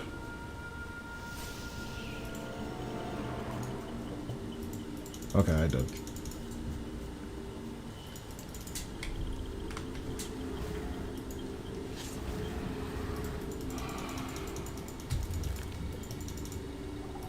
So, this is who comes to kill me? Disappointing. I had expected something more. Something special. You are not worthy of my attention.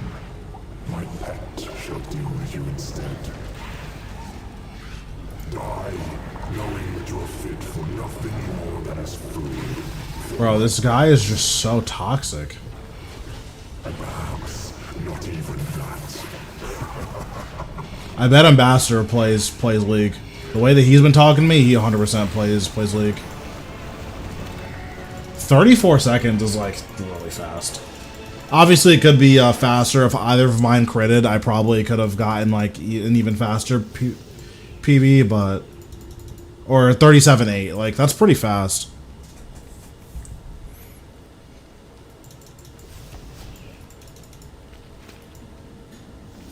Dude, I'm telling you, Ambassador is nuts.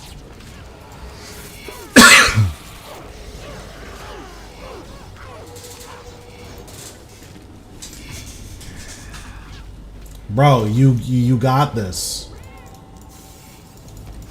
You got the best guide on the internet, fresh, never frozen, delivered straight to your doorstep. You got this.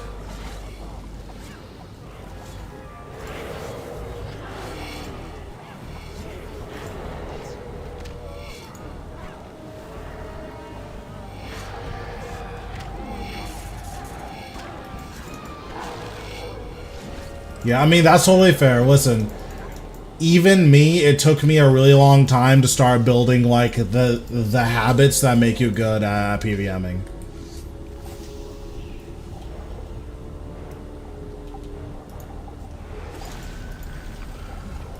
Like, once you get comfortable with your first boss, most bosses come very easily. Like, really, really easily.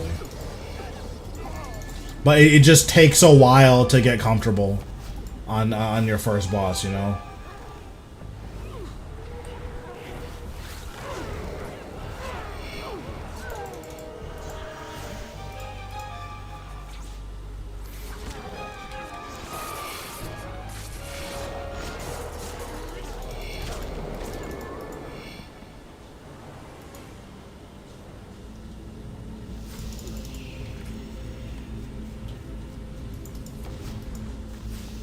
Yeah, I mean, yeah, hard mode Zuck is definitely a pretty big step up from normal mode. Like, I think out of all the guides I've put out, the only thing that's gonna be like decently difficult is going to be like on the same level as hard mode Zuck is going to be Zamorak.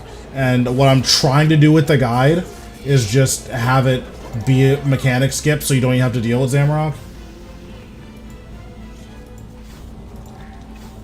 I don't understand why this has to be a bug.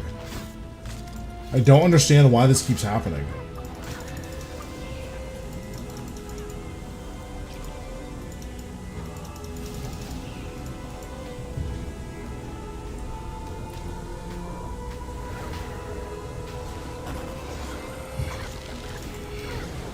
Yeah, it has to be a bug.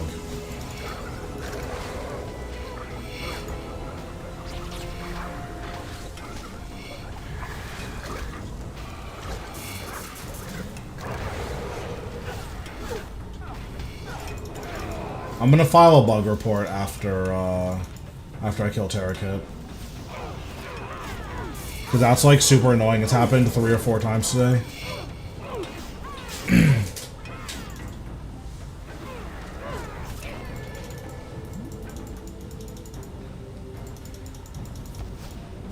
It's good that those guys back there didn't get on me.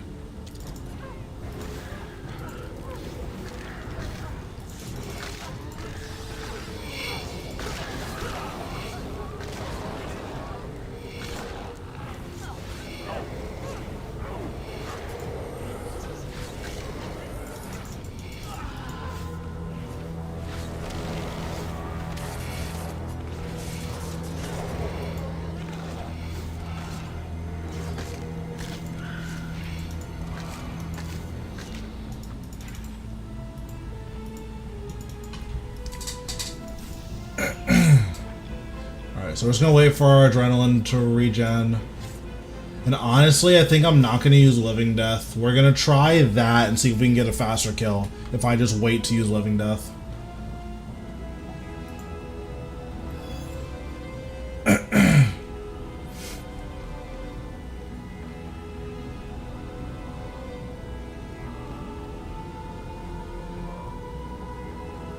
Let's unequip this.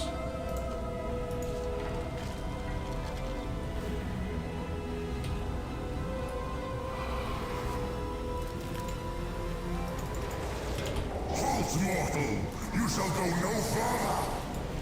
The pathetic crusade is at an end.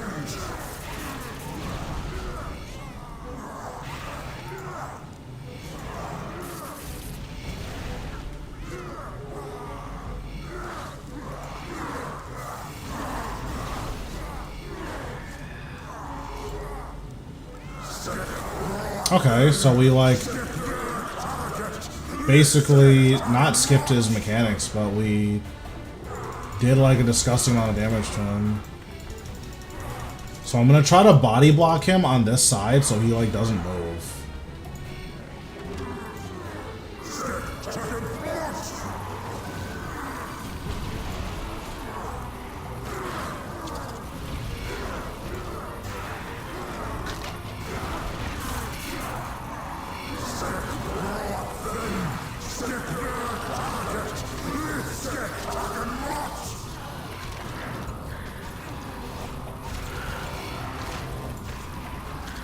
Okay, so the body blocking him technique did literally nothing. Be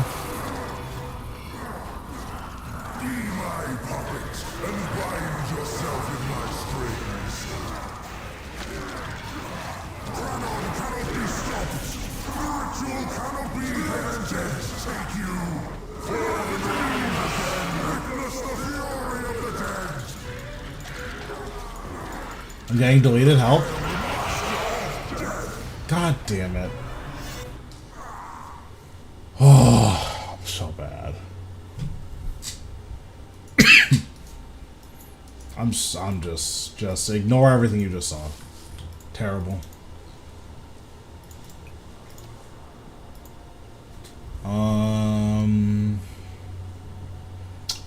Let me think. I think when I go to volley, I need the threads to thin some of the skeletons. I think that was like the big mess up there. Yeah, I think that's what I'll do this time, is I'll try to volley first. Or I'll threads and then I'll volley. I think that'll be better.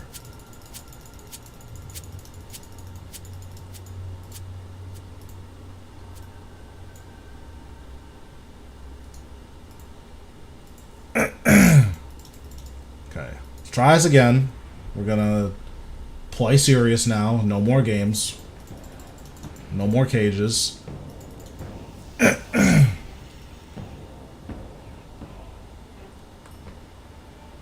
Oh, I didn't realize I need to fix my potions.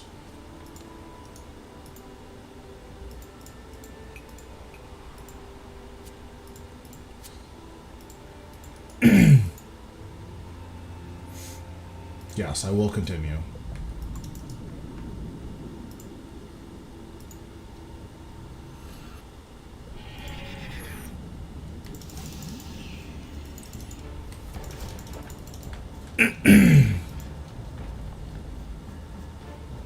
Alright, let's pot up.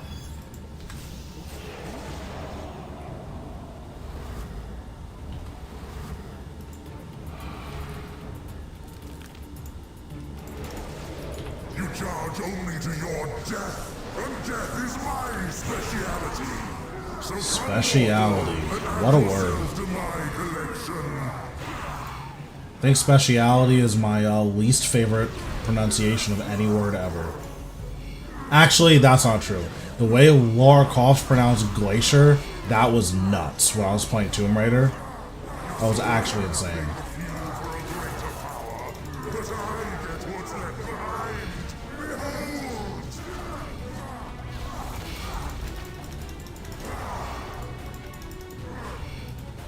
I don't even remember how she pronounced it. I just know it was the worst thing I've ever heard.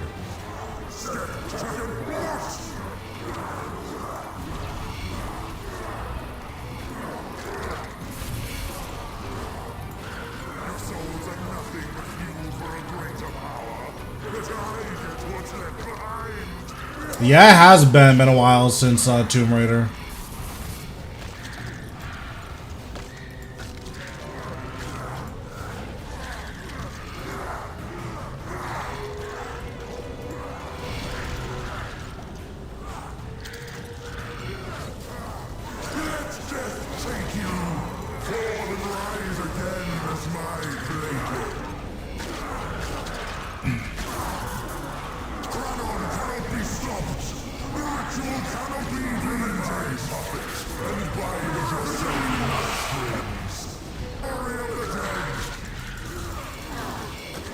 Okay, there we go. That was pretty big. Okay.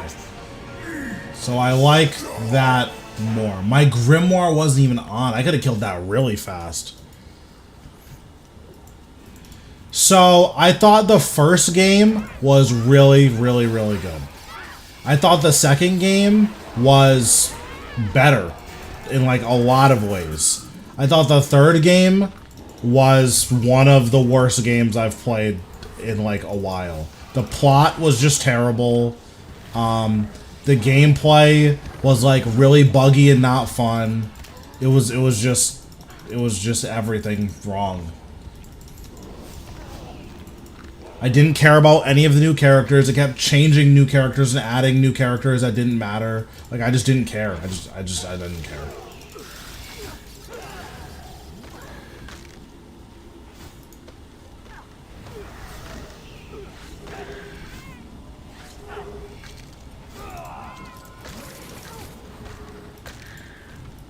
So we're gonna hit this guy with bloat, and we're gonna hit him with a basic.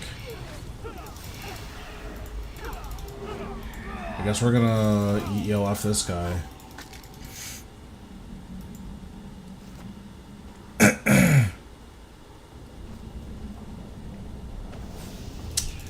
Yeah, like the third one was like I didn't finish it. Like that's one of the only games I've like played for a while and was like, yeah, I'm just not gonna finish this. Like I just don't care. Which sucks, cause like I really like the first two. Like the second one had a lot of really cool like gameplay parts. Like I thought it was really cool. And then obviously the first one had a really good plot and like introduced us, you know, to that world. Yeah, I mean, luckily I got the whole trilogy for like $7, so you know, I'll deal with it. But it was a big letdown for me.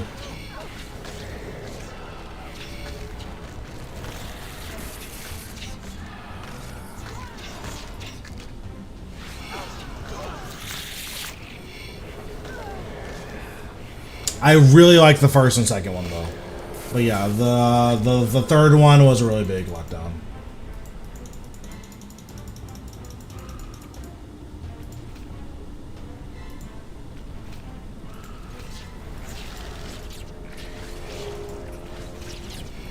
I think the only other game I played on stream that I didn't finish was Bayonetta 3. Bayonetta 3 was a huge letdown. And it was such a chore to play when you weren't playing as Bayonetta. Thanks, Gabe, for the sub. Or Aveg. I don't know how to pronounce that. I'm sorry. That was... I'm dyslexic. Ooh. But yeah, Bayonetta 3 was a huge letdown. That was one of the most disappointing games I've played in quite a while.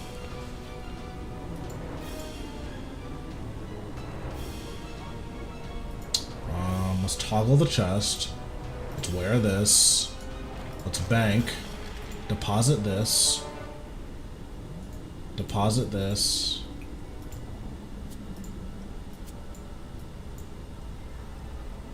Withdraw this. Okay. And that's everything, right? I don't need anything else. Well, I guess I still want my scripture of when, because I'm poisoning here.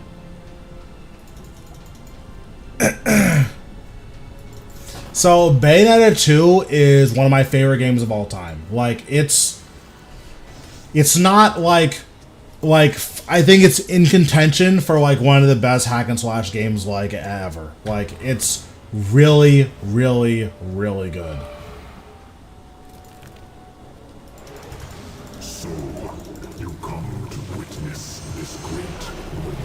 Well, that wasn't what I wanted to do at all. To be present as his gaze is turned upon this world. To be one of the first, blessed by his black radiance. I can understand such dreams. Come then, shed your mortal form and rejoice.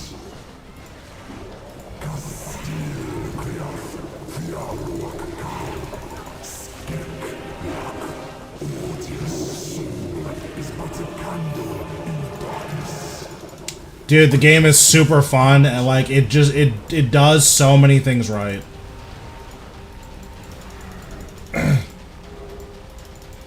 Oh, I did the thing again.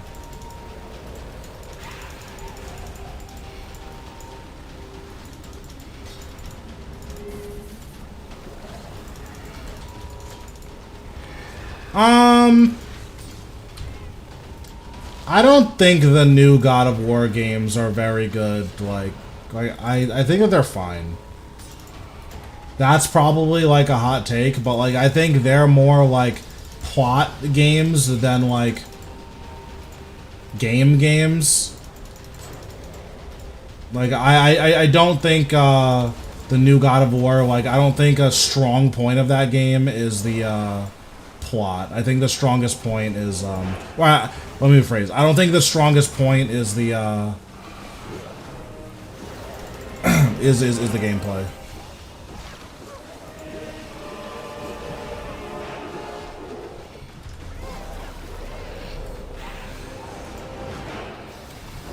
You should surrender now.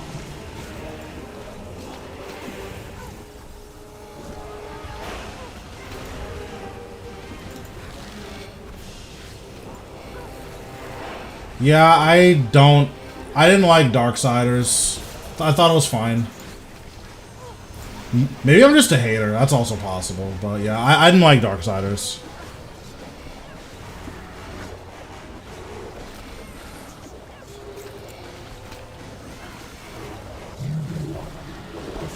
I think Bayonetta 2 is better than all of them.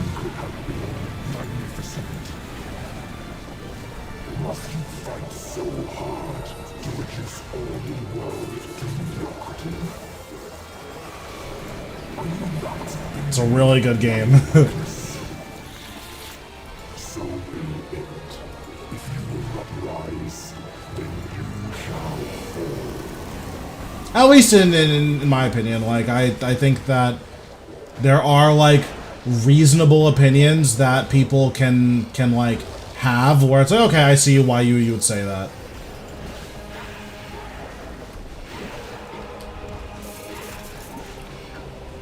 Nice.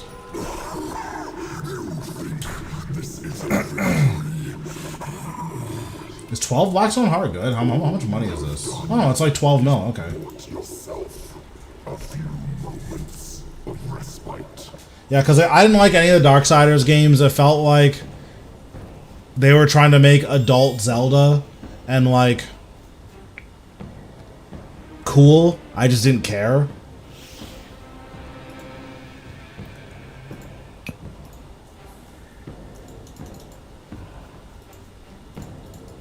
I need to go to ED2 to buy more Lucky Charms.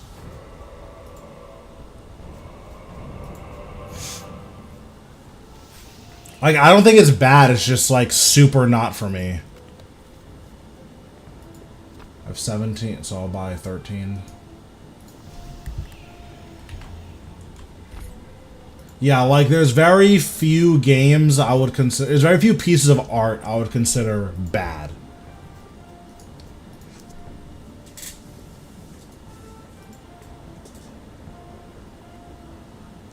Like, I think most art is, like, worth merit. So, like, it's just, I don't see a lot of games as, like, oh, this is, like, really good. Like, usually it's gradients of good versus, oh, it's not for me. So, like, I don't think it's like, oh, this game is unplayable. Like, no one should ever play it. It's just... Yeah, this is like Big Kid Zelda, and it turns out regular Zelda is Big Kid Zelda. So, like, why would I play not Zelda?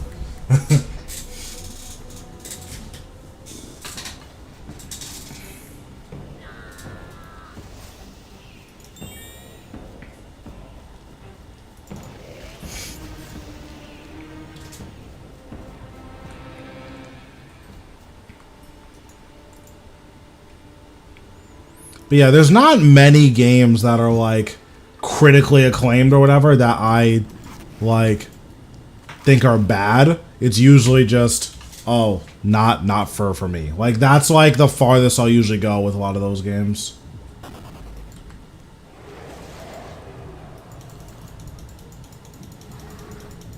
That might have been the one I played, because it was just... The whole thing was giving me grown-up Zelda vibes, and I was just kind of over it.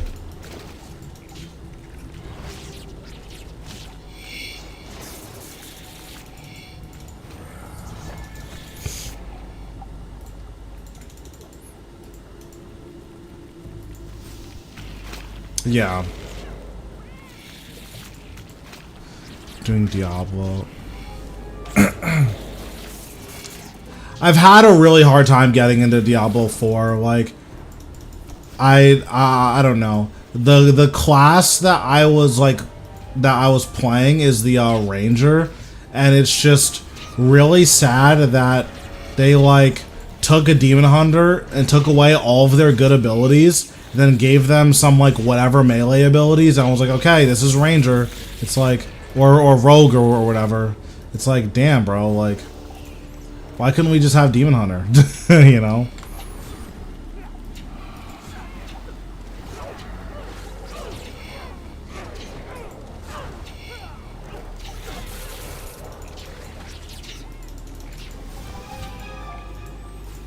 Like, leveling Rogue when they got rid of Cluster Arrow and they got rid of Multi-Shot just feels so cringe. It's like, bro, took away all my good abilities. Yeah, and it's like, you took away all my good abilities from Diablo 3 so that I can do like this melee build that to level on is like insanely high APM. Like, why would I put myself through that?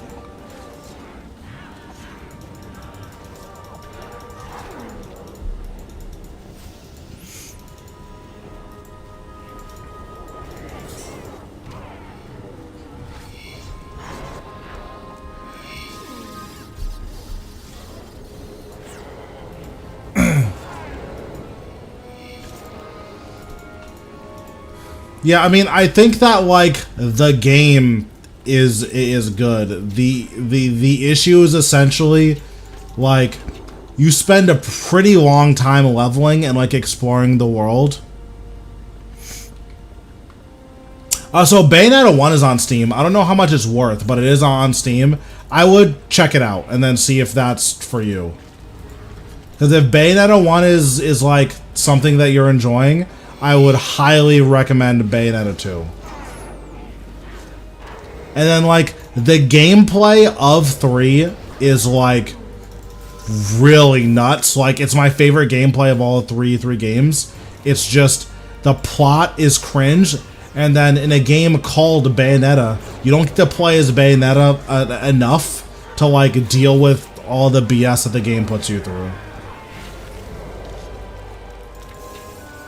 Like, if you just spent more time playing as Bayonetta, Bayonetta 3 would have been, like, insane. Even if the story wasn't as good.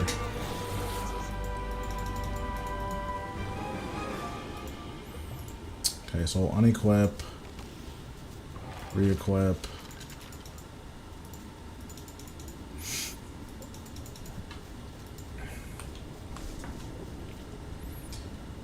Wait to get to full.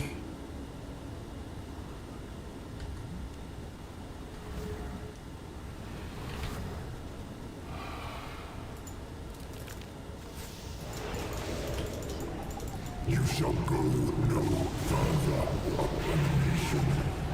You trespass on a sacred moment.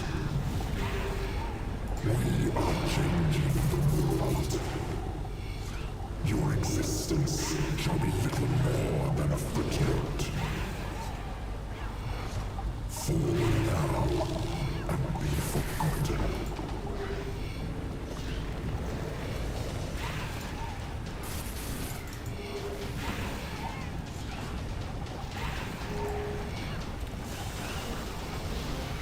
And there it is. You heard it here first.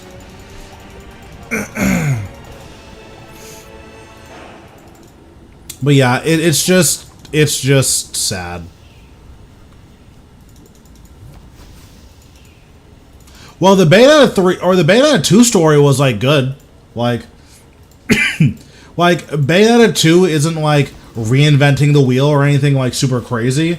But I think the thing that Bayonetta 2 does really, really well is that you have an okay, like you have like a serviceable story with really, really, really good gameplay.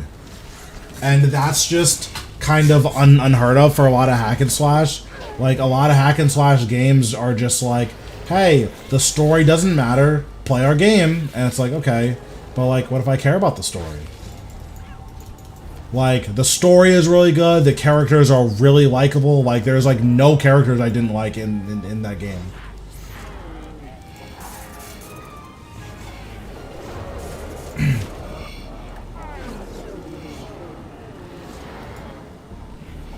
And, like, that was just, like, really cool to have a whole cast of characters that, like, oh, one of them is in trouble, and like you actually care, you know. But then you get to 3 and just none of the characters matter, nothing that's going on matters. You don't get to play as Bayonetta for very long. You get to play as this character who's like disgustingly not fun to play because her kit just doesn't flow at all compared to Bayonetta.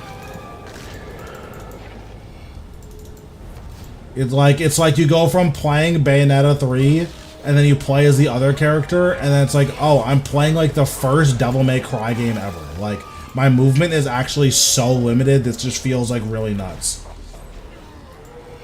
And like, the point is that she's supposed to be weaker, but her flow is just not there, and that's the issue. It's not even that she does less damage, she doesn't have any flow.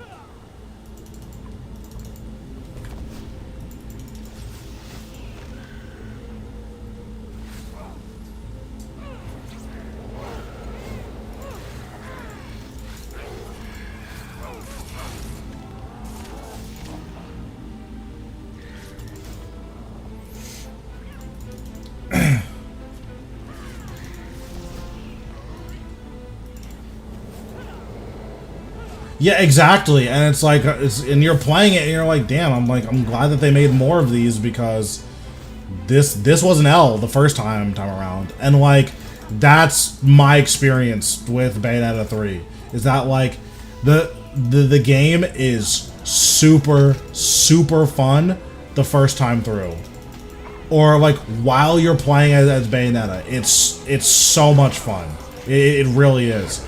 And then you're playing as the other character, and you're like, bro, this is like, why am I playing like a 2004 game right now? I'm so confused.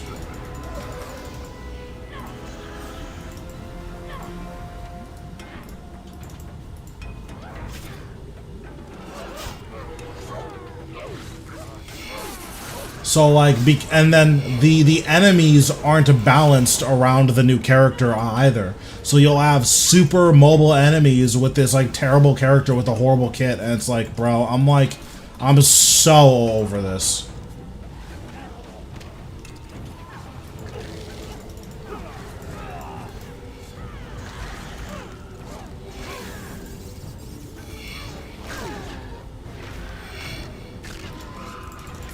Okay, so can I go down here and then like wait in front of here and then they'll just not be able to get me? I don't actually know. Or will they eventually get me? Okay, they are gonna path over here. That's super cringe.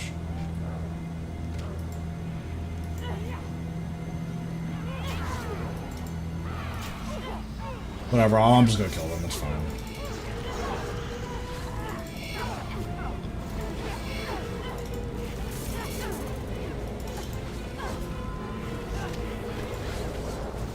But yeah, stuff like that is just like really sad.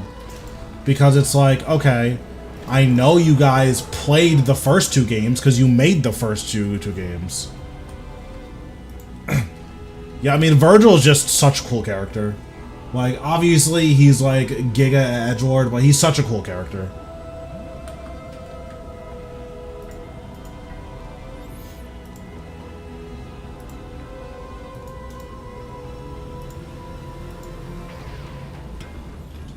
Oh, I guess I can unequip this.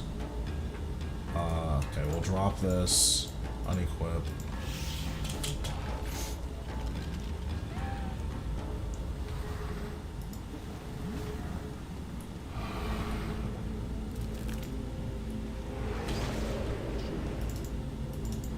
I don't think so.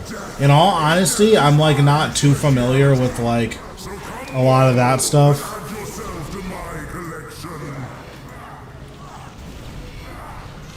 Like, the most I know about Virgil, like, because I haven't played a lot of the DMC games, like, the most I know about Virgil is that he is the best fighting game character of all time that's ever existed in the history of forever. That's pretty much what I know about Virgil.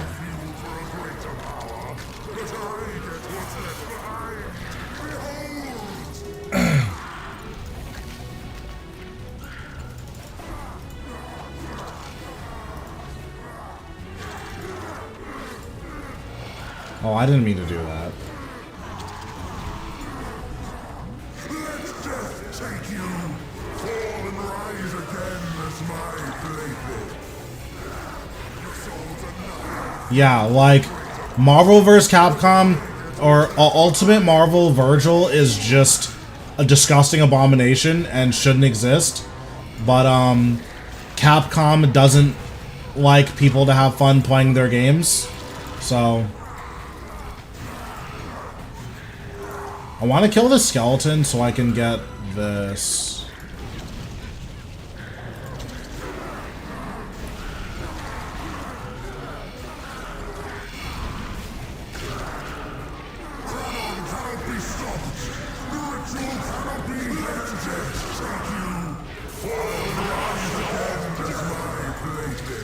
Jesus Christ.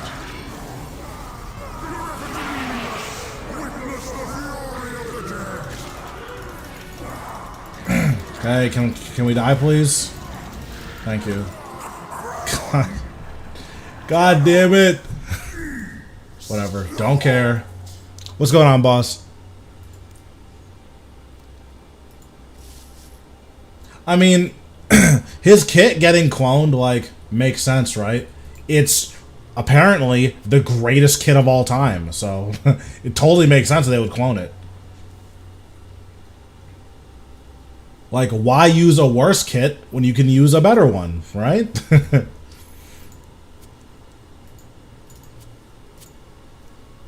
But yeah, you want to talk about disgusting abomination? Yeah, that was EED3. I was playing a little bit too reckless with Terraket and then died, but I killed him, so that's like the most important thing, because now I don't have to re-kill him.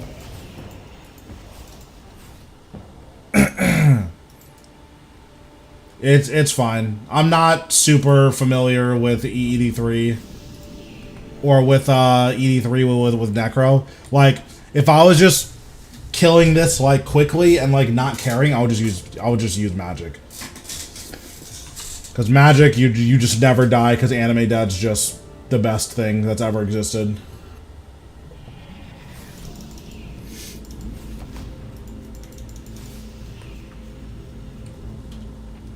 Yep, you have a lot of rituals ahead of you, but it is worth it.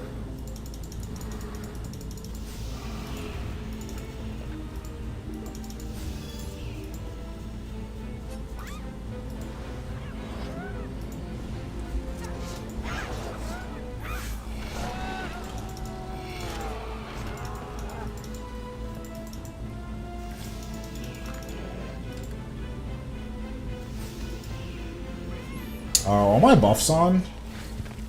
I guess I'll put darkness on.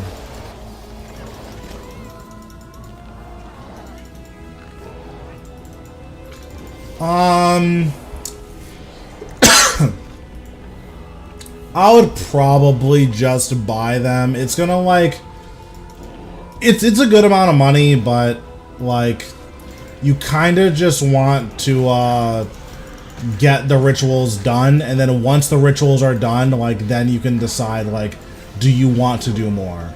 Because like the souls grind, at least in my opinion, is like not very fun. So like, yeah, that's personally what I would do, but ultimately it's up to you. But I did not enjoy the souls grind, that's for sure. Although I guess you can just do other stuff during it, right?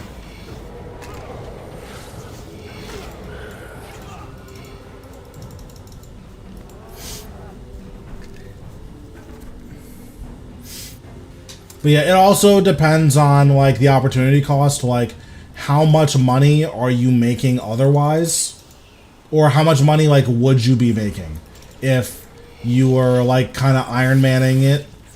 And then, like, that's the deciding factor, right? Because if it turns out that, you know, your time is worth 100 mil an hour because you're, like, you can kill Zuck really fast, or, you know, you can farm 2k Zamorak, then you should just buy everything that costs less than 100 mil an hour, right?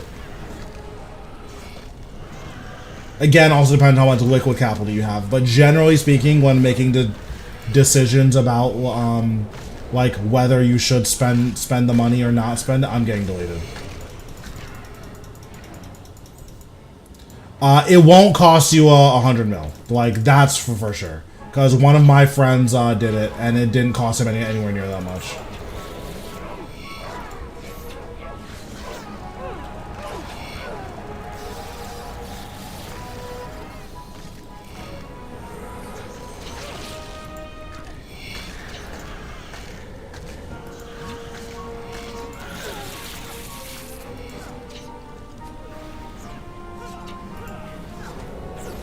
I think you need to buy, like, if you have your 8,000 souls.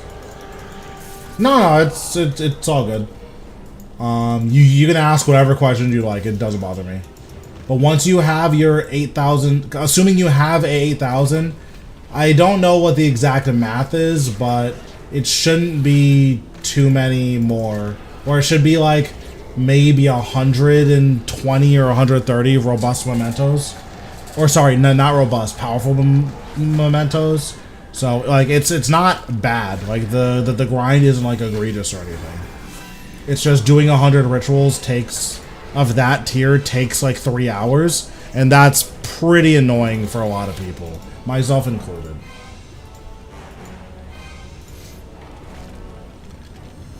Okay, bank, deposit you, withdraw you.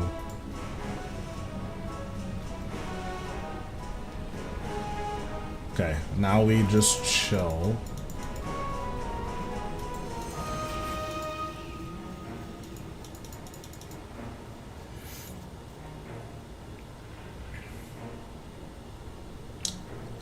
Okay, we're full. Turn you on.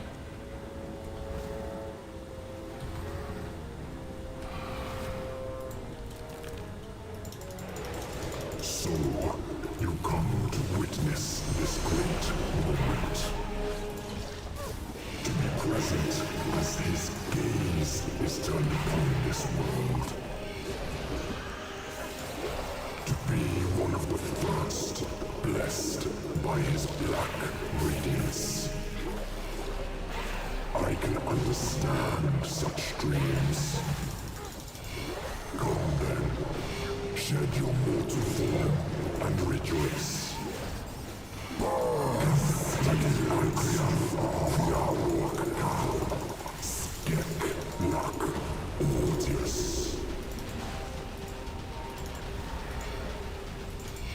Let me life transfer. I didn't have to skulls that.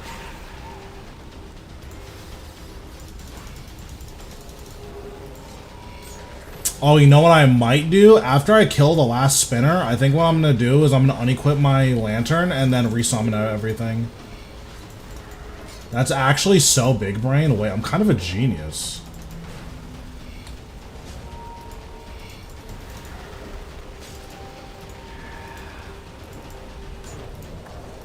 Yeah, so I unequip this, re-equip it, and I'll just summon everything. Wait, I'm actually so smart. Yeah, I'm a problem. 7 minutes is all I can spare to play with you. Thanks, Dior, for the follow.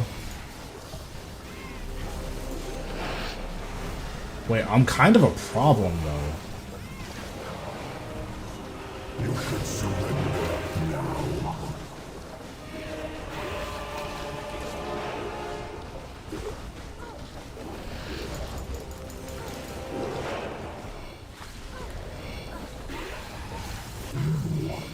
Pathetic one. You could have been magnificent. Must you fight so hard to reduce all the world to mediocrity?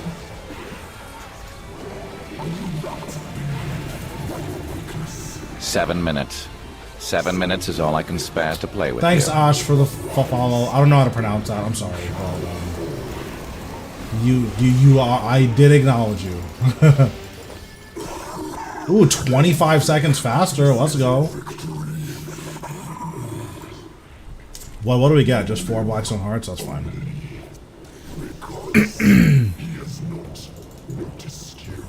Yeah, it turns out just bringing a Blood Reaver and slamming food, that's just like the best way to deal with Ambassador.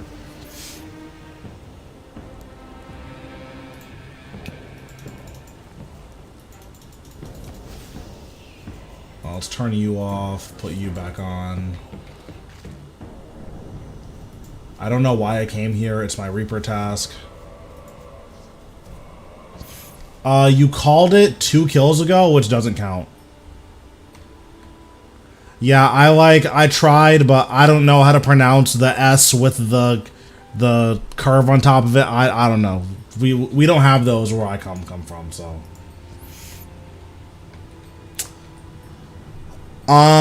Tank armor is gonna be a lot more comfortable at pretty much every boss. Like my right recommendation for necromancy is because you have access to both of them. Use tank armor while you're learning. Once you're familiar and comfortable, then switch to power armor. That's gonna be my recommendation just for anything that you're learning.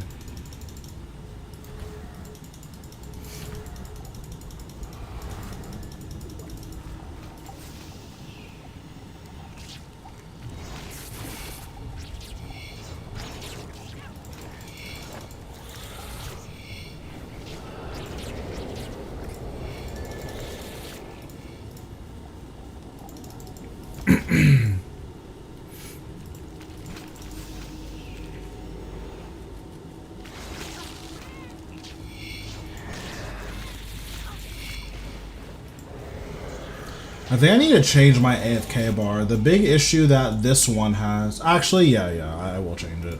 I can just take off basic attack because it'll cast no matter what, and then I'll put touch on. And then I can put Finger of Death here, so I can still use threads. Yeah, that's what we'll do.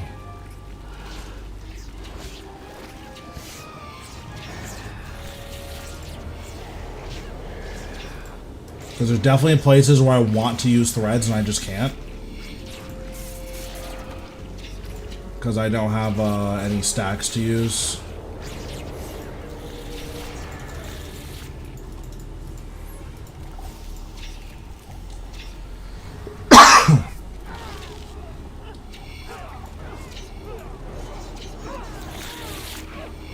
Alright, we need to get Ambassador Pet.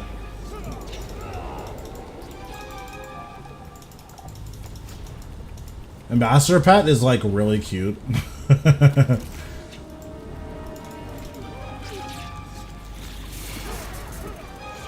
Where is Threads of Fate?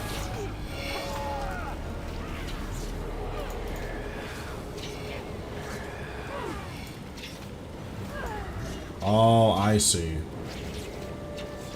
I'm bad.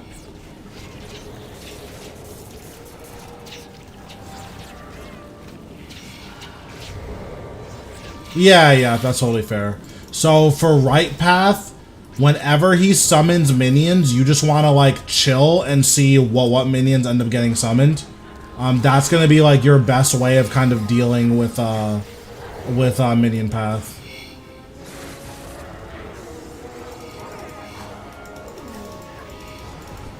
Because the way you die on minion path is by being way too hasty.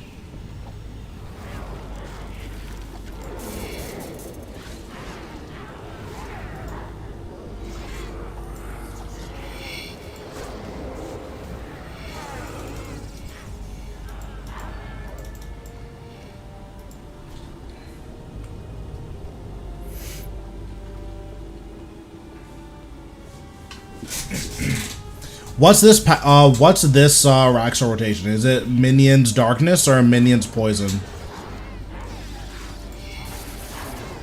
Minions Poison is the most annoying one.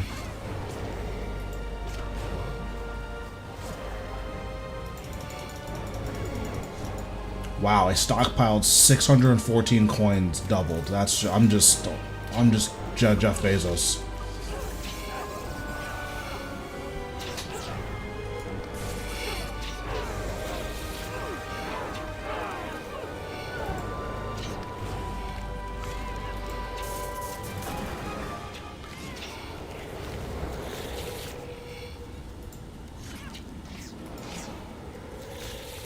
Okay, so we'll do this. We'll life transfer. Because Rasial can't kill me, so that's just safe. Then we'll wait for our health to regen. True. My Hazelmere's only doubles bones. That's all it doubles.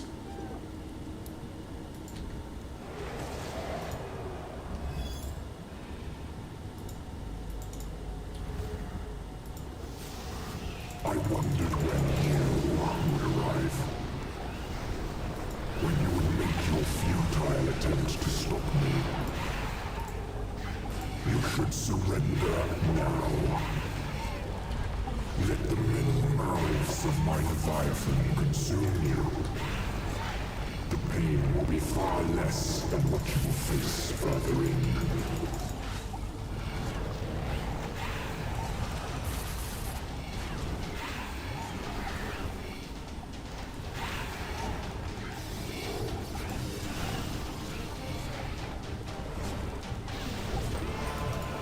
Yeah, I mean, Zuk is a pretty big step up from Hurakan, but but the biggest thing about Zuk is to just like remain calm and focus on mostly surviving Pizza Wave, because the rest of the mechanics aren't too bad.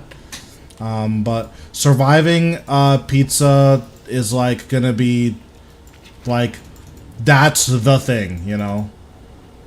If you can do that, then you're pretty much home free at Zuk.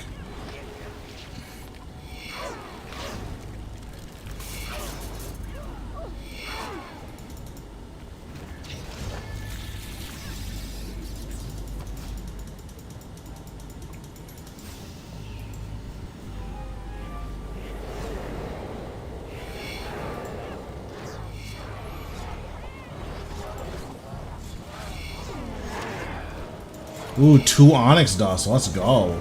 I don't I don't know what I would do without 2 Onyx Dust.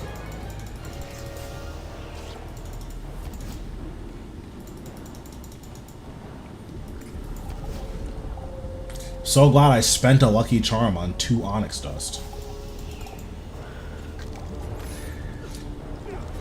Yeah, I mean, Ambi is definitely one of the harder bosses for sure. I think one of the best ways to get into bossing is like actually with necromancy, and it's not even because the necromancy gear is like super OP or super broken. It's because if you die, you pay like 50k and just get all of your stuff back.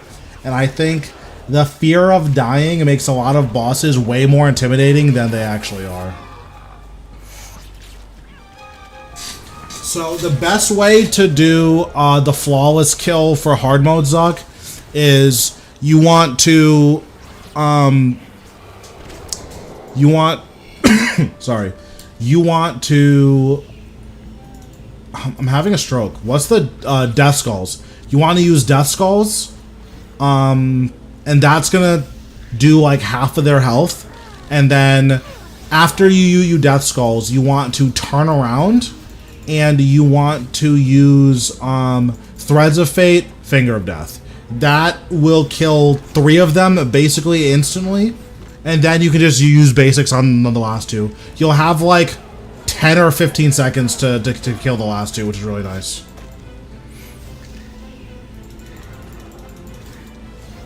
I think I want to stand here and then use this to just sustain to full.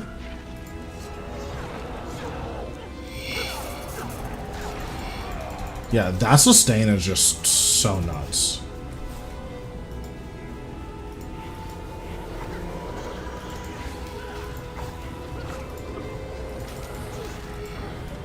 Okay, these sea horrors are completely deleting me.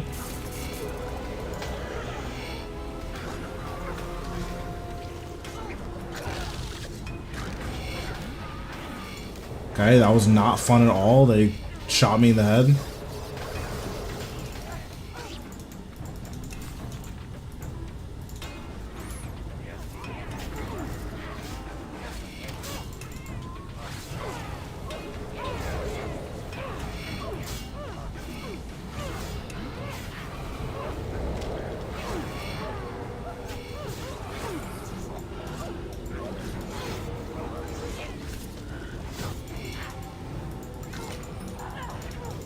Oops, didn't mean to aggro that guy. Alright, so we're gonna stand next to these guys, and then we're gonna Blood Siphon. Yeah, Blood Siphon's a good ability.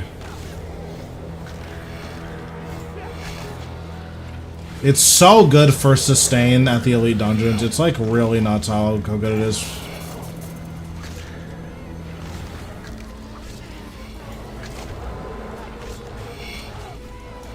Yeah, her mod can be pretty stingy. I was fortunate with my plates, but my pet RNG, completely worthless. It took me 1,316 kills to get pet, which wasn't fun, in case that wasn't clear.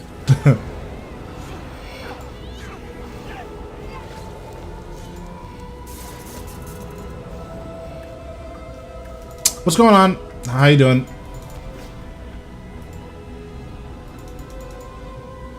Thanks, I appreciate it. I'm gonna have another guide coming out on Tuesday. I play on Revolution. Like, manual is fine, good even, but I don't care. So.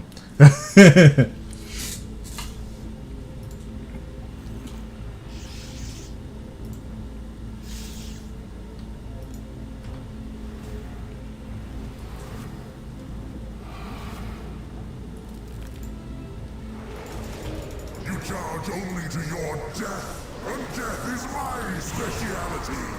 So come mortal. Speciality. What a word.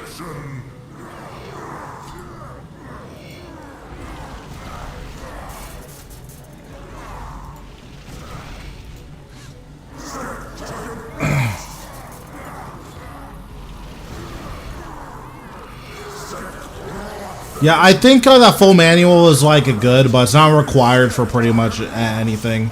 Like even really high-end bosses. Like, I kill pretty much every boss in the game except like Virago and Rot, just because I don't really enjoy those bosses. But like, needing full manual has never been something that I felt is like necessary or anything. Let's actually use the ability. Perfect.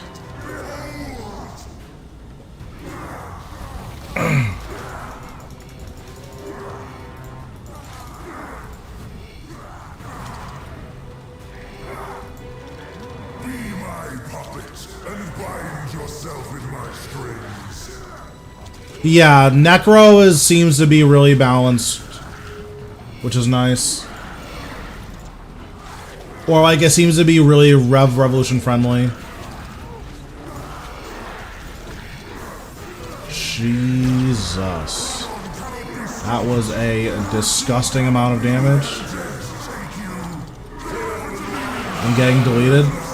Okay. That was hot. Jesus.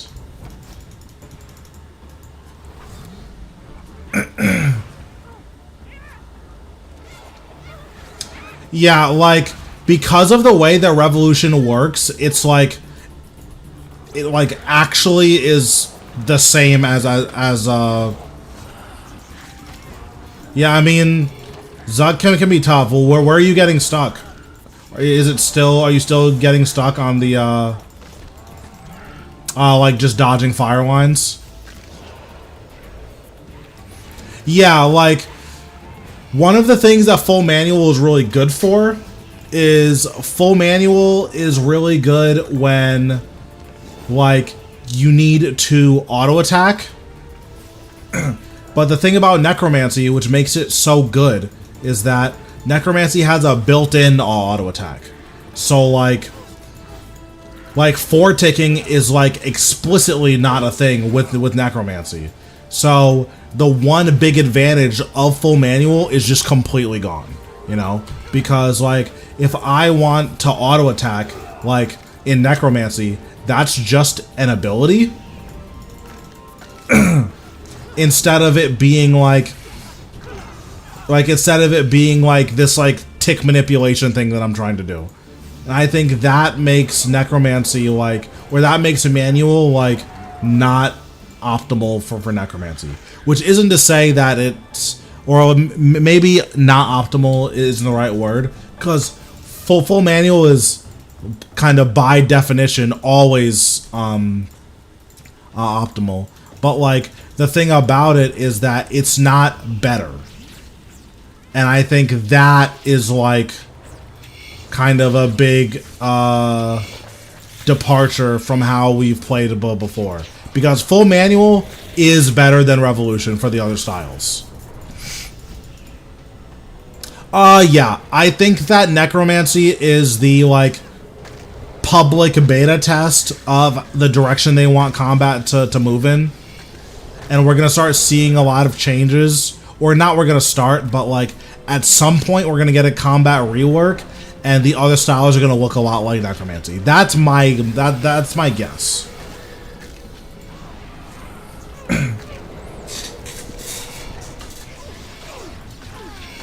Like, I wouldn't be surprised if RuneScape kind of went in the direction of Diablo, where we're going to start seeing a lot more horizontal progression as opposed to vertical progression, where, like, tier 90 is just going to be, or like tier 995 is going to be the thing.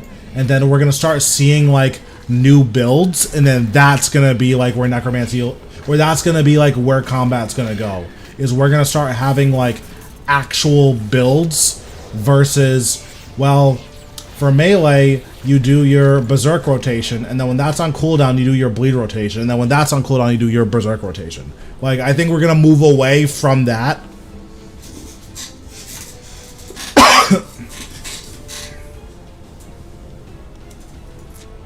Yeah. Like, the basic attack is really, really important, but the thing that's so good about the basic attack is that every style has like 4 different abilities that should just be a basic attack. Like, if you're PVMing, like, let's look at ranged. If you have greater dazing shot, then like that's like a meaningful ability. But piercing shot, if you don't have greater dazing shot, this is a basic.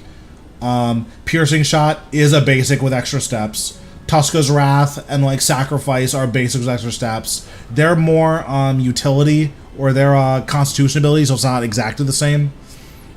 Binding shot is a basic that stuns, but it should just be a stun. Like, you have a dedicated, like, this thing stuns, and then binding shot gets replaced with basic attack.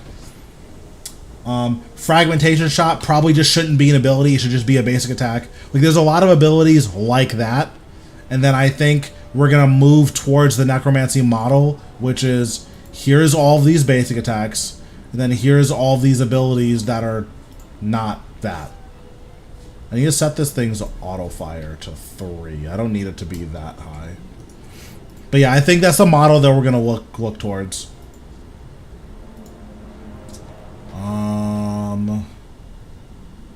This is all fine.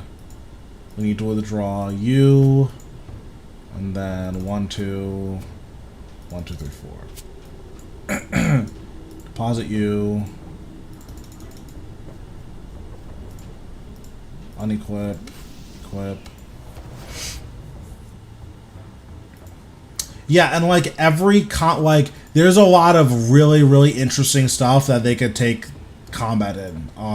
Obviously that's, you know, to be seen, but I think that necromancy kind of set the stage for like us getting a lot of cool shit.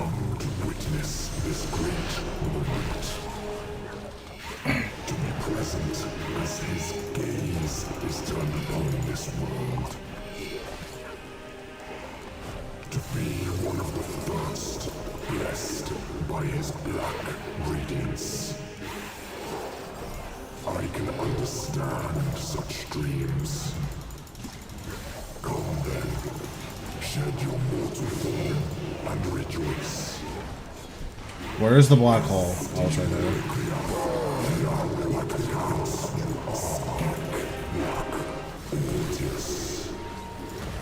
Okay, I was very close to that. I didn't like that at all.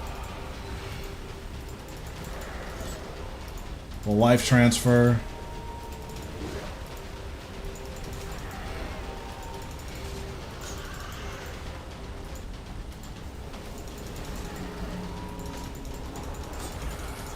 Need to make sure to dodge the smoke, because I'm bad and I'll walk into it.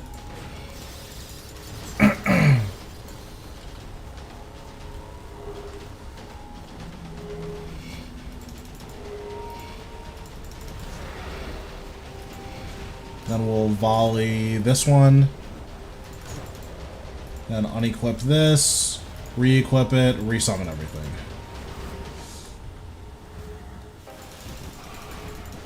Dude, the resummon tech is so broken.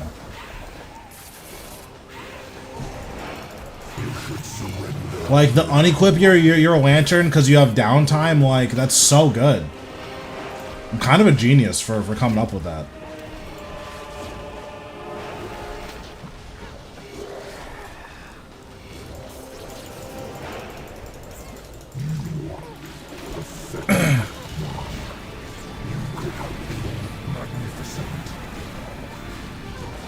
Yeah, like I think that again, the idea of horizontal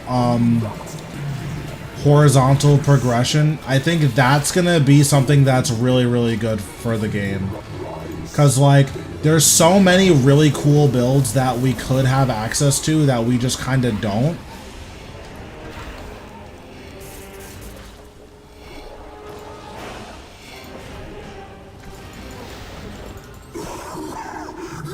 Okay, 10 Blackstone Heart. That's not the worst drop I've ever gotten. Like, I've talked about this before, but, like, it would be cool if Melee had, like, a bleed build. Where, you know, tier 95 Masterwork Spear upgrade. Like, it makes your bleeds just last forever. Bro, you know I had to do it to him. My RNG used to be nuts. Now it's like fine, which is unfortunate. It used to be like nuts. Yeah, like I think it'd be cool if Melee had a bleed build, or so not so much classes, but just like builds that change how the game is played. Like, you know, your tier 95 Masterwork Spear. If you ever played Diablo, like you could have your Masterwork Spear passively, all of your bleeds last forever. And then the special attack is that, oh, clear all of the bleeds and do uncapped damage based on 30 seconds of bleed. Like, obviously that's like extreme, but like something like maybe it's, you know, you clear all of your bleeds to do like 10 seconds of bleed or something. So it's like, oh, okay, like I can just detonate this for like, to clear all my bleeds, do a 50k like uncapped nuke, and then I just reapply all of my bleeds, and like that's my combat pattern. Like that seems really good, you know. Or you have something that's like, hey, you can't use any of your ultimates, but your abilities generate extra adrenaline and do 50% more damage. Like that's really good. For Magic, now it's like, is this worth using if I'm locked out? Because like if you're locked out of, you know, your Sunshine, who cares? But being locked out Tsunami, now this is something you actually need to really think about. You know, like, do you have ways to spend all this adrenaline?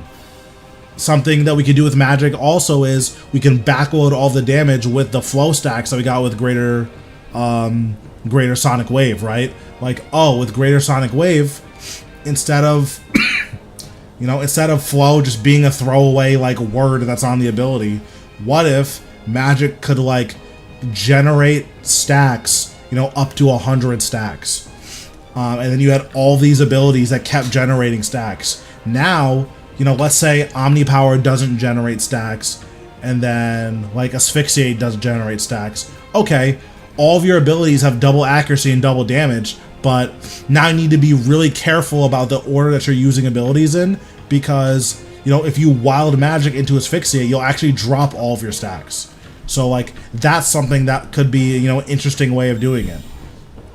and then if you unequip your staff, you just instantly lose all of your stacks. So now there's like an incentive to stay on your staff, even if you're not, you know, you're losing out on greater concentrated blast, you're getting a really big payoff for it. So like there's like a lot of things that they can do like that to like differentiate two hand versus one hand, and to differentiate like the builds, so to speak, within each style of combat. Like ranger or range doesn't have to be you have bow, then you have arrow, and there's a bunch of types of arrows. So the poison build for arrow is use the poison arrow, and the anti-demon build for arrow is use the anti-demon arrow. And it's like, instead, you know, there could be a lot of different things that you could do. For instance, maybe there's a build where greater dazing shot just stacks forever. Like, you just can infinitely stack greater dazing shot. Now, using the splintering arrows, I think, getting, you know, that big of a bleed on an enemy is like worthwhile, especially at a boss like Solak, who has a lot of health, you know. So there's a lot of directions that the game can go in. I think Switchscape is cool for the people who are already good at it. For the people who aren't good at, it's like the #1 deterrent to not play the game. Yeah, like, I'm pretty good at Switchscape with Magic specifically, just because I've been, like, that's been my main style for a really long time. But, like, not having to worry about getting your right switches and just focusing on your stacks is, like, the same type of skill, but, like, doesn't require as much gear, and, like, doesn't feel as bad if you mess up. Because, like, oh, you know, you accidentally omnipower with your wand without an orb on, like, you just completely nuked your damage, and like just quit, you know. But on the flip side of it, it's like, oh, if you fire off a volley of souls of 4 stacks out of 5, like, you lose out on like 10k damage, but you don't lose out on all of your damage. The way that, oh, I accidentally cast a bleed without my Spear of Annihilation, like, I'm literally losing out on like 50k damage. So I think moving away from Switchscape is going to be a good thing, and I think that that's something that they should look into. And I think that it's going to be a huge boon for most players, because you have to imagine where the average player is skill-wise. The average player can kill Vindicta, probably can't AFK Vindicta. Like, that's where your average player is. And it's like, okay, if you need a ton of switches to do Solak, the vast majority of players are not doing Solak ever in their entire life. If you need a bunch of switches to do AOD, you know, 95% of your player base is never doing AOD in their entire life. And, like, that kind of sucks, you know? So I think the move away from Switchscape would be a good thing, but again, that's just me. But, yeah, I think I'm going to do some skilling now, because I hate myself. So that's where I'm going to wrap it up for tonight. I will be on tomorrow, so yeah, I should be on around 5 p.m. Eastern, maybe a little bit sooner, I'm not sure. But yeah, if you guys aren't following me yet, I'd appreciate a follow, I'd appreciate a sub on YouTube, and yeah, thanks for watching, and I'll see you guys on Monday.